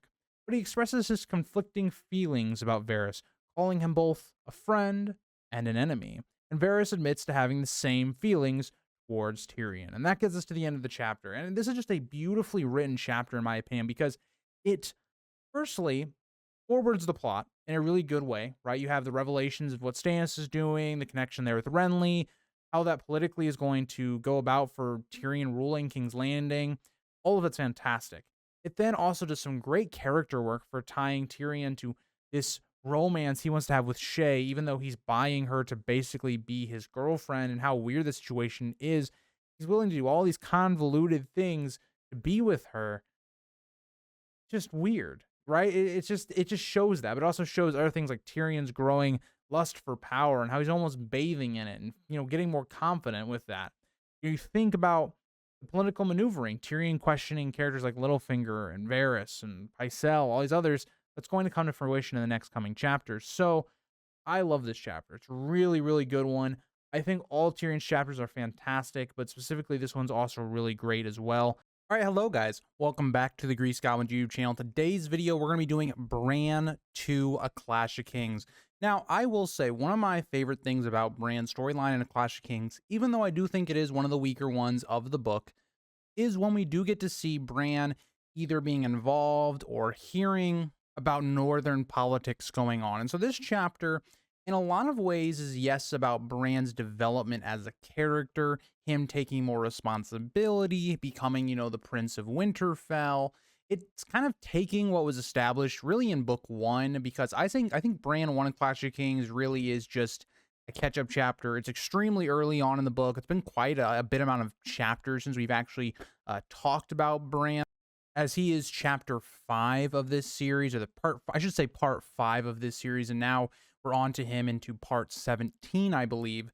So it's been a bit of a time has gone by, and a lot of this chapter focuses on a lot of the foreshadowing between the Freys and the Starks, Bran's relationship with the Walders, a bit more into kind of the North in terms of Lady Hornwood and her situation. She needs to be remarried. Their line could very easily go out if things aren't done correctly. And so a lot of the chapter kind of follows that premise, right? Introducing us to some of our northern lords. We meet Wyman Manderly in this chapter. Morris Crowfoot Umber is in this chapter. A lot of different northern lords. And so that's kind of what this chapter is all about. I think it's by far one of Bran's better chapters throughout both book 1 and 2. But let's not waste any more time. Let's get into page 183 of Bran II. Bran wakes early, unable to sleep, aware of the guests in Winterfell for the harvest feast and the jousting planned for the morning. And Bran would have felt really excited for this maybe in his past when he was dreaming of being a knight. But now that, all these people are coming, it's a reminder of the things that he is unable to do. And I really do relate a little bit to Bran as I'm rereading, this story, and I've had my own, health issues and physical limitations. Not as extreme as Bran, but somewhat limiting as well.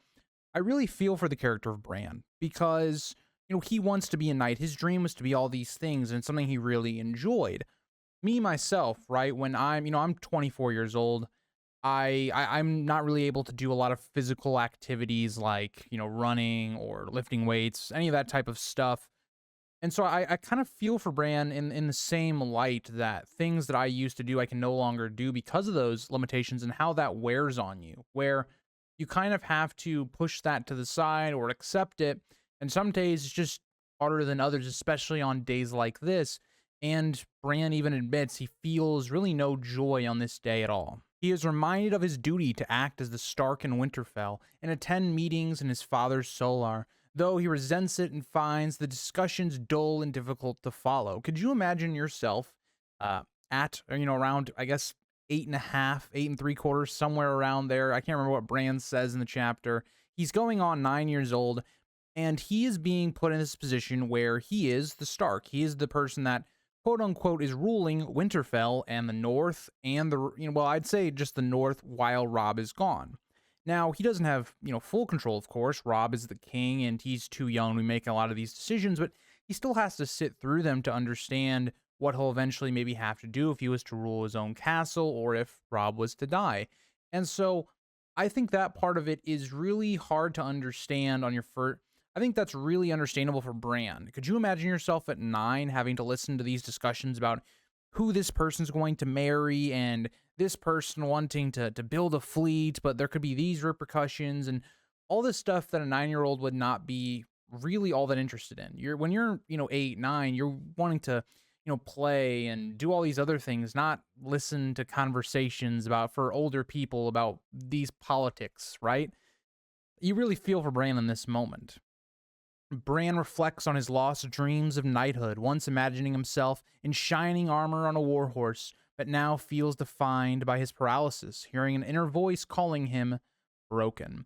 It really is a dark, beginning to this chapter. Bran questioning what his true purpose is, and that's what this book really is about. This book is really to show Bran who he's going to be, and that acceptance of, leaving Winterfell and trying to find this three-eyed crow type character to hopefully, walk or fly again. But yeah, right now, Bran is still trying to figure that out. Sir Roderick and Maester Luwin urge him to embrace his role as heir, reminding him of Robb's example. But this only deepens his sense of loss and duty. When you think about that for a second and you take a step back, Bran is being thrust into this position because of his father's death. And you would think about, I think you would think about Ned here, right? Ned's opening chapter with Bran, where Bran is the POV, it's about trying to teach Bran kind of a lesson, right? And so when you have those things, whenever Bran is going to be hearing about, stepping up into this role, he's going to think about how Robb was. Robb, who had been crying with Bran in one of Bran's best chapters in A Game of Thrones. It seems like all these memories that has associated with, stepping up as an heir and all that stuff, it just is saddening. His mother's not here. His older brother is gone. His father has recently passed away. There isn't a lot of sense of pride or happiness in duty and things like that. Lord Wyman Manderley had arrived from White Harbor with an elaborate retinue traveling by barge and litter due to his size, bringing a lively spectacle of knights, banners, and entertainers to Winterfell. The bright energy of the guests really contrasts what Bran is feeling, and it's very much the open of the chapter, right? Everything is grand. It's this harvest feast, and there's supposed to be jousting and all this stuff. But Bran doesn't feel any of it. He feels quite depressed and sad, and really it's the dark contrasting everything else going around him that should be, really good or whatnot. But that gets us into page 184. Bran had welcomed the guest to Winterfell from his father's high seat, earning Sir Roderick's praise for his demeanor. Sir Roderick explained that the feast was only a pretext for more important matters, as visitors would not journey such a distance for food and drink alone. And obviously, Wyman Manderley has all of that. He's not going to come all the way to Winterfell just to get food and drink. He already has that. And so a lot of these discussions are going to be about, well, how much of the harvest should they be holding back to survive the winter? Or, political things going on right now in the land. One of those being the Hornwood land. Where is that going to go to if Lady Hornwood was to die? Would that go to, for instance, the former Lord Hornwood's bastard? Would it go to other relatives that maybe are not directly connected, but are maybe cousins or have some blood from the Hornwoods? That's what a lot of this is going to come down to. This chapter feels a lot like how Robb has to deal with the different personalities of the North. The people like Roose Bolton, the people like the great John Umber, for instance, Lord Karstark. It's him in Bran seeing Roderick deal with people like that. Now, not those exact people, because a lot of those people are, of course, south with Robb, but it still is the same idea. It's many different people trying to approach the idea of Lady Hornwood being remarried to them or people they know, their sons, whatever. in different ways. And so you're going to see that throughout this chapter. Resigned to his duty, Bran reflected on his father's and Robb's expectations of him to act grown and fulfill his role despite his longing for freedom and knighthood. Bran's not allowed to be a kid. And that's really what you're seeing here. Think about Robb, him trying to become a leader at the age of 14. Bran is significantly younger. It's not the same. Like, it is somewhat the same idea, but it's even worse when you think about what Bran is having to be basically doing this whole time. At this, Hodor arrives to help Bran prepare for the day, and Bran shows his white wool doublet and silver brooch to appear lordly for the meetings. With Hodor's gentle assistance, Bran was dressed and placed in his wicker and leather basket, secured to Hodor's back, a routine made necessary by his paralysis. And something that Bran talks about, during this page is how he wants to try and do things as much as he can by himself. He wants to feel like a normal person. And again, I can't fully relate to Bran on this because I'm not paralyzed, but I can relate on terms of just, I am somebody that physically, if you asked me, again, I'm 24 years old. If you asked me, could I help you move to an apartment? I straight up would have to just refuse. And it's not because I don't want to help you. It's just, I physically can't without injuring myself. And so it's things like that where it's like, people, they don't intentionally do it, but I get what Bran feels like when people look at him differently because he's not able to do things. Like, I can't really help, lift something up or do this or the things you would expect a normal younger person to be able to do. Sometimes I just cannot do those things. And so that's something that I really like that's something I really like about when George does go into Bran's chapters, and when he talks about disability and those things, because as I've gotten older and health changes have changed, I've related a lot more with Bran. And I think if you guys watched from the beginning of my Game of Thrones reread to now, you would kind of sense that difference in the way I talk about Bran. But yeah, I really like that George took the time to kind of make a little bit of a note there about Bran's condition. Bran reflected that Hodor, with his great strength and gentle nature, could have been a knight if not for his mental simplicity. It's very interesting given the fact that Hodor possibly could have the blood of Dunk, or Sir Duncan the Tall, I should say. Given that Sir Dunk becomes one of the greatest Song of Ice and Fire knights probably of all time, and just interesting that, if Hodor was maybe not damaged, now we don't know if that was because of Bran or whatever happened there. But, he could have been a very fierce warrior, someone to rivals, for instance, someone like the Mountain, for instance. As they descended the winding stair, Bran heard the sounds of swordplay and horses in the yard, a melody that tempted him. He decided to take a quick look before fulfilling his duties. Bran wants to see what's going on. These are things that interest him. He wants to be a knight. He wants to see everybody basically doing that, being, knightly. And unfortunately, he's not going to run into the most kind people. That'll get us into page 185. The White Harbor lordlings and their knights would appear later, leaving the yard to the squires, who ranged in age from 10 to 40. Bran longed to be one of the squires, envying their ability to tilt. 2 quintains stood in the courtyard, their crossbeams spinning with red and gold shields already marked with wear from practice. Bran, carried by Hodor in the basket, drew stares from newcomers, but he had learned to ignore them. On Hodor's back, he could see everything clearly. Bran just has this longing, just seeing everybody doing their normal activities. He wants to be that, right? It's something that you maybe take for granted until you're in that type of situation of just the everyday of being able to walk and things of that nature.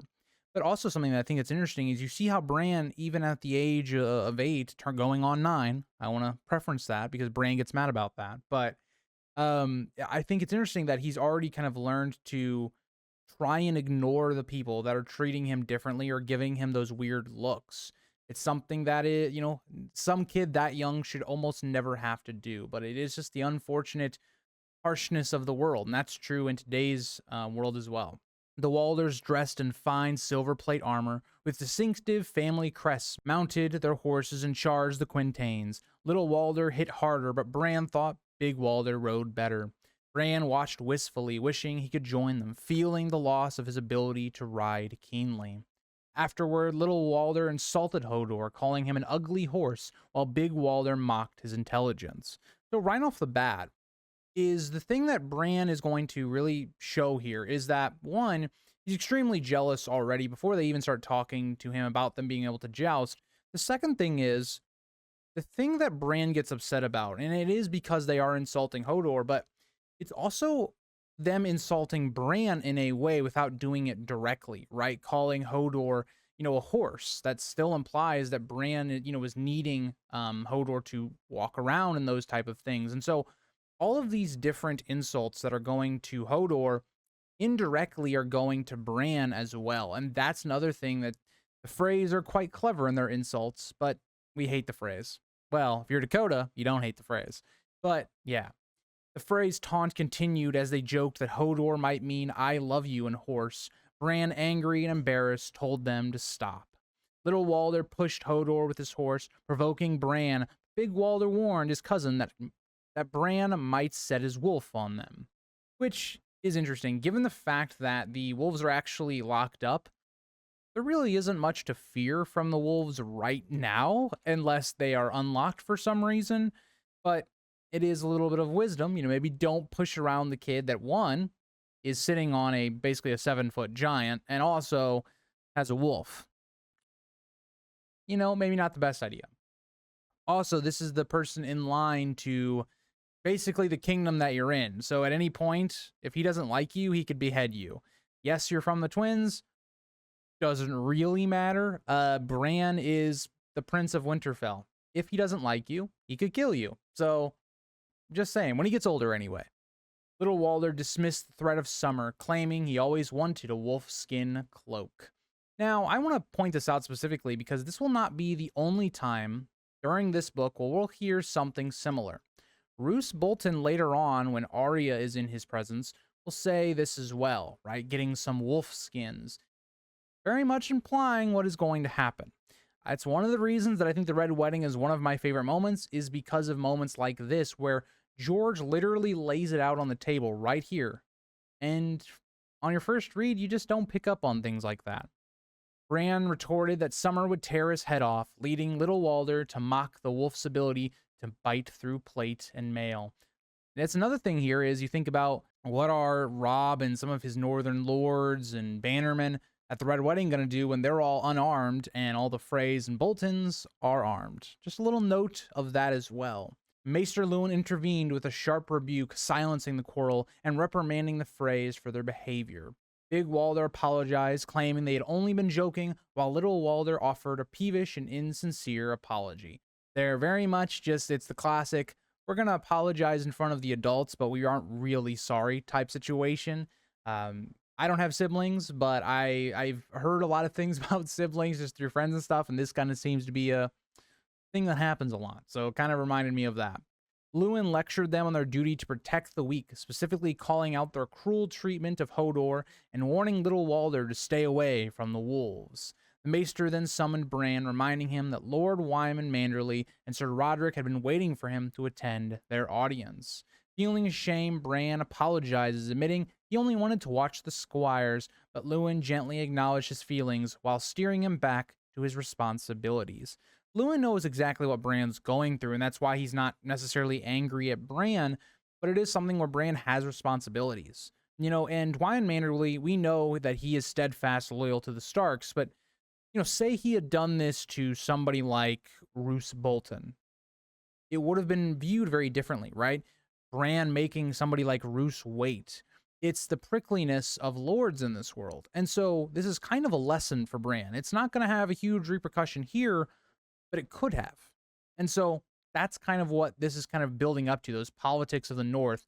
And it's going to have a huge this is a huge part really of all of the books, is just how are lords prickly and how you have to navigate all of them. Hodor carried Bran into the Great Keep to join Maester Luwin for the audience with Lord Wyman and Sir Roderick, and that'll get us into page 187. Maester Luwin warned Bran not to speak during the audience unless directly addressed, emphasizing again his young age. Maester Luwin doesn't want Bran to say anything rash or to get people's hopes up. He wants Bran to really just be in, okay, if he's directly addressed, answer their question to the best of your ability or whatnot, and let Roderick do all the talking, because Roderick is the person that's really in charge while Robb is gone. So that's kind of the whole point here. Bran promised to remain silent and thanked Lewin for not informing Sir Roderick about his earlier quarrel with the Freys. Seated in his father's oak chair at the head of the table, Bran apologizes to Lord Wyman for being late. Lord Wyman has a very cheerful and great response to this, talking about, princes are never late. Those that came early are early. I really like Wyman, and we don't really get to see the full extent of his character until Dance, but it's just a really nice introduction into the character because we don't get to meet Wyman Manderly. Catelyn, she does go with the Manderlys, like she comes with the Manderlys to find Robb in a Game of Thrones when he's at Mokalan. We don't actually get to meet Wyman Manderly, so this is really our first introduction to a fantastic character. The meeting began with Lord Wyman discussing the appointment of new custom officers for White Harbor, as the previous ones had diverted funds to King's Landing instead of supporting King Robb. This is treason. Regardless of if it was an accident or whatever, that is treason, because now this kingdom is independent. Any laws that are going by King's Landing, any taxes, those things will now go to Robb, not the crown. He proposed minting coins for the north in White Harbor and detailed the fortifications he added to the port, presenting a breakdown of costs. And what I think is interesting about this idea of Robb making his own coins, it's not something unheard of. Daemon Blackfyre during the first Blackfyre Rebellion was also doing something very similar.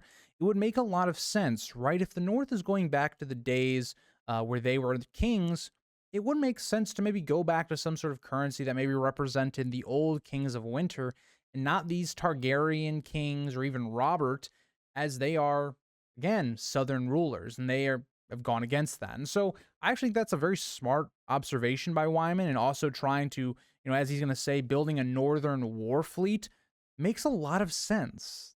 The one thing that the Starks and the Riverlands do not have really is a navy. Now, for the Riverlands, it makes a lot of sense because only a very small portion of the Riverlands is actually attached to the open ocean. So they don't really have a big need for a navy. You think about the main, I would say, area that would be worried about a navy would be for Seaguard, because they're attacked by the Greyjoys, quite a big amount. That kind of goes into a lot of their lore. It's why, for instance, when we saw Theon I, the Mallisters and the Greyjoys don't exactly have good relations, even though Theon and Lord Mallister's son had a pretty good relationship. That's the whole idea. So the having a navy would really be very beneficial. It would allow for Robb's troop movements to be even better, right? Not only is Robb already really good at maneuvering his troops with the help of the Blackfish, if he had, ships, he would be able to move forces in different areas and reinforce other areas a lot quicker. And so I think Wyman Manderly makes a lot of really good suggestions. It's why I think he's going to be someone that's very valuable to whoever the ruler of the North becomes in the Winds of Winter and then also into the future. He seems like a very intelligent and smart person when it comes to politics and things like that. We also get a note to, once again, Brandon the Burner, who destroyed his father's ships. That was the last time the North really had a great navy. We also had heard about that in the past with Bran chapters, so not a ton of new information, so I didn't really want to talk about it too much. But while Bran found the idea of warships exciting and imagined commanding one, Sir Roderick gives his classic response, which will be uttered a number of times in this chapter, that he promised to send the proposal to Robb for review. The meeting extended into midday, and Maester Lewin arranged for a simple meal of cheese, capons, and oat bread to be served in the solar. And that gets us into page 188. Getting into page 188, while eating, Lord Wyman Manderly casually, and I think this is the interesting part, right? Lord Wyman Manderly kind of brings up this idea of marrying Lady Hornwood, or one of his sons marrying Lady Hornwood, very casually. Like he's been kind of doing all these pleasantries and just tries to slip it in there like he didn't even hear it.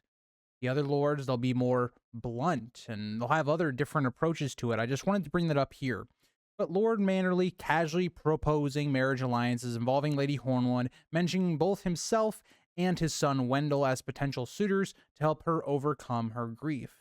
Bran is uninterested in this. He doesn't care about marriage proposals and things like that. He wishes he could be outside in the yard where the sounds of sparring drifted through the windows. But after the meal, Lord Wyman raised the issue of a letter from Lord Tywin Lannister, offering to release his son Willis without ransom if he withdrew his support from Robb and pledged neutrality. Now, of course, Lord Wyman is not going to flip on the North by any means, but it's kind of showing what little things Tywin's trying to do, right? He's already sending letters to the houses in the North trying to sway them against the Starks, something that would also catch the notice of somebody like Roose Bolton, and something that will already start beginning to be planned.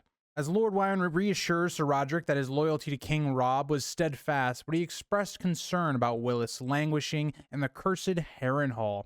He hoped for a captive exchange to free his gallant and eager son. This does two things right away. One, it's going to tell us right away that there are people that are, at Harrenhal that are going to be captives. That's important for Arya's storyline later on and building up that idea.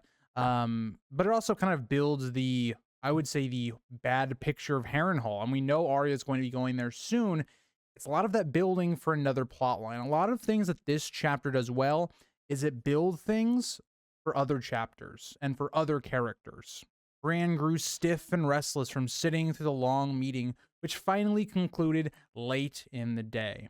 Could you imagine a kid, having to, from morning all the way to the evening, sitting in one spot and listening to just people talk about very adult-like things? Take it a step further. Imagine you have a child. Do you think they could even do that? It shows how mature Bran is even at this young age. That he'd be able to do that. I cannot name any kids that would be able to do that. I remember when I was younger, my parents always took me to church every Sunday with my grandparents. And I remember always there were just, especially as I got older, it was harder to sit there and just listen to it because fortunately, especially when you're young, church is not the most interesting thing in the world. I can't imagine sitting there for hours and hours like Bran. But that evening, Lady Donella Hornwood arrived at Winterfell with only 6 weary men-at-arms, grieving the deaths of her husband and son. She appeared frail and drained. Now think about why Ramsay is going to do what he eventually does. Lady Hornwood doesn't seem to have the most amount of men or any of those things. She's very much in a weakened position. You think about Lord Mannerly, when he comes to Winterfell, he shows his strength. He makes that well known. Lady Hornwood does not do that. Bran greeted her with condolences, expressing Winterfell's respect and remembrance of her family's sacrifices, and Sir Roderick granted her leave to rest, deferring further discussions until the next day. And this is kind of the main plot, in my opinion, of the chapters. Who's going to marry Lady Hornwood? And it's not the most happiest prospect, especially when you consider what's going to happen to this character. But that's going to get us to page 189. The next morning was devoted to practical discussions about preparing for the coming winter, focusing on grain storage, preserving food, and adjusting harvest portions. Maester Luwin suggested increasing Lady Hornwood's stored harvest from 1/5 to 1/4, which she agreed to. Yes, and this is the big part of the North, right? They have to be the most prepared because they are already in the deep North. The winter will hit them the hardest. And so having that grain and that food set aside will help you survive, even though winter is still going to claim a number of lives. Now, this might all be for naught. We don't know how long this long night, the White Walkers coming south of the wall is going to last. It actually might be a very short thing. But given the past, it makes a lot of sense of what Luwin is telling them. What I think is even more surprising is that Luwin has to tell these people to begin with, right? You would think there would be almost a guide of how to save food for the winter, because he tells this to multiple people. It is a little interesting. These are houses of the North, and they still need reminding that winter is coming. Maybe that's why it's the motto for the Starks. Lady Hornwood warned of troubling developments at the Dreadfort, where Ramsay Bolton, the illegitimate son of Roose Bolton, was gathering men. She expressed concern about Ramsay's ambitions and cruelty, mentioning disturbing tales of his hunts and his servant Reek. This is the first time we really get any type of background or character for the character of Ramsay. Now, it's already disturbing what the implication is, that it seems like Ramsay is hunting people. And so when you get this idea, because they're also going to talk about, a bastardry in this chapter, this is like the other side of it, where Bran looks at bastards very differently because he grew up with Jon, and Jon was like a brother to Bran. So he views bastards very differently than a lot of other people do. This is kind of that opposite side where Ramsay is definitely the bad blood bastard. Like, it fits perfectly into bastards are just not great people. And so when you hear this stuff going on, but you also, I'm going to have a map up during this little section here, but you think about the Dreadfort lands, the Bolton lands, they are very close to the Hornwood land. And when you think about that, you have to be worrying because, yes, you're all part of the North, you're under Robb Stark, but when you see this guy that has a really bad reputation already, amassing forces, his banner is literally a flayed guy, you're going to worry. And I think the North really doesn't take focus of this or take note of this. I know Roderick says, oh, if he does anything, we'll come to your aid and all that stuff. But it's like, you're really just not protecting from what the issue is likely going to be. Bran thinks about wanting to give her more men, which is what they should do. And I know it might be hindsight because we know that Ramsay actually will invade the Hornwood lands and will take Lady Hornwood as basically forced upon wife to get her lands. It is one of those things where you're thinking about this and everything that Lady Hornwood just told you, Roderick just kind of discounts and tries to reassure her. It doesn't really do anything for her.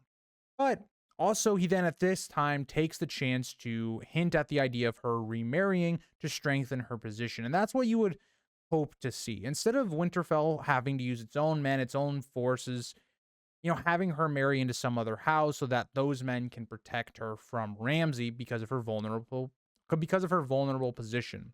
Now, the issue with that is that Lady Hornwood is not an age of, having children, I should say, because she's a little bit too old for that. And so at this time, what do you do about the Hornwood line, right? You can't have any children, so what is going to happen about that? And men may also look at her and go, okay, well, I can't have children with her, so what's the point, right?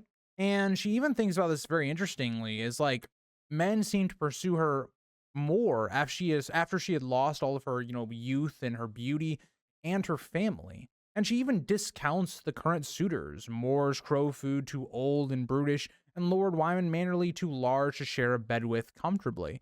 It's very important that Lady Hornwood already understands her position. She seems very intelligent. Unfortunately, I just don't think Roderick, Lewin, and Bran do enough to help her. Bran, still a child, imagined the logistics of such a union in his own way, likening sleeping beneath Lord Wyman to being crushed under a horse.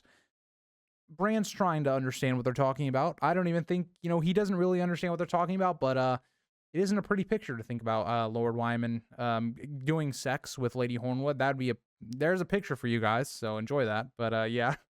After Lady Hornwood departed, Maester Lewin teasingly suggested that she might be interested in Sir Roderick as a suitor. Well, this lighthearted comment contrasted again with the grim tone. We just got done talking about Ramsay and Lady Hornwood's position, and Lady Hornwood does flirt with Roderick. She says, maybe don't look so far for a suitor. My boy Roderick, I guess he'd just be chatting up the women. I guess that's all we got. But that gets us into page 190 where Roderick explains why that's not such a good idea. So getting into page 190, Sir Roderick cleared his throat and looked uncomfortable as he began discussing a woman who posed a danger to the peace of Bran's brother's realm. Which is completely true, right? If somebody marries Lady Hornwood that is, offending the other, could lead to infighting, and that's something you just don't need right now while Robb's in a war. And so Lady Hornwood does possess quite a hurdle that they have to figure out how to go through. But Maester Lewin explained the political implications of her lack of a direct heir. That, again, there's going to be a lot of different claimants, and whoever is given that land is going to gain quite a lot. So they kind of go through the claimants where have families such as the Tallhearts, Flints, and Karstarks, which are all connected into the House Hornwood through the female line. And the Glovers also had a connection through Lord Harry's bastard, being the former Lord Hornwood. So who do you go to, right? Do you go through the female line? Do you go through the bastard line? It's something very similar that Robb is going to deal with his will if he was to die. And so it's very interesting because Bran right away kind of goes a different approach than everybody else.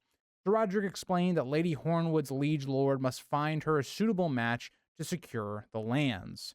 Bran suggested that Sir Roderick marry her, but the knight explained that he was too old and that such a match would not be enough to protect Lady Hornwood's lands on Beth's prospects, which is unfortunately true. Roderick is not the ideal candidate for her, even though the two seem to have some chemistry. And unfortunately, in this world, we see that all too often, that true love does not outweigh what is politically best. And so Bran takes another approach, and he's very maybe wise to do so because he doesn't have this prejudice against bastards. He proposed that Lord Hornwood's bastard could be the heir, but this also comes with problems. For one, that, again, the Glovers might favor this, but others probably would not. One of those being Lady Hornwood, as the boy was not of her blood. It would be kind of like an insult, right? It's the way that Catelyn reacts to Jon Snow being the heir to the North, right? To being the king of the North. It's the same like idea there. Maester Luwin agreed that it was something to consider as Lady Donella was past her fertile years. Bran excused himself from the discussion, hearing the sounds of squires practicing swordplay below, and was permitted to leave. Finally, my boy Bran's been putting in a shift, and they finally let him do something other than just sitting there. Bran was pleased with the conversation, though, finding being a lord less tedious than he had feared, especially after Lady Hornwood's brief visit. He looked forward to spending time with his direwolf Summer, and found the wolf waiting for him in the Godswood. As Bran walked with Hodor toward the Heart Tree, he noticed Shaggy Dog watching from the undergrowth, but Rickon's wolf vanished quickly. Hodor guided Bran to the edge of the pool beneath the Heart Tree, a place where Lord Eddard used to kneel to pray. Again, thinking of his father, he's going to be seeing ghosts of the people that are no longer here from his youth and still in his youth, but just from his younger years. And it's interesting that he brings up this memory because he's going to see something like that in his visions with Brendan in Dance with Dragons, his last chapter that we have of the entire series as of right now. But that'll get us into page 191. Bran and Hodor arrived at the pool where ripples were running across the surface, causing the weirwood's reflection to shimmer, though there was no wind. Very interesting, very puzzling, but then it's answered very relatively quickly, as Osha suddenly emerged from the water with a large splash, causing Summer to leap back and snarl, and Hodor, startled, wailed Hodor in dismay until Bran reassured him. A lot of interesting things to pop up right away. You know, bathing in these pools, something that you don't see very often. But number two, going into the woods with the wolves there. It seems like they have some, knowledge that Osha is somebody that shouldn't be messed with, that she's more friendly. I think that's very interesting. It's something that I don't think a lot of people would pick up here, but you got to remember, Shaggy Dog and Summer are also in here with her, and she seems to have no fear of them. Bran asked Osha how she could swim in the cold water, and she explained that she had grown up with the cold and liked it, having suckled on icicles as a child. Osha swam to the rocks, rose dripping wet, and revealed herself naked. Bran noticed her bumpy skin, and Summer cautiously approached her, sniffing. Now, again, Bran, seeing a naked, full-grown woman, he doesn't know what to think. He's 8. He's figuring stuff out. Bran asked if she had touched the bottom of the pool, and Osha speculated that there might not be a bottom at all. She then jokingly asked if Bran had never seen a woman before. And Bran had, but not truly, really. He had seen his sisters who were just, girls. They were just a little older than he was. And he had seen other women, apparently. That's what he says. But Osha looked different. More hard, with a flat chest and noticeable scars. She's not as womanly, is what Bran has been taught to believe, right? Women, I shouldn't say in the North, but women in general in the Seven Kingdoms don't have to be warriors, do a bunch of hard labor. That's kind of left up to men, and Osha definitely is not one of those people. Osha explained that each scar was hard-earned and described her past experiences fighting men, particularly Black Crows, being the Night's Watch, and how she had killed one of them. She also mentioned hearing gossip about Bran and the Freys, warning him about mocking giants and suggesting that it was a strange world when a cripple had to defend a boy. A boy that big, Hodor being this giant of a guy. And so I think that's interesting, right? Where you have this dynamic where it's all messed up, right? You think about the prince but he's crippled and he's having to defend this big dude. It's all about that kind of idea of power that Varys kind of talks about. But just thought it was an interesting little thing that Osha brings up. Bran recalled an incident from his childhood when Hodor had been tormented by other boys in the market square, never fighting back despite the abuse. Bran mentioned that Septon Chael, I'm going to say, it's probably not right, had described Hodor as having a gentle spirit, which Hodor does until Bran starts to, go into side of his head. But, yeah. Osha acknowledged Hodor's strength, remarking that he could kill a man if he wanted to, but cautioned both Bran and Hodor to watch their backs, especially around the Walders. And he is correct. Another little sign there, another little wink by George to not trust the phrase, and also what we will see to come with the character of Hodor whenever Bran, wargs him. But that'll get us into page 192. Osha remarked on the big one they call little, referring to someone who is big outside but little inside, and mean down to the bones, referring to Big Walder, of course. She was wary of the direwolves, mentioning how Summer and Greywind had torn wildlings apart when she was captured. These wolves, they may be young, they are still vicious. There's a reason that Greywind goes into battle with Robb. Bran responded that Walder would never hurt him because he was scared of Summer, but Osha suggested the man might not be as stupid as he seemed, or perhaps he was, which could lead to trouble. Osha then tied up her hair and said her business was in the kitchens, warning Bran to lie better about his wolf dreams, as she basically had asked him did he have any wolf dreams, and Bran kind of lied about it. And Bran thought she should never have mentioned the dreams. He doesn't like being reminded of these dreams where he's in a wolf's, skin, and he's able to walk and do all these other things that Bran himself cannot do. Hodor carried Bran to his bedchamber, and Bran struggled to stay awake, but eventually he fell asleep. He dreamed of the weirwood, its red eyes watching him, and the three-eyed crow pecking at his face while calling his name. Calling him to come north is what it seems to be, but also interesting that he just goes to, a weirwood tree and instantly has those dreams, trying to awaken him. Bran was awakened by the blasts of horns, hearing the sounds of horses and shouting. He recognized the banner of the Umbermen, signaling that they had arrived from the north. And unfortunately, they are not going to be the most pleasant of people. The next day, 2 Umbermen, uncles of the great Jon, came for an audience. They were older, with white beards and bear-skin cloaks. One of them, Mors, had lost an eye to a crow and now wore dragon glass in its place. He was nicknamed Crow's Food for the tale of him biting off a crow's head. Bran's brother, Hother, was also known as Horsebane, though Old Nan never explained why. Not a tale that you should be telling a little kid, I would say, but it really shows you the Umbers. They're very violent people, very, I would say, brutish, and very to the point, as the Moors immediately proposed to marry Lady Hornwood. You think about the differences in approaches, right? Where, Manderly was very subtle and trying to layer it in pleasantries. Moors get straight to the point, almost similar to somebody like maybe Roose in a way, not wasting words. He argues that as an Umber, he was the best choice to protect her lands, and Maester Lewin replied that Lady Donella was still grieving. Mors makes a nice little comment and crude remark that a cure for grief is under his furs, prompting laughter. And Bran, of course, doesn't understand this at all, but Sir Roderick courteously thanked him and promised to bring the matter to Lady Hornwood and the king. But that gets us to page 193, where the Umbers are not done. The Umbers still have some complaints and things that they want to bring up.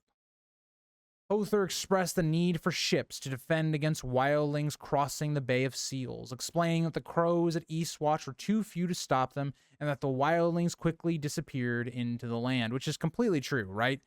The Night's Watch just doesn't have all the men to stop all these incursions, and the Umbers are going to be dealing with a lot of that because of the position of their land and being so far up north.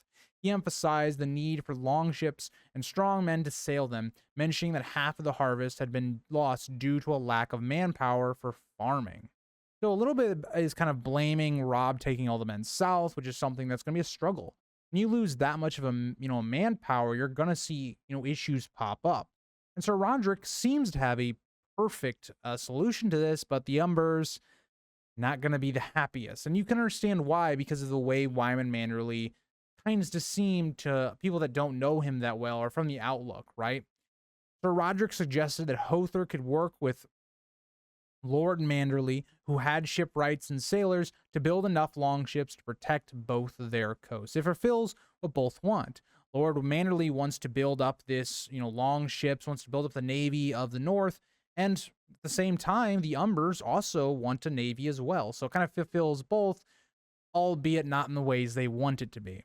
And he also, quickly, Roderick is very smart to do this, says that they will work with Manderley or the king would find out why. This instantly gets the Umbers to cooperate, which is to Bran's surprise. While the audience was in session, the Glover men arrived from Deepwood Motte, along with a large group from the Talharts of Torrens Square.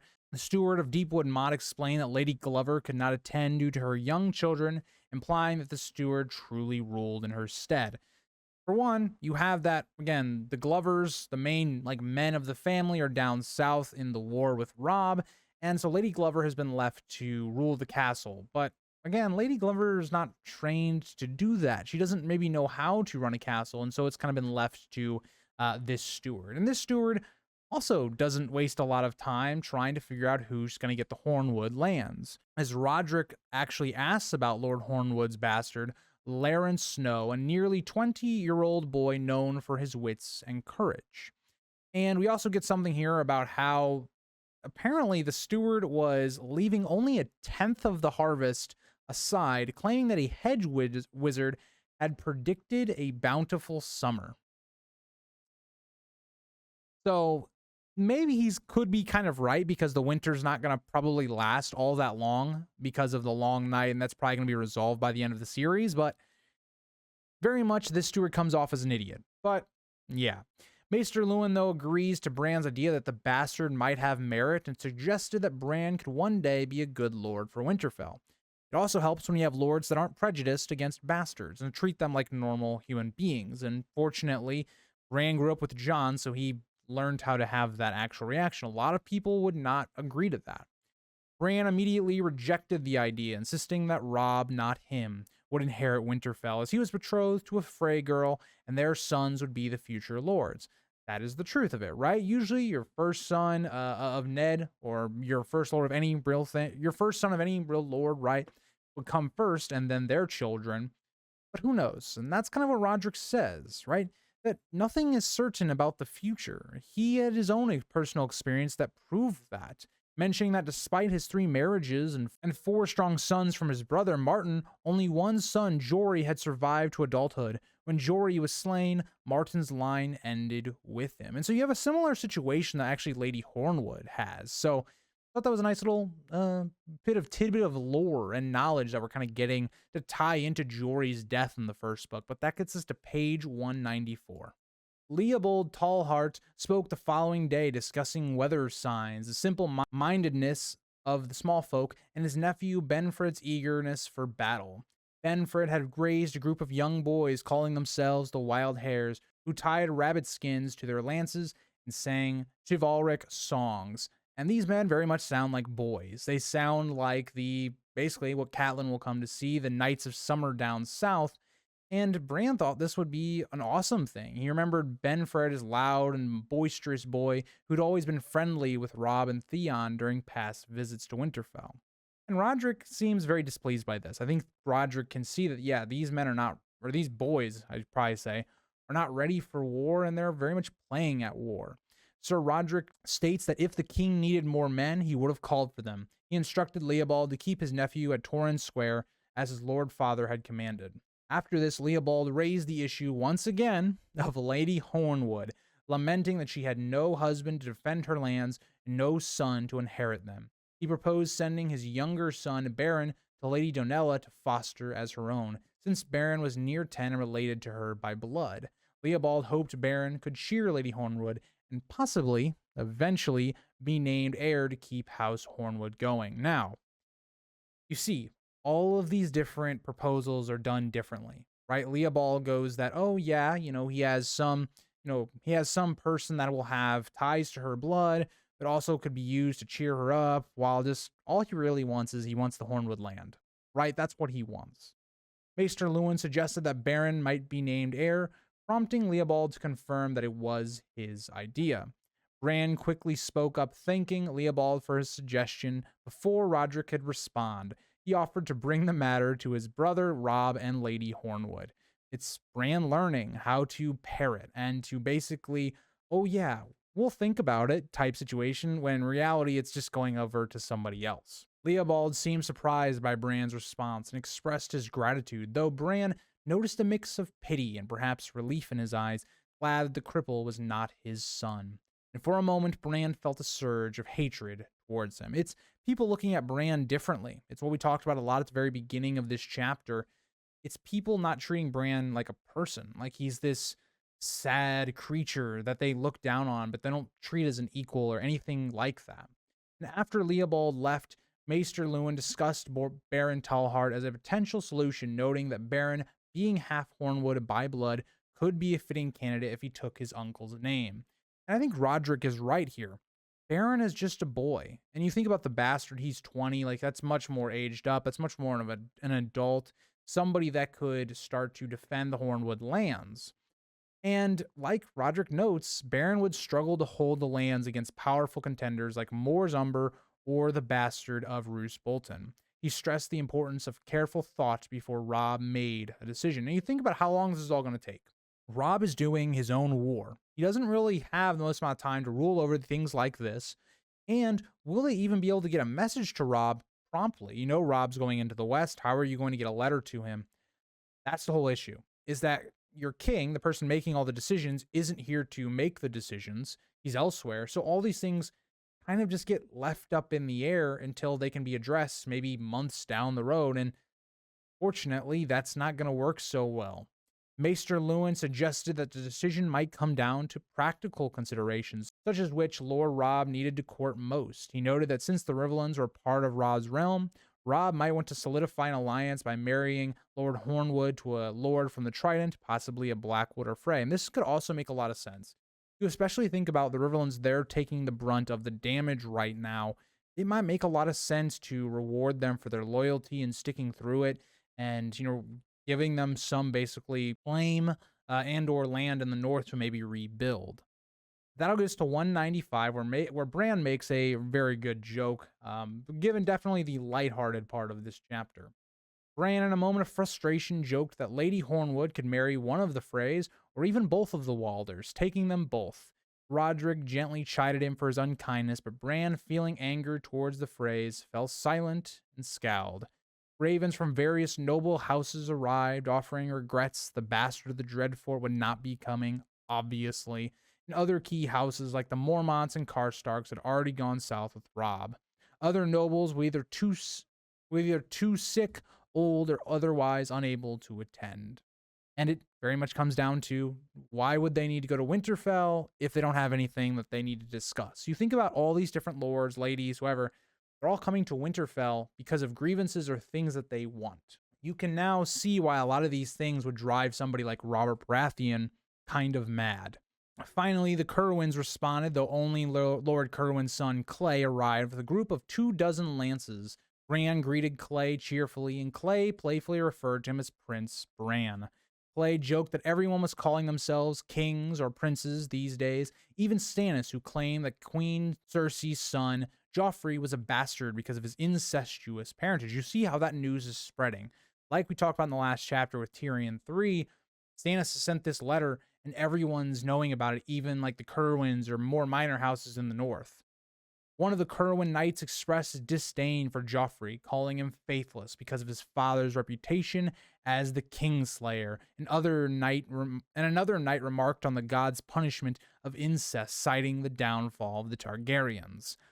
I will say that took like 300 years, so I don't know. And even by that point, they almost basically had tried to stop doing incestuous marriages, so I don't know if I go that far. This conversation caused Bran great anxiety, making him feel as if he couldn't breathe and as if a giant hand was crushing his chest. He gripped Dancer's reins desperately, feeling like he was falling.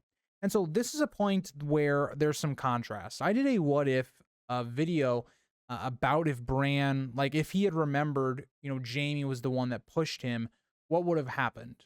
And a lot of people seemed to kind of pushed back on that video because they thought that Bran already knew who pushed him, and it's not apparent at all. At no point does Bran like know it's Jaime or Cersei, but even here he has a reaction to it, and he doesn't even seem to know why. He just wants to get out of this conversation, doesn't want to talk about it because it seems like there's something that feels off about it. Bran doesn't remember it. Even Bran at the very end of this chapter will have a dream about that night, but he doesn't know who the person is. He doesn't specifically name drop Jaime. That's why I believe Bran doesn't actually like know what truly happened, that Jaime pushed him off and what he actually saw, because that's not made very clear here. It seems like Bran very much is feeling like there's something I should be remembering here. There's some hole in my memory, but I can't really put it in that, tie that connection, because I very much believe that the Three-Eyed Crow took that memory from him to basically have those events play out to where Bran would then eventually get to Brynden. And so that plays out because, well, Theon and the War of the Five Kings pushes Bran out of his home. So I wanted to make that kind of clear here in my thoughts on that. Bran's distress was noticed by Clay, who asked if he was unwell, but Bran managed to steady himself, responding that Robb will beat him too, referring to Stannis as another, again, king. Bran then turned Dancer's head toward the stables, trying to escape the conversation as terror and confusion overwhelmed him. Again, remember, confusion, right? Bran is not clear as to what is going on, why he's having this reaction, but he just feels uncertainty and he wants to get out of this conversation. That gets us into the last page of the chapter, page 196. That night, Bran prayed to his father's gods, hoping for dreamless sleep, but the gods mocked him with a nightmare worse than any wolf dream. He seemed to basically be recounting the night of his falling. In the dream, the Three-Eyed Crow appeared, crying, "Fly or die," and pecked at Bran relentlessly. He pleaded, but the crow showed no mercy, gouging out both of his eyes. In darkness and pain, Bran screamed as the crow drove its beak deep into his skull, splitting his head apart. The agony felt like an axe splitting his mind open. Now, there's a couple things I want to point out here.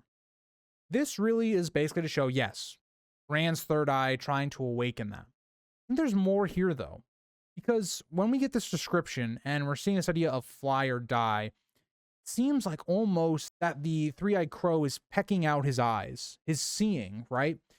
I almost think that also seems to refer to what happened the night that he was pushed. That, again, that memory of his eyes, his remembrance of that is gone. He doesn't remember exactly what happened. When the crow finally pulled its beak away, Bran regained his sight, only to see himself clinging to a tower miles high, his fingers slipping from the stone. His legs, dead and useless, dragged him downward as he cried for help. There was no escape. A golden man appeared above him and pulled him up, only to coldly toss him into the air, saying, "The things I do for love." Bran fell, terrified, feeling the weight of his helplessness in the dream. So again, it seems like the Three-Eyed Crow is almost giving him part of his dream back, or what actually happened, his memory, but not fully. It seems like him coming into this knowledge of Cersei and Jaime and Joffrey and all that have awoken part of that memory that was taken from him. And so he's not getting the whole thing, but he's getting part of that memory back. Because think about the way he describes it, a golden man. He doesn't know who this golden man is. He doesn't describe him as Jaime Lannister. So that's my argument for why I don't think Bran actually remembers truly what actually happened. But that is the end of Bran II. I really like Bran II. I think it's a really great chapter in showing us kind of that northern politics going on. I think it does a lot for Bran as a character. I distinctively remember this as being one of my favorite chapters for Bran of this book. I know there's some other good ones when he gets introduced to the Reeds and stuff like that. And even his last chapter is really good as well. But I hope you guys all enjoyed. I'm not sure how long this one's going to be. I do feel like these Bran ones, even though this is a very long chapter in terms of some of the other ones we've done so far, especially the last couple of weeks, the recording doesn't seem to be as long as it would imply with that page length. A lot of it just comes down to Bran is not the most interesting character. Like, he's not having the most insightful, like, thoughts or conversations. So, yeah. All right, hello, YouTube. Welcome back to the Grease Goblins YouTube channel. Today's video, we're going to be doing Tyrion IV, A Clash of Kings. And once again, we're back with Tyrion. We basically had one chapter of him and Tyrion III like 2 weeks ago, and we're already back. It reminds me a lot of Ned from book 1. But let's not waste any time. Let's get into Tyrion IV, as it's all about the 3 meetings he's going to have with Pycelle, Varys, and also Littlefinger. Getting into page 197, Grand Maester Pycelle apologizes for the early dawn meeting, citing his difficulty sleeping in his old age. He claimed he preferred to rise early rather than lie awake, worrying about unfinished tasks through his sleepy demeanor, which suggested otherwise. I think Pycelle is very obviously playing kind of 2 different people. The old person that nobody is going to really take seriously, kind of what the show really expanded on. But then also, using something that Barristan's going to kind of talk about. Like, Barristan's somebody that didn't like to sleep a lot because it may be the last time that he goes to sleep, right? That he's actually alive. So many people, die in their sleep. And when you get to an older age, that might start being more of a worry. But yeah. Either way, in the chambers beneath the rookery, Pycelle's serving girl brought breakfast: boiled eggs, stewed plums, and porridge. Pycelle kind of talks about how he kept his table simple out of respect for the many who go hungry in difficult times. I highly doubt Pycelle actually does that. That's what he's at least showing to Tyrion anyway. He wants to be viewed as somebody that is not a threat to Tyrion. That's, again, you can look over him. You don't need to send him to the wall, for instance, like he did with Janis Slint. That's something that a lot of these people are going to be thinking about, right? Is how much power Tyrion truly has right now.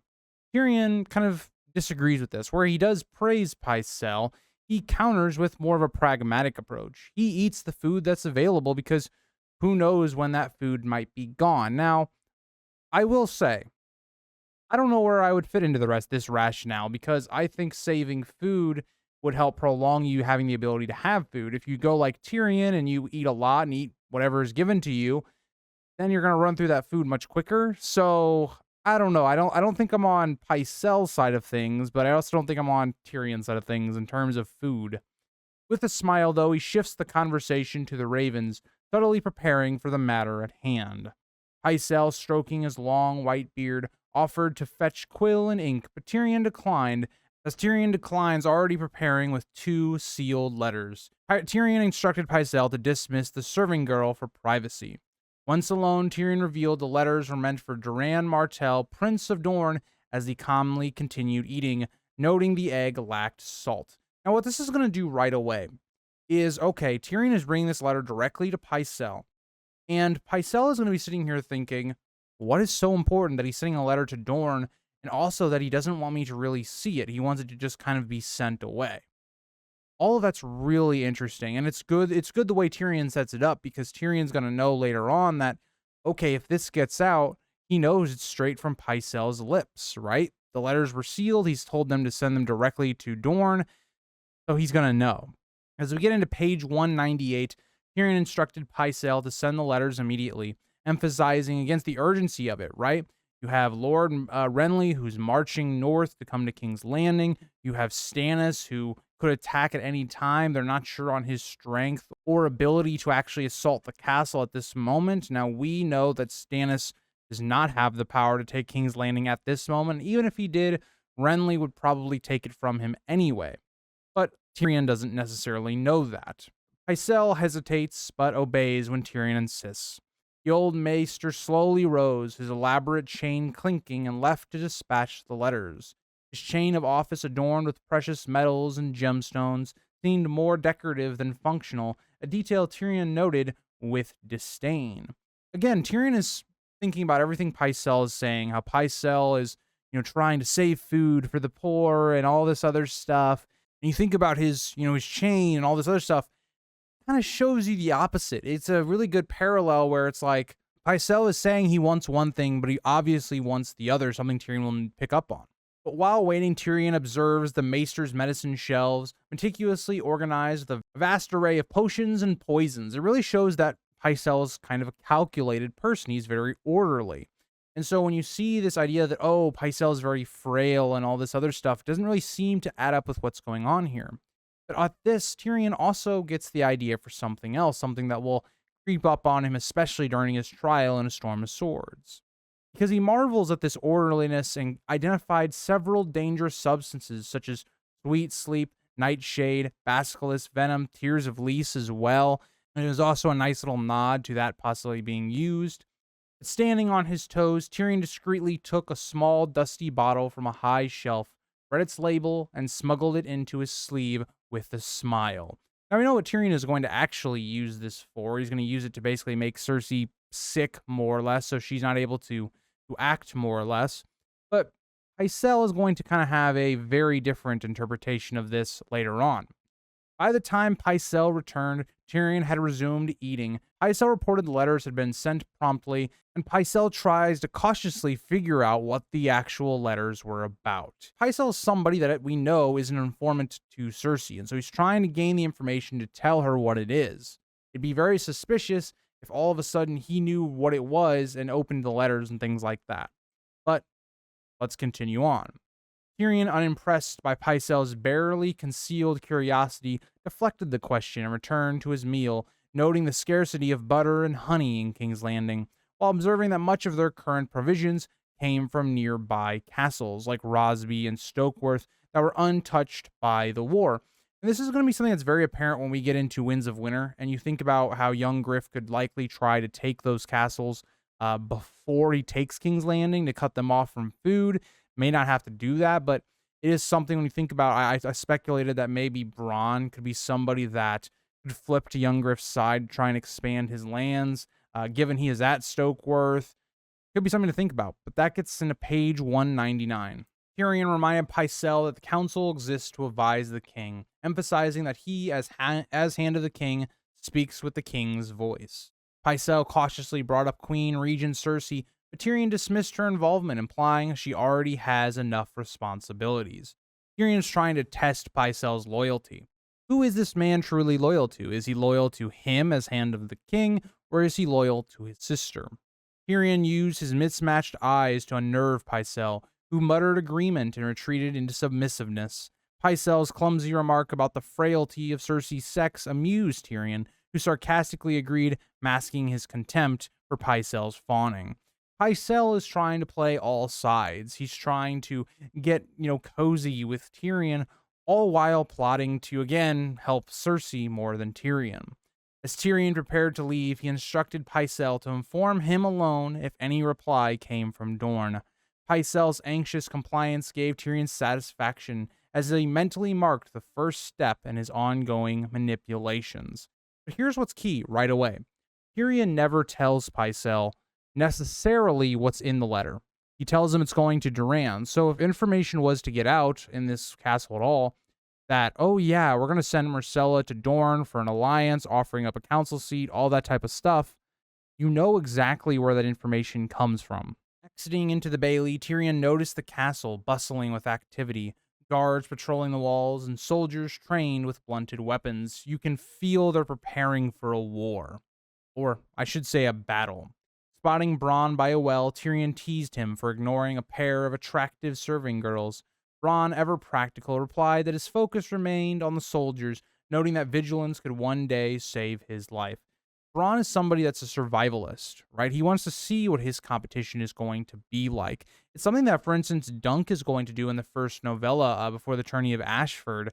He does the exact same thing, trying to survey the competition. And that's more apparent for Bronn right now than women are.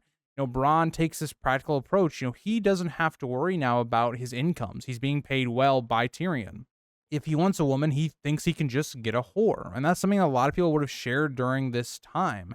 And it's something that's weird because you think about, what's the point of putting in this effort to get women when, somebody like Bronn can just pay for one? And it's a really weird moral conundrum because, you think about even our access now to, for instance, sex or things like that. You can just type into your phone and go to some website and see all those things, which is very different than how things were in the past. And that's kind of changed us as a society. And I think that can be relevant to kind of here with Bronn.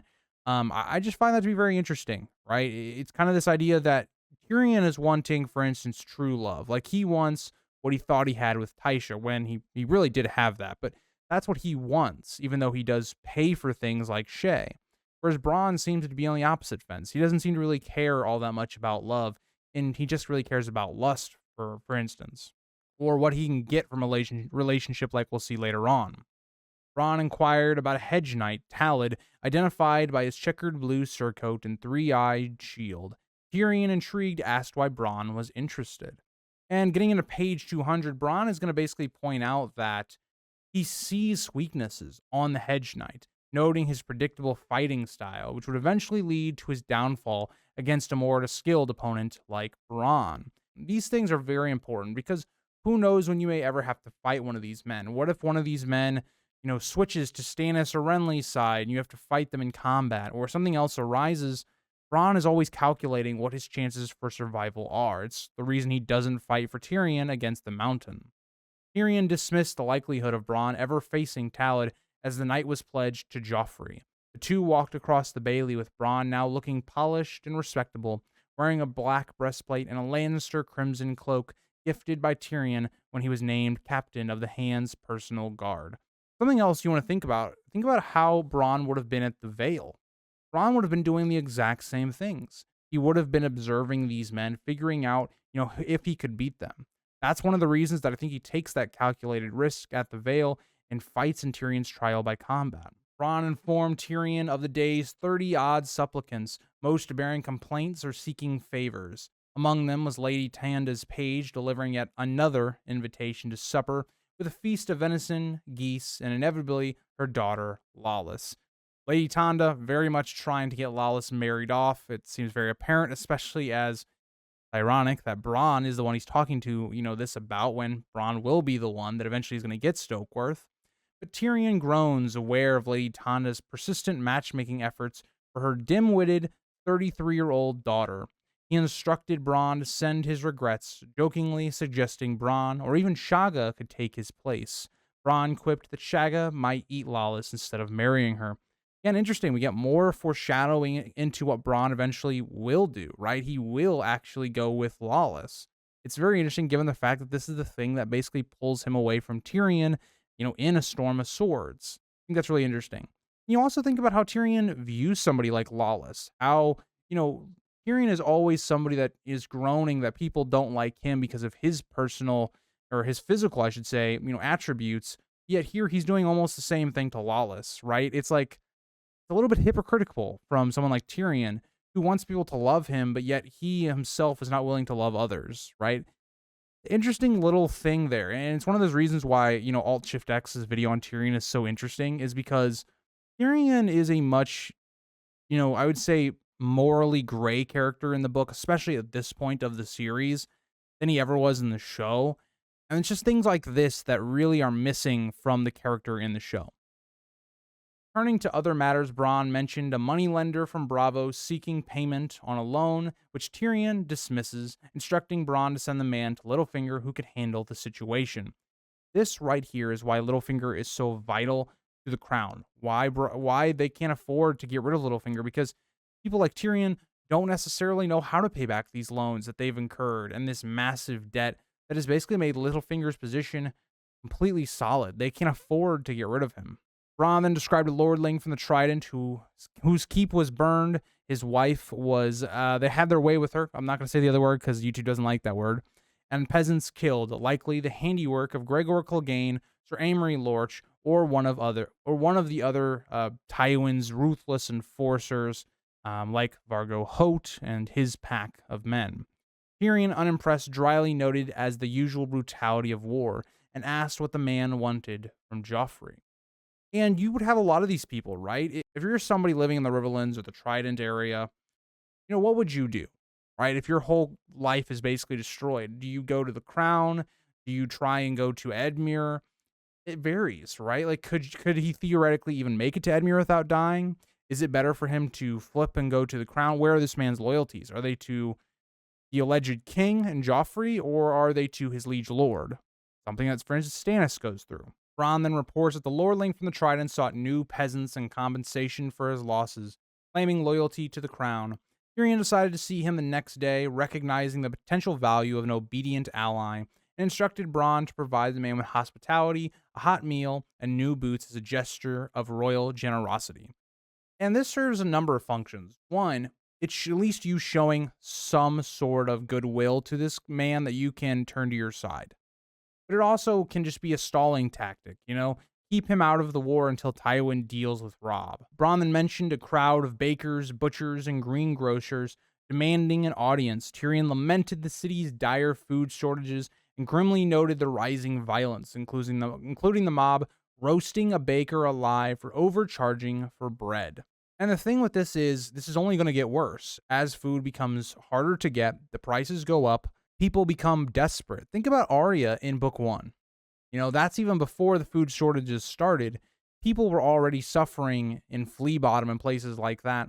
Now take it to where even the middle class, right? Your working class, but not doing too badly in King's Landing, is not able to feed themselves, or they're barely able to. That's when the city's going to kind of change. It's going to start turning all of its blame to the crown. It's going to start having violent outbursts to gain any type of food. You're going to see people rising up, changing sides, going to Stannis or to Renly or whoever. Tyrion expressed his fear that as desperation grew, the mob might resort to cannibalism, and Bronn informed him that the Gold Cloaks were rumored to have joined the mob, further complicating matters. Tyrion resolved to placate the petitioners with promises of protection from King Joffrey, knowing he could not provide food without worsening the situation. Yeah, Tyrion's in an impossible situation. On one hand, you can't have the Gold Cloaks just take out all of these people, because a lot of the Gold Cloaks have family that are not eating, right? They have people that they care about, and that's why you're going to see them joining the mob. They are also not being fed the best. Now, are these people being fed better than peasants? Yes. If you're in the Gold Cloaks, you're going to get some food at least to actually be able to defend the castle. And so you're looking at the situation, and you can't give them food because you don't have enough food to sustain the city. So giving them food is going to be like, you guys are sitting on food that you're not giving to us. It's the idea of, say, Craster with the Night's Watch when they're super desperate. It's the same idea here. If you give them more food, they're going to be like, well, we want more. We know you're sitting on food now if you're able to give it to us. And that's not going to make the situation any better whatsoever. And so Tyrion really doesn't have anything he can do to try and get this to not happen. Bronn then mentioned a black brother from the wall who brought a rotted hand in a jar, an odd and ominous token. Tyrion, who seemed interested by this, but when he hears it is Alliser Thorne, he basically all but ignores him, putting him in some unpleasant cell where his hand could rot further. And this is something that is, once again, it's Tyrion having power over someone like Alliser Thorne, and so he's willing to put him in his place a little bit. Where in reality, this rotting hand is significant. It does come from a white. Now, how do you prove that? You really can't. Like, this is just a hand. Jeor Mormont or whoever at the Night's Watch could have just as easily cut off some dead person's hand and just gave it to him and said, yeah, we need more men. Now, Tyrion knows that Jeor Mormont is not that type of person, and if this did happen, it probably did. He is very, truthful, right? But again, it's not the best evidence. The crown has way bigger problems at the moment, but Tyrion should probably take this a little bit more seriously, even though we know why he doesn't. Tyrion crosses the yard, encountering his sister Cersei at the main gate, accompanied by an entourage including Sir Boris Blunt, Sir Balon Swan, Lord Giles Rosby, Hallan the Pyromancer, and their cousin, Lancel Lannister, who has become quite a favorite of Cersei's. What should become quite apparent right away here, though, is why is there a Pyromancer with Cersei? And that's something that Tyrion's going to look into in the future. It's something that Tyrion doesn't pick up on right here. Why is there a Pyromancer with his sister? Mounted on her white palfrey, Cersei announced her intention to inspect the city's defenses, emphasizing her commitment compared to Tyrion's perceived indifference. Cersei views Tyrion as doing nothing. He's doing this weird thing with the chain. He's, dismissing Janos Slynt. What is Tyrion really doing from the outside point of view to help the situation? And that's what Tyrion, is kind of keeping from Cersei a bit, because she doesn't want it to kind of blow up in their face. Cersei relayed that Renly Baratheon was advancing from Highgarden with a reported host 100,000 men, supported by Storm's End and Highgarden. Credited herself for keeping the Red Wine fleet neutral by holding Lord Paxter's twins as hostages, which she did do a good job of. But Tyrion is also going to think about, yeah, but you also let Loras Tyrell slip through your fingers as well. You let Arya Stark slip from your fingers. Ned Stark was killed. Cersei, should you really be gloating all that much? And all the same, sure, the Red Wines, they're not with, Renly at the time, their fleet's not at least, but does it matter? Renly has way more men than they do. Tyrion noted Renly's slow progress, attributing it to nightly feasts and court sessions. He speculated that Renly's other concerns, including Tywin at Harrenhal and Robb Stark at Riverrun, would prevent immediate action against Landing. And I think, as we get into page 203, the main thing Tyrion is kind of reflecting on is why the patience of Renly is quite smart. Renly lets all of his rivals weaken themselves, and then he sweeps in and takes the victory. But I think he's more worried, and this is what kind of Stannis thinks about, is that where is Stannis? Stannis is the most dangerous military commander, kind of a brutal man, right, to his enemies, but there's been not much from him at all, right? There's been no spies that have come back or given any information on what's happening at Dragonstone. All they know is they have this sellsword kind of fleet, and they're gaining men. That's all they really know, and they have the Red Priestess in Mel. Cersei, unimpressed by Tyrion's reasoning, insists on summoning their father's army to King's Landing. Disregarding its strategic usefulness, she also pressures Tyrion to free Jaime, deriding him as worse than useless. Cersei's just upset that things aren't going well. How is Tyrion supposed to command their father to return to the castle? That's never going to happen. And two, how is he supposed to instantly free Jaime? He's trying, but how can he free him instantly? It's just not logical. Tyrion, once again, thinking about the threat of Stannis, who is very much closer than Renly at this time, Tyrion then contemplates protecting Shae should the city fall. Podrick Payne, Tyrion's nervous squire, announces that Lord Peter Baelish is waiting in Tyrion's solar. Podrick's awkward demeanor prompts Tyrion to tease him, though it makes him feel guilty. It's what Tyrion's kind of doing with his power. He's kind of bullying people and things of that nature, but someone like Podrick, who is very similar to Tyrion in terms of being bullied constantly and looked down upon, it does make Tyrion feel somewhat bad. Inside the Solar, Tyrion finds Littlefinger casually seated, dressed in luxurious attire, while Littlefinger remarks on the absurdity of the king's activities, noting that Joffrey is losing to hares in a crossbow match. Joffrey's not taking things seriously. He's just randomly shooting hares and missing a lot of the time. Tyrion watches Joffrey fail miserably at hunting with a crossbow, missing the target repeatedly as the hare taunts him. Joffrey's frustration grows as he struggles to reload and fire.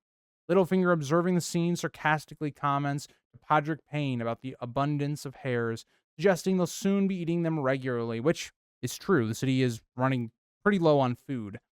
Tyrion makes a dry remark about rats and then dismisses Podrick to leave him alone with Littlefinger. Littlefinger declines any refreshment and makes a sarcastic comment about Tyrion's company, referencing the idea that drinking with him could lead to dangerous consequences, which is true, right? Think about what I talked about with Pycelle, how Pycelle very much dances around Tyrion and tries to kind of suck up to him. Littlefinger also recognizes that, but is not nearly as cornered because Littlefinger has more influence and power behind him. Tyrion, seated comfortably, compliments Littlefinger on his appearance, which sparks kind of a playful exchange between them about the colors of his clothing and the newness of his doublet. Littlefinger reveals a Valyrian steel knife with a dragon bone hilt, something that Catelyn had accused of being his and had almost gotten Tyrion killed. This is something right away that's going to spark an interesting conversation. Tyrion refuses the dagger, but Tyrion grows wary, sensing that Littlefinger knows more about him than he lets on, and acknowledges the danger of dealing with someone so carefully protected by wealth and power. Littlefinger, as Tyrion's going to go on to talk about here, is so hard to pinpoint because you don't necessarily know how feasible it would be to arrest Littlefinger. Littlefinger has all these people in his pockets. He has a ton of wealth. He is someone with a lot of influence. Could Tyrion even arrest, Littlefinger? What would happen if he tried to execute? Would they even listen to him? Or would it all end up like it did for Ned? Tyrion reflects on Littlefinger's ability to armor himself in gold, noting that Peter's true strength lies in his manipulation. Unlike Jaime's more straightforward might, Tyrion begins to feel unease as he realizes Littlefinger's power and his own growing discomfort with the man's schemes. And this is, I think, is a lot of reason why Tyrion is very hell-bent on trying to send Littlefinger away. Either that be to the Vale, either that be to go broker an alliance with the Tyrells later on. Tyrion is very keen to get this man away from him. Getting into page 205, Tyrion reflects on Littlefinger's swift rise to power, starting from a minor position in customs where he vastly outperformed his colleagues by increasing revenue. It's basically the entire story around Littlefinger's origin, how he had started very, simply by getting appointments from Lysa, whether that be at Goldtown and then moving to King's Landing and becoming Master of Coin. All throughout this time, Littlefinger has shown his worth. But it also shows in a lot of ways how Littlefinger has manipulated them all. Because Littlefinger is not somebody that, oh, he's bringing in a ton of money and so we're gaining a lot of stuff. We're gaining a lot of money, but at the same time, we're overspending that money where we're not even really gaining money. We're losing it. And so that's what Littlefinger does so well because he invests in things that make him money. It makes him more wealthy and rich while making the crown less wealthy. But it also is the perfect time because Robert spends a ton, and that really helps someone like Littlefinger, because he was somebody invaluable to that. Baelish's approach goes beyond simple collection of wealth. He invests it strategically, buying goods, manipulating markets, and ensuring a constant flow of gold, while positioning his own loyalists in key roles.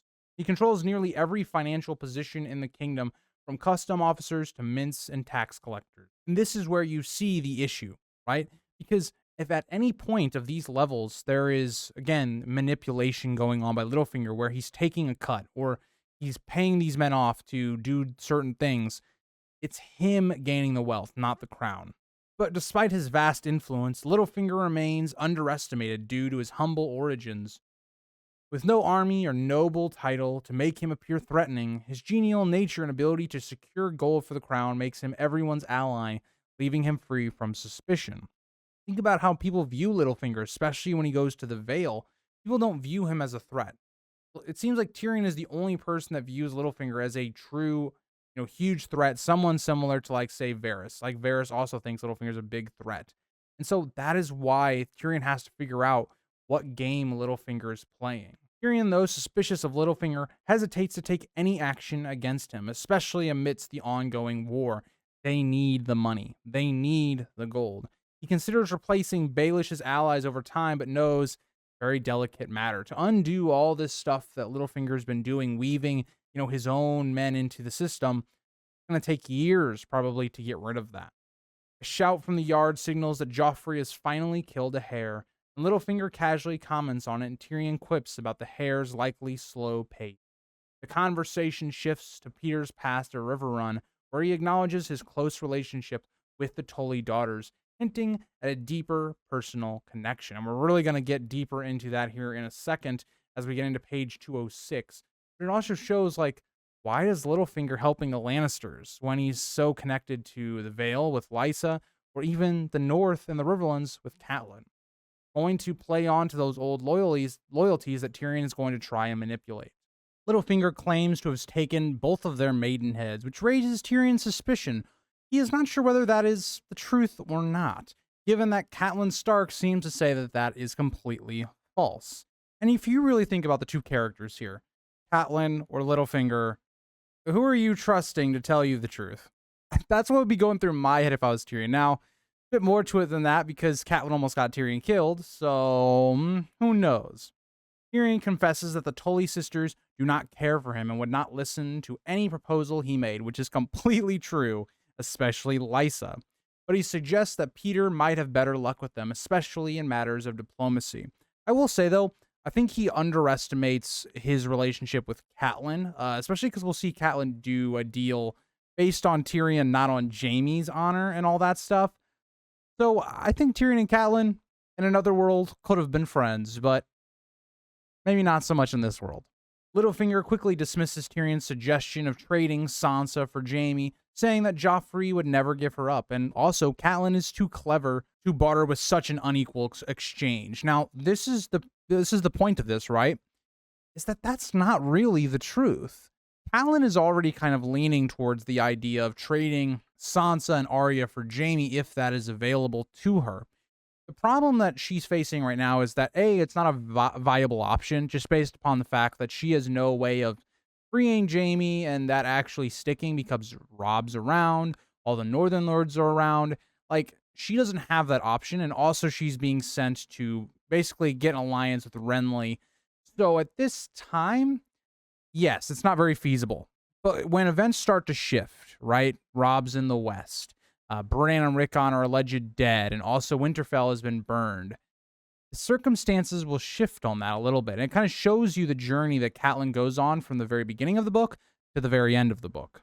Tyrion then proposes a different deal involving Arya Stark, but Littlefinger points out that searching for Arya will not be enough to find her. Agreed. Tyrion, in all likelihood, wants to trade Arya and Sansa, but Arya has not been seen or found yet. Tyrion shifts focus to Lysa, though, hoping that Peter can sway her. He suggests offering her the truth about Jon Arryn's death as a way to win her favor.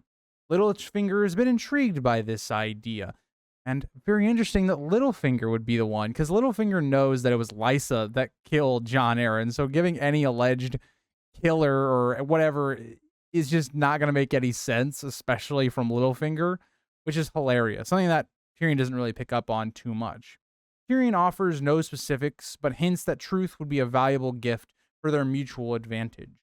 Peter asks whether Tyrion wants Lysa's friendship or her swords, and Tyrion indicates he needs both. Littlefinger kind of questions this. Lysa would never really trouble her men and going against the Starks or her sister and the Tullys and all that, but that's not exactly what Tyrion's offering. But Littlefinger does mention Lysa's having current troubles, the raiders from the Mountains of the Moon, something that Tyrion basically put them up to. And Tyrion says, a word from him could really help alleviate her problems. When asked what this help would cost, Tyrion reveals his true goal. He wants Lysa and her son to pledge allegiance to Joffrey, swear fealty, and wage war. But he doesn't actually mean to say that Lysa is going to attack Riverrun. He means that they're going to be used to oppose either Renly or Stannis should they become threats. In return, he offers for justice for Jon Arryn's death and peace in the Vale. He also proposes making her son Warden of the East, as his father once was, and offers his niece Myrcella as a ward to Lysa. This is quite a handsome offer. You're going to have, a Lannister from the royal line being married into the East, forming up their alliance. You're going to give them back being wardens of the East. Actually quite a good deal when you really think about it. Now, unfortunately, the Lannisters are in the losing position right now. So I don't know how valuable an offer this would truly be, and especially because Lysa is just going to listen to whatever Littlefinger says. This gets us into page 207. Littlefinger is genuinely surprised by Tyrion's proposal, especially the idea of Myrcella marrying Lord Robert when she comes of age. Tyrion hints at the Queen's likely disapproval, but doesn't seem concerned. Littlefinger acknowledges Tyrion's dangerous nature, but expresses interest in the idea, even offering to present it to Lysa if he chooses to. Now, there's a couple things right away, right? If you're Littlefinger, you're thinking, how is Tyrion going to execute this plan? This is the Queen's daughter we're talking about. How much power and influence does Tyrion really have, right? But you also don't want to upfront refuse him, because if you do that, right, you're going to show that you're not loyal to Tyrion whatsoever, and you could easily be sent to the wall. So there's a lot of things here that are quite interesting that are working at play if you're someone like Littlefinger. But Littlefinger also wants something for himself. He's not going to do it out of the kindness of his heart.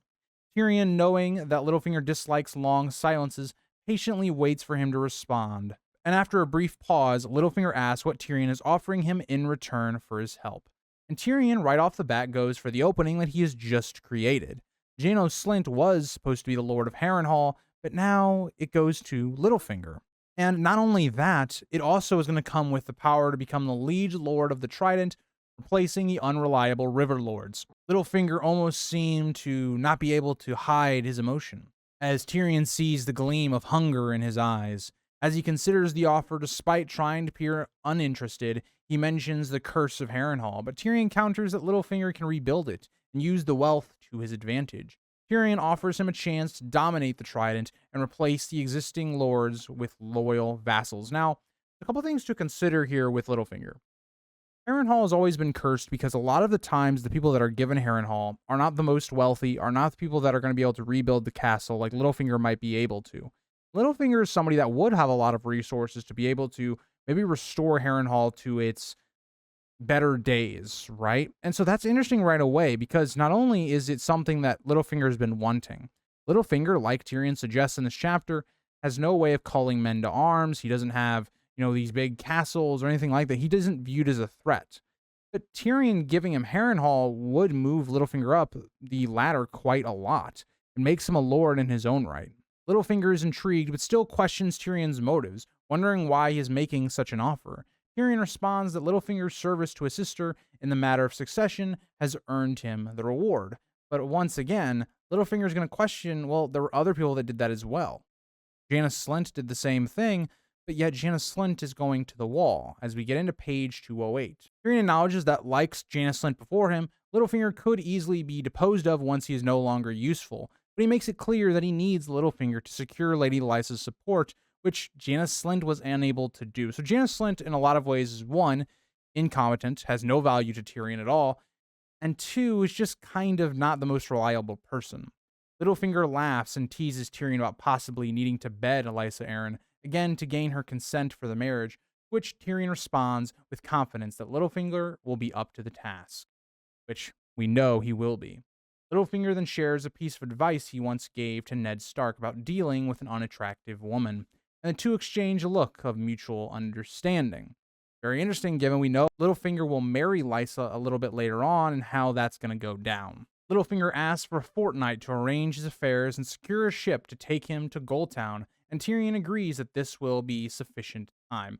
Now, I will say the one thing that I think is different from Littlefinger, Varys, and Pycelle is that Littlefinger's is the most realistic of the three in terms of Littlefinger is gaining quite a lot by not saying this information to anyone, and so that is the key here. Pycelle doesn't really get much to gain at all by keeping this to himself, outside of just keeping himself safe, and neither does Varys. So I think Littlefinger is dealt with a little bit more cautiously by Tyrion. He makes it a lot more realistic in terms of Tyrion actually dealing with Littlefinger. With their business concluded, Littlefinger rises to leave, acknowledging that the meeting has been profitable for both of them, and Tyrion thinks to himself that he has gained what he needed. He has tested Littlefinger, as test 2 is done. Tyrion then heads to his bedchamber to await for Varys, who he expects to visit later that evening, being the final test of the day. Varys arrives sooner than expected, and Tyrion teases him about keeping secrets from the Grand Maester. Varys scolds Tyrion, but reveals that his little birds have shared some information about Doran Martell's intentions in the ongoing war. Varys would know best. He is trying to bring young Griff to the front, and Dorne is a massive part of that. Varys explains that Doran Martell has thus far stayed out of the conflict, despite calling his banners, and is thought to be leaning towards supporting Renly due to his hatred of House Lannister, while Tyrion aims to dissuade him from this course of action. If you're Doran Martell, you're in a tough situation. Because, yes, House Lannister is the house that did the blow to Elia and her children, but at the same time, the Baratheons were complicit. Robert allowed this to happen. It went unpunished. It set a very dangerous precedent in Westeros. And here's Renly Baratheon, basically the second coming of Robert in terms of looks anyway.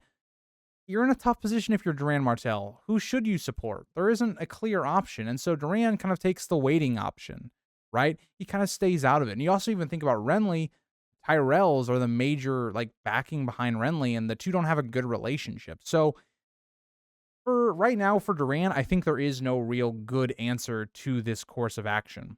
Now, this is very interesting. I want to actually put this up on screen for you guys, just so you guys can confirm this. But when Tyrion and Varys are talking in this particular moment, Varys notes this about Doran Martell, that he's still motivated by Elia and also her sweet babe.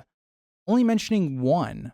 This seems to reference Rhaenys, but what about Aegon? And you think about Varys as a whole, we know that he's propping up this young Griff character. Is this a hint to possibly young Griff in the future? This is something that my friend JC actually brought up to me. It was something I was looking for in this chapter, and I think this is really interesting evidence. Is this just a typo? Could there just be that it was meant to say sweet babes, and it only says babe? Who knows? But either way, this is interesting to come from Varys, right? Of all characters for this slip-up to happen, it's from Varys, who's plotting this young Griff revelation. I think that's important to understand. Let me know what you guys think about in the comments. It's something I haven't discussed in the past with theories about young Griff. But let me know what you guys think. Tyrion eggs Varys on, eager to hear more about what Varys thinks could sway the prince. Tyrion reveals that his father once told him that ambition should always take precedent over sentiment, and he points out that with Janos Slynt gone from the small council, there's an empty seat that could be used to offer Doran Martell a more advantageous position. Which makes sense, right? You don't need Janos Slynt. He's a nobody right now, right? But Doran Martell, that's a powerful ally. And as we get into page 209, it's really Tyrion kind of playing this game with Varys, right? What does Varys think or know is going to be offered? Varys acknowledges that offering a council seat Doran Martell could be tempting, but he questions whether it would be enough to make Doran forget about the murder of his sister. Again, Doran is not like Tywin Lannister or some of these other people that say, oh, they care more about, position and all these other things. Not Doran and Oberyn, really. They care more about their family, vengeance, things like that. Tyrion counters by offering to deliver the killers of Elia, either alive or dead, after the war, which intrigues Varys. Varys reveals that his little birds have shared that Elia cried out a specific name when she was killed, implying that someone connected to House Lannister was involved in her death. And Tyrion acknowledges this right away. The common rumor was that Gregor Clegane was responsible for Elia's death, points out this father would argue that Doran Martell should focus on the larger picture. 50,000 Dornish being worth one rabid dog like Gregor. Now, unclear if there's actually 50,000 Dornishmen, but that's what Tyrion thinks at this point anyway. And I don't think it's that large. I think it's a bit smaller than that to begin with. Varys suggests that Doran might want more than just the killers' lives. He could demand the blood of both the man who gave the command and the knight who carried it out. Tyrion cleverly notes that Robert was the king. If there's anyone to blame, it's him. Robert led the rebellion. Robert saw that these children were killed and pardoned anyone involved. So if you want to blame anyone, blame Robert, who is conveniently dead. Varys raises the possibility that Doran might demand more than just justice for his sister's murder. He might want a guarantee of loyalty, safeguard against betrayal. And this is where we get to the point of it, right? Varys trying to speculate, who is this person going to Dorne? What is going to be this captive, or I guess guest, to the Dornish? Tyrion is reluctant to offer Varys any more details, but Varys teases him, revealing that he knows Tyrion might offer Prince Tommen to Doran Martell as a further token of good faith. Now, this is interesting. So we now have three different offers. The first offer, being the one that is going to actually happen, is that Myrcella was actually going to go to Dorne. That was going to be the first one that he tells with Pycelle. That was in the letter. He didn't actually tell him, though, right? So to figure out that information, you would have had to open the letter, figure out what that information is. The second one, which is going to be Myrcella then going to the Vale to marry Robb and Arryn. So the first two are about Myrcella. The last one being Tommen going to Doran and going to Dorne. Tyrion is surprised and complains about Varys cheating in their guessing game. Varys points out that Tommen is heir to the throne, and unlike Joffrey, he is sweet-natured and tractable, suggesting that Tommen could be shaped into a better king if given the right guidance. And things like this is what's going to lead to so much speculation about the Purple Wedding. There would be so many people motivated to want a different king on the throne because exactly of what, Varys just said. And so what's even more interesting is if you ship off Tommen to Dorne and say the castle is taken, within the rest of this book, like it almost was, Rand Martell would have the secret to the Iron Throne. And you would have, for all of Westeros, the legitimate, line from the Lannisters and Tommen in Dorne.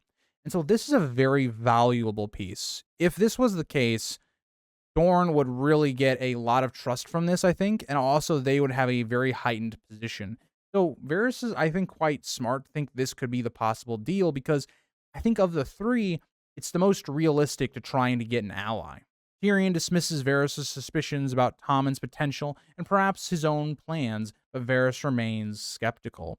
It's right, Tyrion could very easily, instead of giving Doran, Tommen, he could try and keep Tommen out of the way and hope Joffrey dies because either of his own ignorance or the war that is to come, Tommen will be much easier to mold.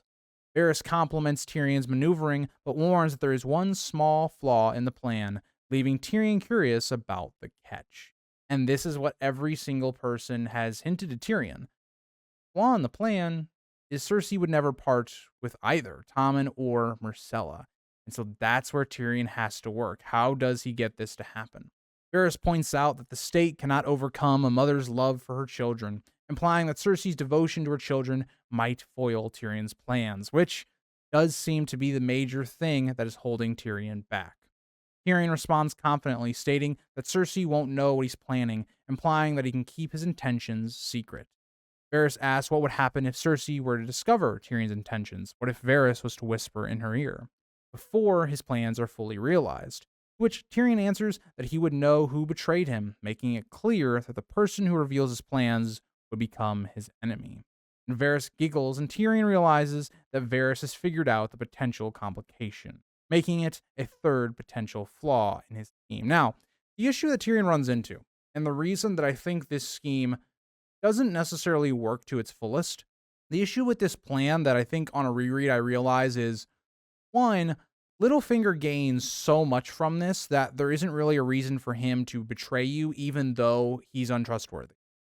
Varys, who's someone's also untrustworthy, has figured out your entire game in one conversation, right? He might not have the full idea of it, right? He doesn't know, for instance, right now what others have been offered. But at the same time, Varys realizes, okay, if I tell Cersei, he's going to know that that's how she got the information, and then I might be on the chopping block. So it does feel like Pycelle is kind of just set up. Like, of the three, Pycelle is the one that is given the least amount of like motivation to not tell on him, and also like isn't the smartest. So unfortunate for Pycelle is he will get the repercussions for this. I'm not going to basically say that too unfortunate, because Pycelle, not the best dude in the world. But yeah, thank you guys all for watching. I hope you guys enjoyed Tyrion IV. We're going to be right back with Tyrion's storyline pretty shortly after this, especially around this part of the book. You know, you hit a lot of Tyrion chapters in a row. You basically get 3 Tyrion chapters within the span of about 8 chapters, which is kind of insane. Really reminds me of Ned and the early parts of A Game of Thrones. All right, hello guys, welcome back to the Grease Goblins YouTube channel. Today's video, we are going to be doing Sansa II, A Clash of Kings. So let's get into Sansa II, A Clash of Kings. And I did want to say with Sansa II, a very short chapter. Sansa is a character that, she's kind of weird. Both Sansa 1 and 2 are quite short chapters. They very much feel like chapters that run to just fill in some gaps, so we don't have 20 Tyrion chapters in this book. And so you kind of really feel that way with like this one, and also like the first one. Like the first one is almost just a introduction to Tyrion getting to King's Landing. And so you kind of feel a little bit of that here as we see some things like, you know, a riot is happening and how Joffrey kind of goes about doing that. It's kind of to kind of go along with what's going on with the Tyrion plotline, the repercussions of certain things like not having food is doing to the public. So you have that part of it. And then you also do have Sansa's, I actually think, character stuff in this chapter, which is quite good. So getting into the chapter, we do start on page 211. Sansa found the mysterious note under her pillow, unsigned and in an unfamiliar hand. Now, right away with this note, as it tells her to come to the Godswood tonight if you want to go home. Instantly, if I'm Sansa, this is very suspicious. It's not been signed, it's unclear, it could be very easily either one, a trap, it could be some sort of ambush, it could be somebody trying to kidnap or kill her, or do other certain things I'm not going to say because YouTube doesn't like those kind of words. There's a lot of things here that kind of point to this idea that this is probably not safe. And we know that Sansa does actually go to the meeting, but it kind of goes against everything her mind's telling her. She almost gives in to the fairy tale part of what she has believed really since book 1. Now we're slowly peeling that back, right, with like Ned's death, but it's still there, right? She doesn't really grow out of those things until, hell, I mean, I guess book 4 maybe, and she's still growing even then. And so if you're Sansa, I really feel like, yes, you're looking for anyone to try and save you and bring you away from this place where you're being physically and mentally abused. But at the same time, it just seems a little too good. And that's going to be the case even when this meeting goes, in Sansa's opinion, quite well. She wondered if she should take it to the queen to prove her loyalty, but nervously she touched the fading bruise from Sir Meryn Trant, remembering how she had angered Joffrey by speaking against Janos Slynt. And there's a couple things here to note, right? Is Cersei still feels like she needs to gain the approval of Cersei and all of those things. She is someone that, you know, are marking on being these bruisings, right? She got basically hit with a mailed fist. That's crazy. You think about how Sansa is at this age right now. She's, yes, kind of tall for her age, but she's still very, skinny. She's not somebody that can take a mailed punch, let alone just a punch in general, and you shouldn't be hitting women. So it really shows the way that Joffrey has, used and abused the character of Sansa and how it takes her out of it, right? It completely shows how the Lannisters have completely abused Sansa into the position that she's currently in. Prayed this was her chance to be saved, imagining noble knights like Sir Balon Swan, the Red Wine Twins, or Beric Dondarrion coming to her rescue. Again, this is a fantasy. The Red Wine Twins are just as much captives as she is. Beric Dondarrion hasn't been seen in the capital for a while, and he's, again, an outlaw at this point. Balon Swan, very unlikely. And so it's Sansa trying to rationalize some way that she can leave while it's still a fantasy. And I think that Sansa even realizes that herself. As something kind of creeps into her head, what if this was all a cruel trick, like Joffrey making her look at her father's head? And I think this is a very legitimate thing to be concerned about. It's something that Joffrey would do, this cruel idea of giving Sansa any hope that she can leave and then taking it from her and punishing her for it, showing that she is disloyal. And I do think that if I was in Sansa's position, I probably wouldn't go to this meeting, but we'll see kind of how that goes. Fear takes hold of Sansa. What if it was a trap and she would find Sir Ilyn Payne waiting with ice beneath the heart tree? The words repeated in her mind, offering both hope and terror. Come to the Godswood tonight if you want to go home. Because on the flip side of this, if you're Sansa, what if this is truly somebody trying to help you? You may never get this opportunity ever again. You might not have an opportunity to go home, to be with your siblings and to be with eventually, your mother and all those things. What do you do? And so I think that's a really interesting part of this chapter, that you can understand why Sansa does go to the meeting, even though she is, I would feel like she's pushed to do so based on events that happen. As we get into page 212, the door opens, and Sansa hides the note under her sheet and sat on it. Her bedmaid, a mousy girl with limp brown hair, entered and asked if she wanted a bath. And instantly we're like, why does Sansa hide this letter so easily if this is just someone that's like a maid? And it makes it very apparent. Sansa even thinks about this in her last chapter in A Game of Thrones, that she can't trust these people, that they are likely lying to her or are spies. And so she kind of thinks about that here, where she's very suspicious of these people because, these servants are constantly being changed every single fortnight. She is not being able to make friends with any of these people, to, actually have some sort of connection. And so something like we kind of saw, in the show wouldn't even be possible here because those people are getting switched out so easily, right? We see like in season 2, Shay becomes a handmaiden or whatnot to Sansa, and that straight up would not be possible at this point of the story, just based upon the fact that those people are completely controlled by the Queen, Varys, Littlefinger, whoever you want to say.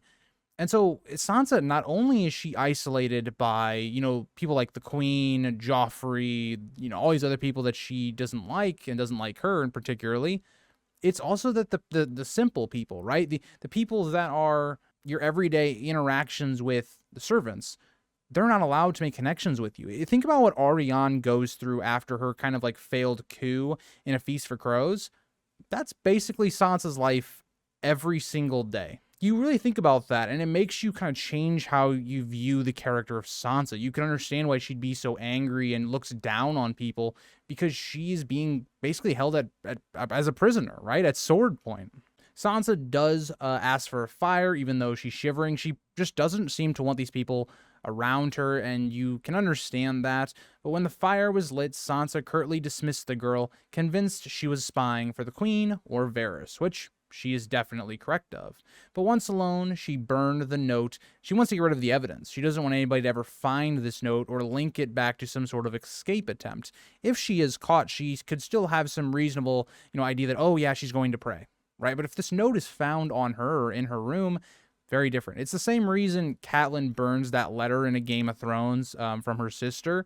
Same idea here. She looked out the window and saw Sir Preston Greenfield pacing the drawbridge, knowing he would question her if she tried to leave. Relieved she had destroyed the note, she got into bed, but couldn't sleep. Thoughts of the message consumed her. And you can understand here with Sansa, the safe option, the more cautious approach tells you you should do this. But there's also that part of you that is saying, maybe this is an opportunity to leave. Maybe the girlish part of Sansa who thinks that some, fantasy great knight is going to sweep her off her feet, is going to come and save her. And I think that we all can think about some time that, right, where our brain is telling us, this, but we don't maybe listen to it, or we have doubts about that, and that keeps you up. I'm somebody that does not like to do public speaking. I don't like, giving presentations or things like that. I know it's ironic given I'm making a YouTube video, but it's different when you're talking to a camera than talking to maybe like 50 people that are all staring at you and all that. It's kind of the same idea for me with like that. Like I always do not sleep well when I'm anxious for things like the next day. Like say it's starting a new job or it's, the beginning of classes and you don't know what to expect. I'm someone that's very anxious in terms of things like that. So I can definitely understand Sansa and what she's going through. Sansa longed for someone to guide her, and Miss Septa Mordain, screw Mordain, that's all I got to say, and Jane Poole. And it's, I think Sansa, just wanting someone that she can talk to. She has nobody, right? Like who can Sansa talk to? No one. But Sansa thinks how the Septa had been executed with the Stark household and Jane had vanished, never spoken of again. Now we know she's still alive and she will be used, unfortunately, by Littlefinger and the really awful things that she's going to go through, but Sansa doesn't really know. And Sansa would also feel a lot of guilt because a lot of her actions led to someone like Jane Poole going down the fate that she will have. She tried not to dwell on them, but when the memories came, she struggled to hold back her tears. She feels alone. She feels guilt. She feels just isolated, right? That her whole world has collapsed into, maybe her bedroom. But getting into page 213, Sansa, even at this point, misses Arya. Now, the wording here is not the best. Sansa talking very nicely about Mordain and Jane, but then she words it like this: sometimes even missed Arya. That's not the best language. It's a lot of the reason people don't like Sansa. She does not have the same type of, I think, like thinking about her sister that like Arya does. Like Arya thinks about Sansa and pities her and wonders about her.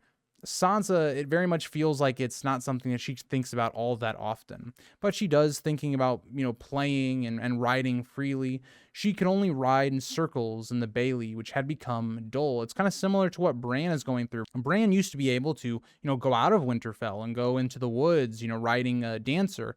But now, because of the dangers and perils, he's only kind of restricted to the castle. And Sansa, it's a different thing that's going on here, but it's kind of the same idea. It's feeling locked in. Riding doesn't feel all that great if you have no real freedom to go riding. Like just being on a horse isn't gonna fill that need.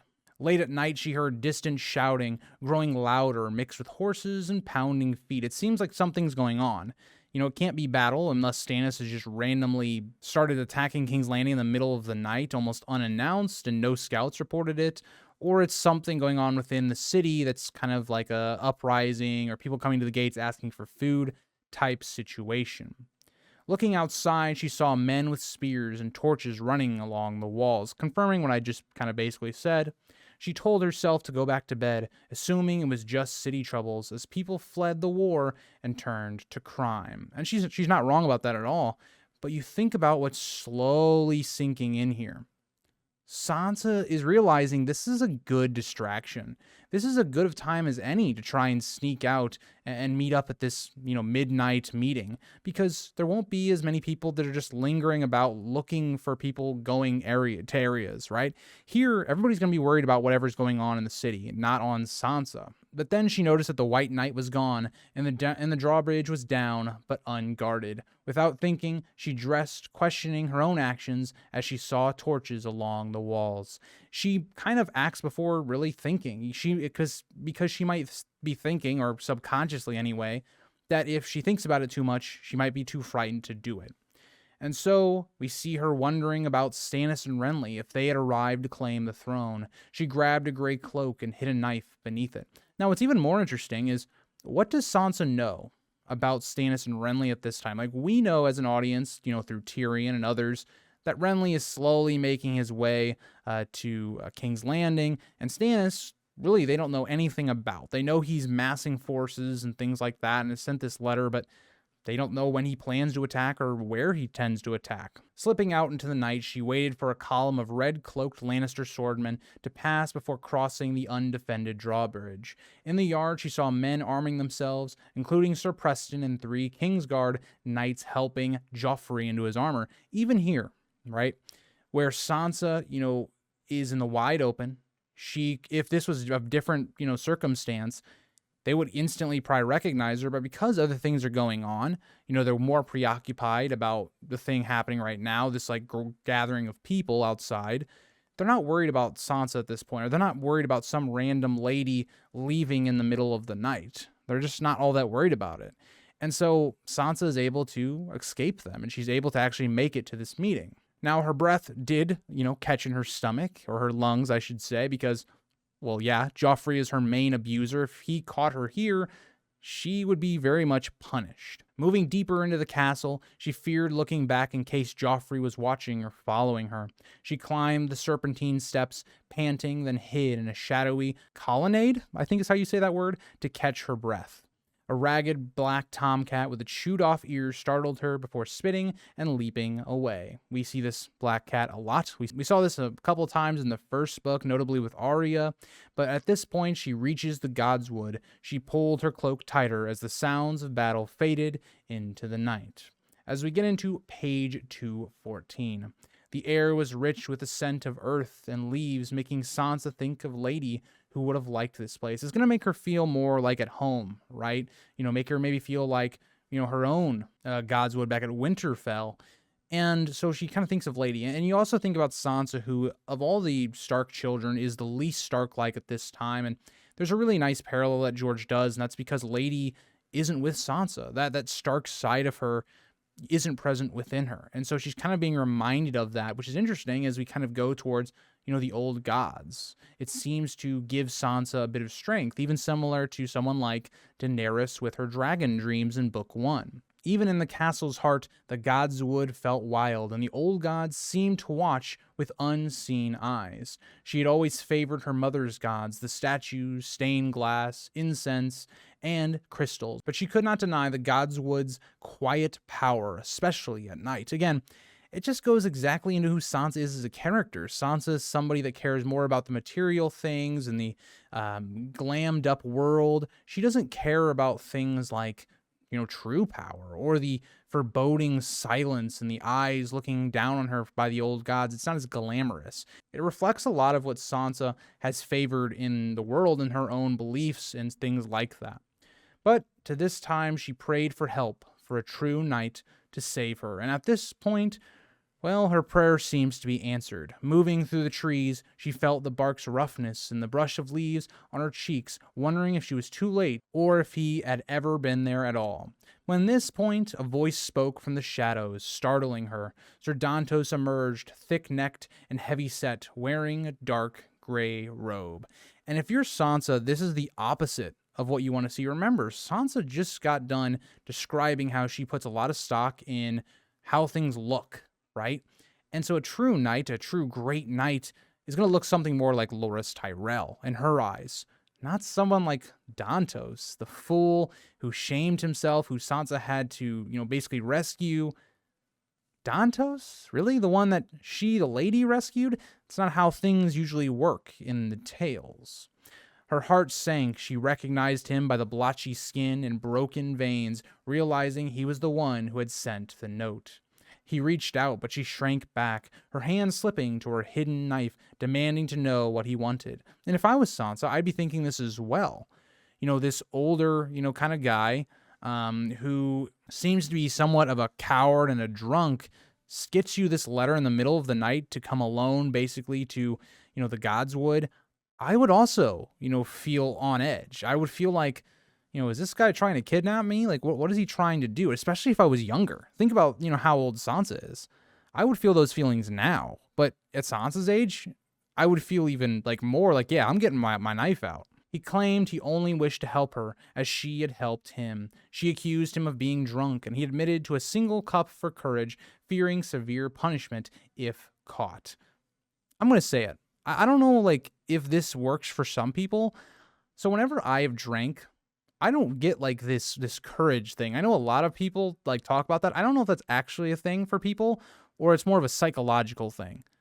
I know like drinking can make you make decisions you don't necessarily think about it, so you kind of almost act without thinking. But I don't really have that. Like I don't know. Like I'm someone that I feel like alcohol does not affect me that way. Like alcohol affects me by making me very tired. I just want to go to sleep when I drink alcohol, but I don't know. Let me know. I guess with your drinking habits, do you also get this bit of courage that Dantos gets? Thinking of a lady who could sense falsehood but was gone because of Arya. Again, I want to point this out. I talked about this in Sansa 1 and her last chapter in Game of Thrones and all throughout it. Sansa still blames Arya for the death of her direwolf, not Joffrey. I think that's an insane thing to think about because Joffrey is somebody that's abusing her. I should say other people are abusing her, but Joffrey is the one giving those orders. And yet she still somehow villainizes Arya for those things. It just shows you that Sansa is a character that's very different than Arya. Arya is on one polar opposite where she takes everything to heart. She's somebody that has a lot of self-accountability and she even overdoes it, right? Sansa's on the other spectrum of that. She is somebody that does not take a lot of accountability. She is somebody that likes to blame other people. And you kind of see this here. George kind of slips it in, but don't worry, I caught it for you guys. Sansa drew her knife and held it before her. Dantos asked if she meant to stab him, and she swore she would unless he told her who sent him. He insisted no one had, swearing it on his honor as a knight. Not a very honorable knight, because we know that is not the case, but Sansa does hold those things to a very high extent. She scoffed at the word knight, reminding him that Joffrey had stripped him of that title, making lower than Moonboy. Sansa claps back, and some people might hate Sansa because of how she actually responds to Dantos. It's very, condescending and such. But personally, for a guy that basically made you come alone into the middle of the night, I don't mind it. She had prayed for a knight to save her. Why had the gods sent a drunken old fool instead? Well, because the gods didn't send him, and this is all planned by Littlefinger, but it begs the question. Dantos admitted she was right, but said that oddly, now that he was a fool, he might finally find it in himself to be a knight again. Or, let me propose a counter theory. Because of his loss of station and all these things, he's trying to get a little bit of money so that, he can have a decent life. Getting into page 215, Dantos told Sansa that she had saved him, not just from Joffrey, but from himself, praising her grace and courage.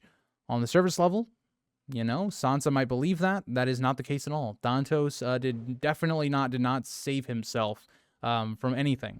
He referenced an old tale of a fool who was the greatest knight of all, and Sansa whispered, Florian, recognizing the story instantly. You can see how Littlefinger almost preps Dantos for everything to gain her trust. Bring up this old tale that'll remind her of knights' heraldry and saving her and all those things. He humbly vowed to be her Florian, falling to his knees. Sansa felt weightless, torn between trusting a drunkard and fearing she would lose her only chance. If you're Sansa, you're in a tough spot. Because, Sansa's still young, so she doesn't necessarily understand things like we do. But on one hand, Dantos is just not somebody that's trustworthy. He's a drunk.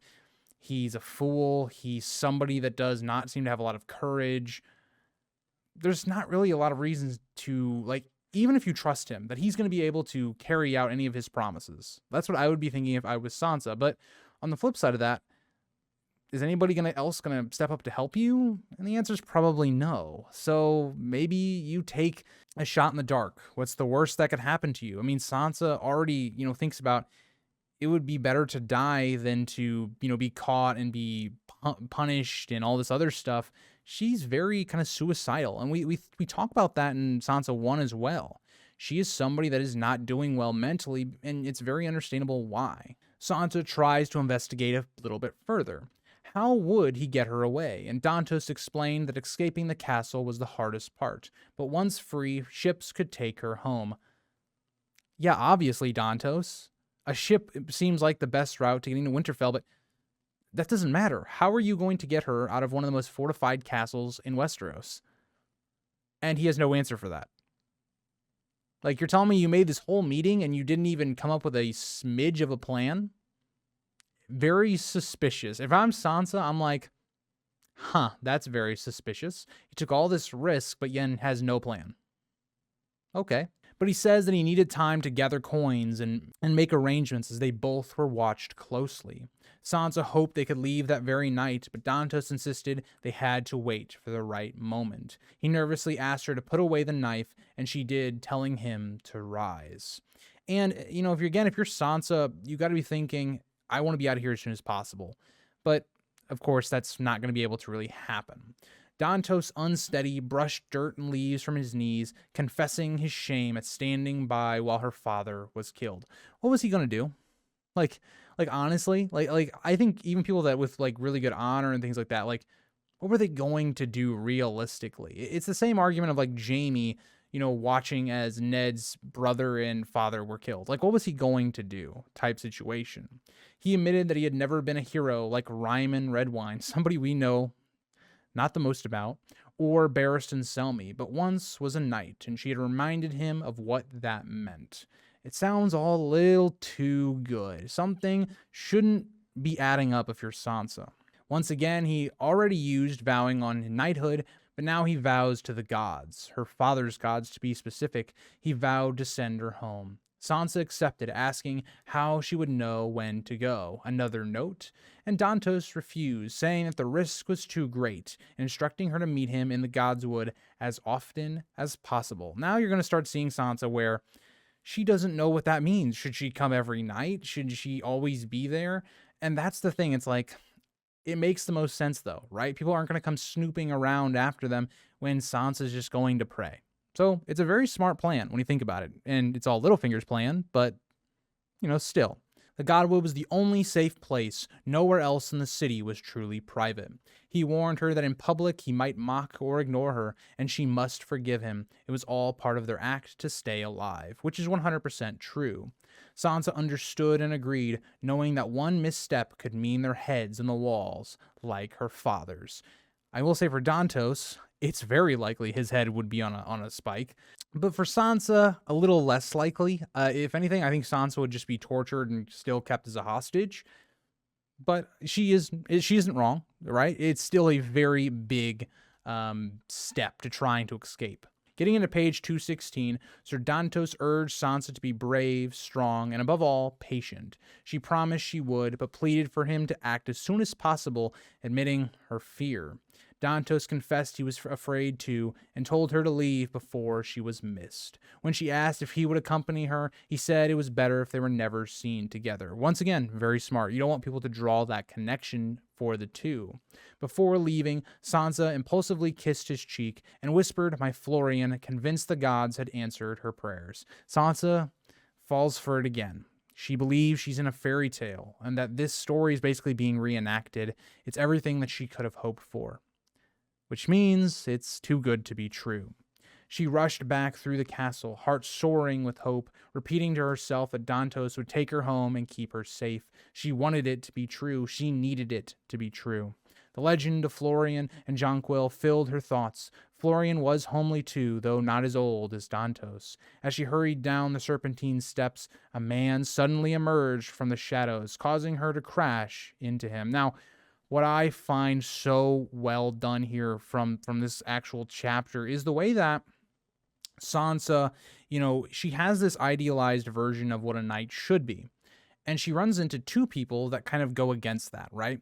You think about this character of Dantos, who is formerly a knight. He's no longer a knight, but he is somebody that had that title, and he's everything it would appear that a knight shouldn't be, right? He's not tall and handsome or good with a sword or courageous, all those things. He's something completely different. The Hound, somebody that also is not a knight. He doesn't like to be identified as a knight. He isn't that. But he is somebody that also, in a lot of ways, respects the vows of the knights more than the knights do. And so I love the way that George actually shows us two different interactions that Sansa's going to have and how she reacts very differently to both situations. She nearly fell, but he caught her wrist in a painful grip. She noticed it was the Hound. He gruffly warned her about the danger of tumbling down the steps, his laughter rough and unsettling. Sansa quickly begged his pardon and averted her eyes, but he had already seen her fear. Sansa is scared of the Hound. He's a scary-looking guy, and that's something that Sansa can't get over. She very much views appearances as being very important. He demanded to know where she had been, shaking her when she hesitated. She stammered that she had been in the Godswood, praying for her father and for the king's safety. Now, it's not a bad lie, but it's not going to fool the Hound. The Hound is too clever for those things, and he knew it was a lie right away. He sneered at her, not believing a word, and studied her closely, commenting that she was growing into a woman, but still a foolish little bird. He mocked her love of knights and demanded she sing him a song about true knights and fair maidens. Again, he's basically mocking everything that just happened in this chapter. Yes, the Hound doesn't know anything about the meeting with Dantos, any of that stuff, but it's almost, again, going into that part of Sansa that might doubt Dantos. All of this is going to be fuel for that fire. Also, it just goes into how the Hound views knights. Terrified, Sansa whispered that she only liked true knights. You would think that'd be interesting because most knights that she's actually run into have been quite the opposite of that. They've, bullied her, been not courageous like Dantos, all these things. He scoffed at the idea of true knights, reminding her he was no knight, no lord, and asked if he needed to beat the lesson into her. Very harsh words from the Hound. Kind of just reflects who he is as a person. He's very unhappy with himself, everything around him. Also doesn't help that he's drunk, as he sways drunkenly, cursing that he had drunk too much wine. He asked if she liked wine, particularly rue wine, calling it dark as blood, all a man needs, or a woman. Again, this is really going to play into, I think, that this idea of Sansa and Sandor kissing that we're going to see later in the book, things like this, right? This is something that's going to stick with Sansa, right? That maybe the Hound desires her. He talks about having wine and women. Maybe that's why. Now, let's get into page 217. The Hound laughed bitterly, acknowledging his drunkenness, then ordered Sansa to come with him, calling her a little bird and saying that he would keep her safe for the king. He nudged her forward with surprising gentleness. Again, it kind of shows that the Hound has a fondness for her, even with his harsh words, as he followed her down the steps. As the Hound goes into silence, almost forgetting that she was even there. When they reached Maegor's holdfast, Sansa was startled to see Sir Boros Blunt standing guard. She instinctively shrank away from his gaze. He was the worst of the king's guard, ill-tempered, ugly, and cruel, and was used to beat her and things like that to carry out Joffrey's abuses. But the Hound reassured her with a sneer, comparing Boros to a toad. And the Hound looks down on this man. He is somebody that claims to be a knight, but here he is beating girls and being cruel and horrible, and he's not even skilled with a blade either.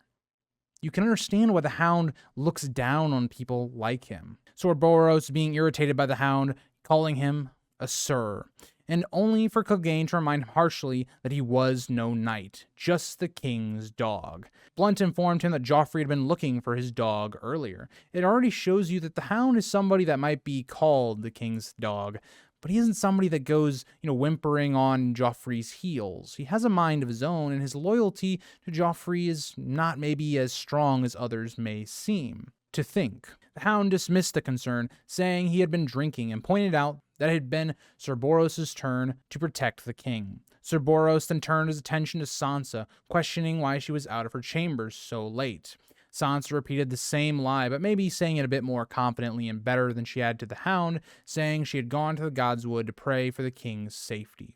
Clegane backed her up as well, adding that no one could sleep with all the noise. Again, it shows a fondness that the Hound gives for Sansa, that he's willing to cover up for her as well so she isn't beaten. It should be something that Sansa is thinking about. Sandor is helping me. He knows I'm lying, but yet he helps me along. Maybe this should be somebody I should trust more than somebody like, a Dantos or all these other people that look, more fair, but aren't actually true knights. Sir Boros explained that a riot had almost broken out at the gates. Rumors of feasting for Tyrik's wedding had led hungry mobs to demand food.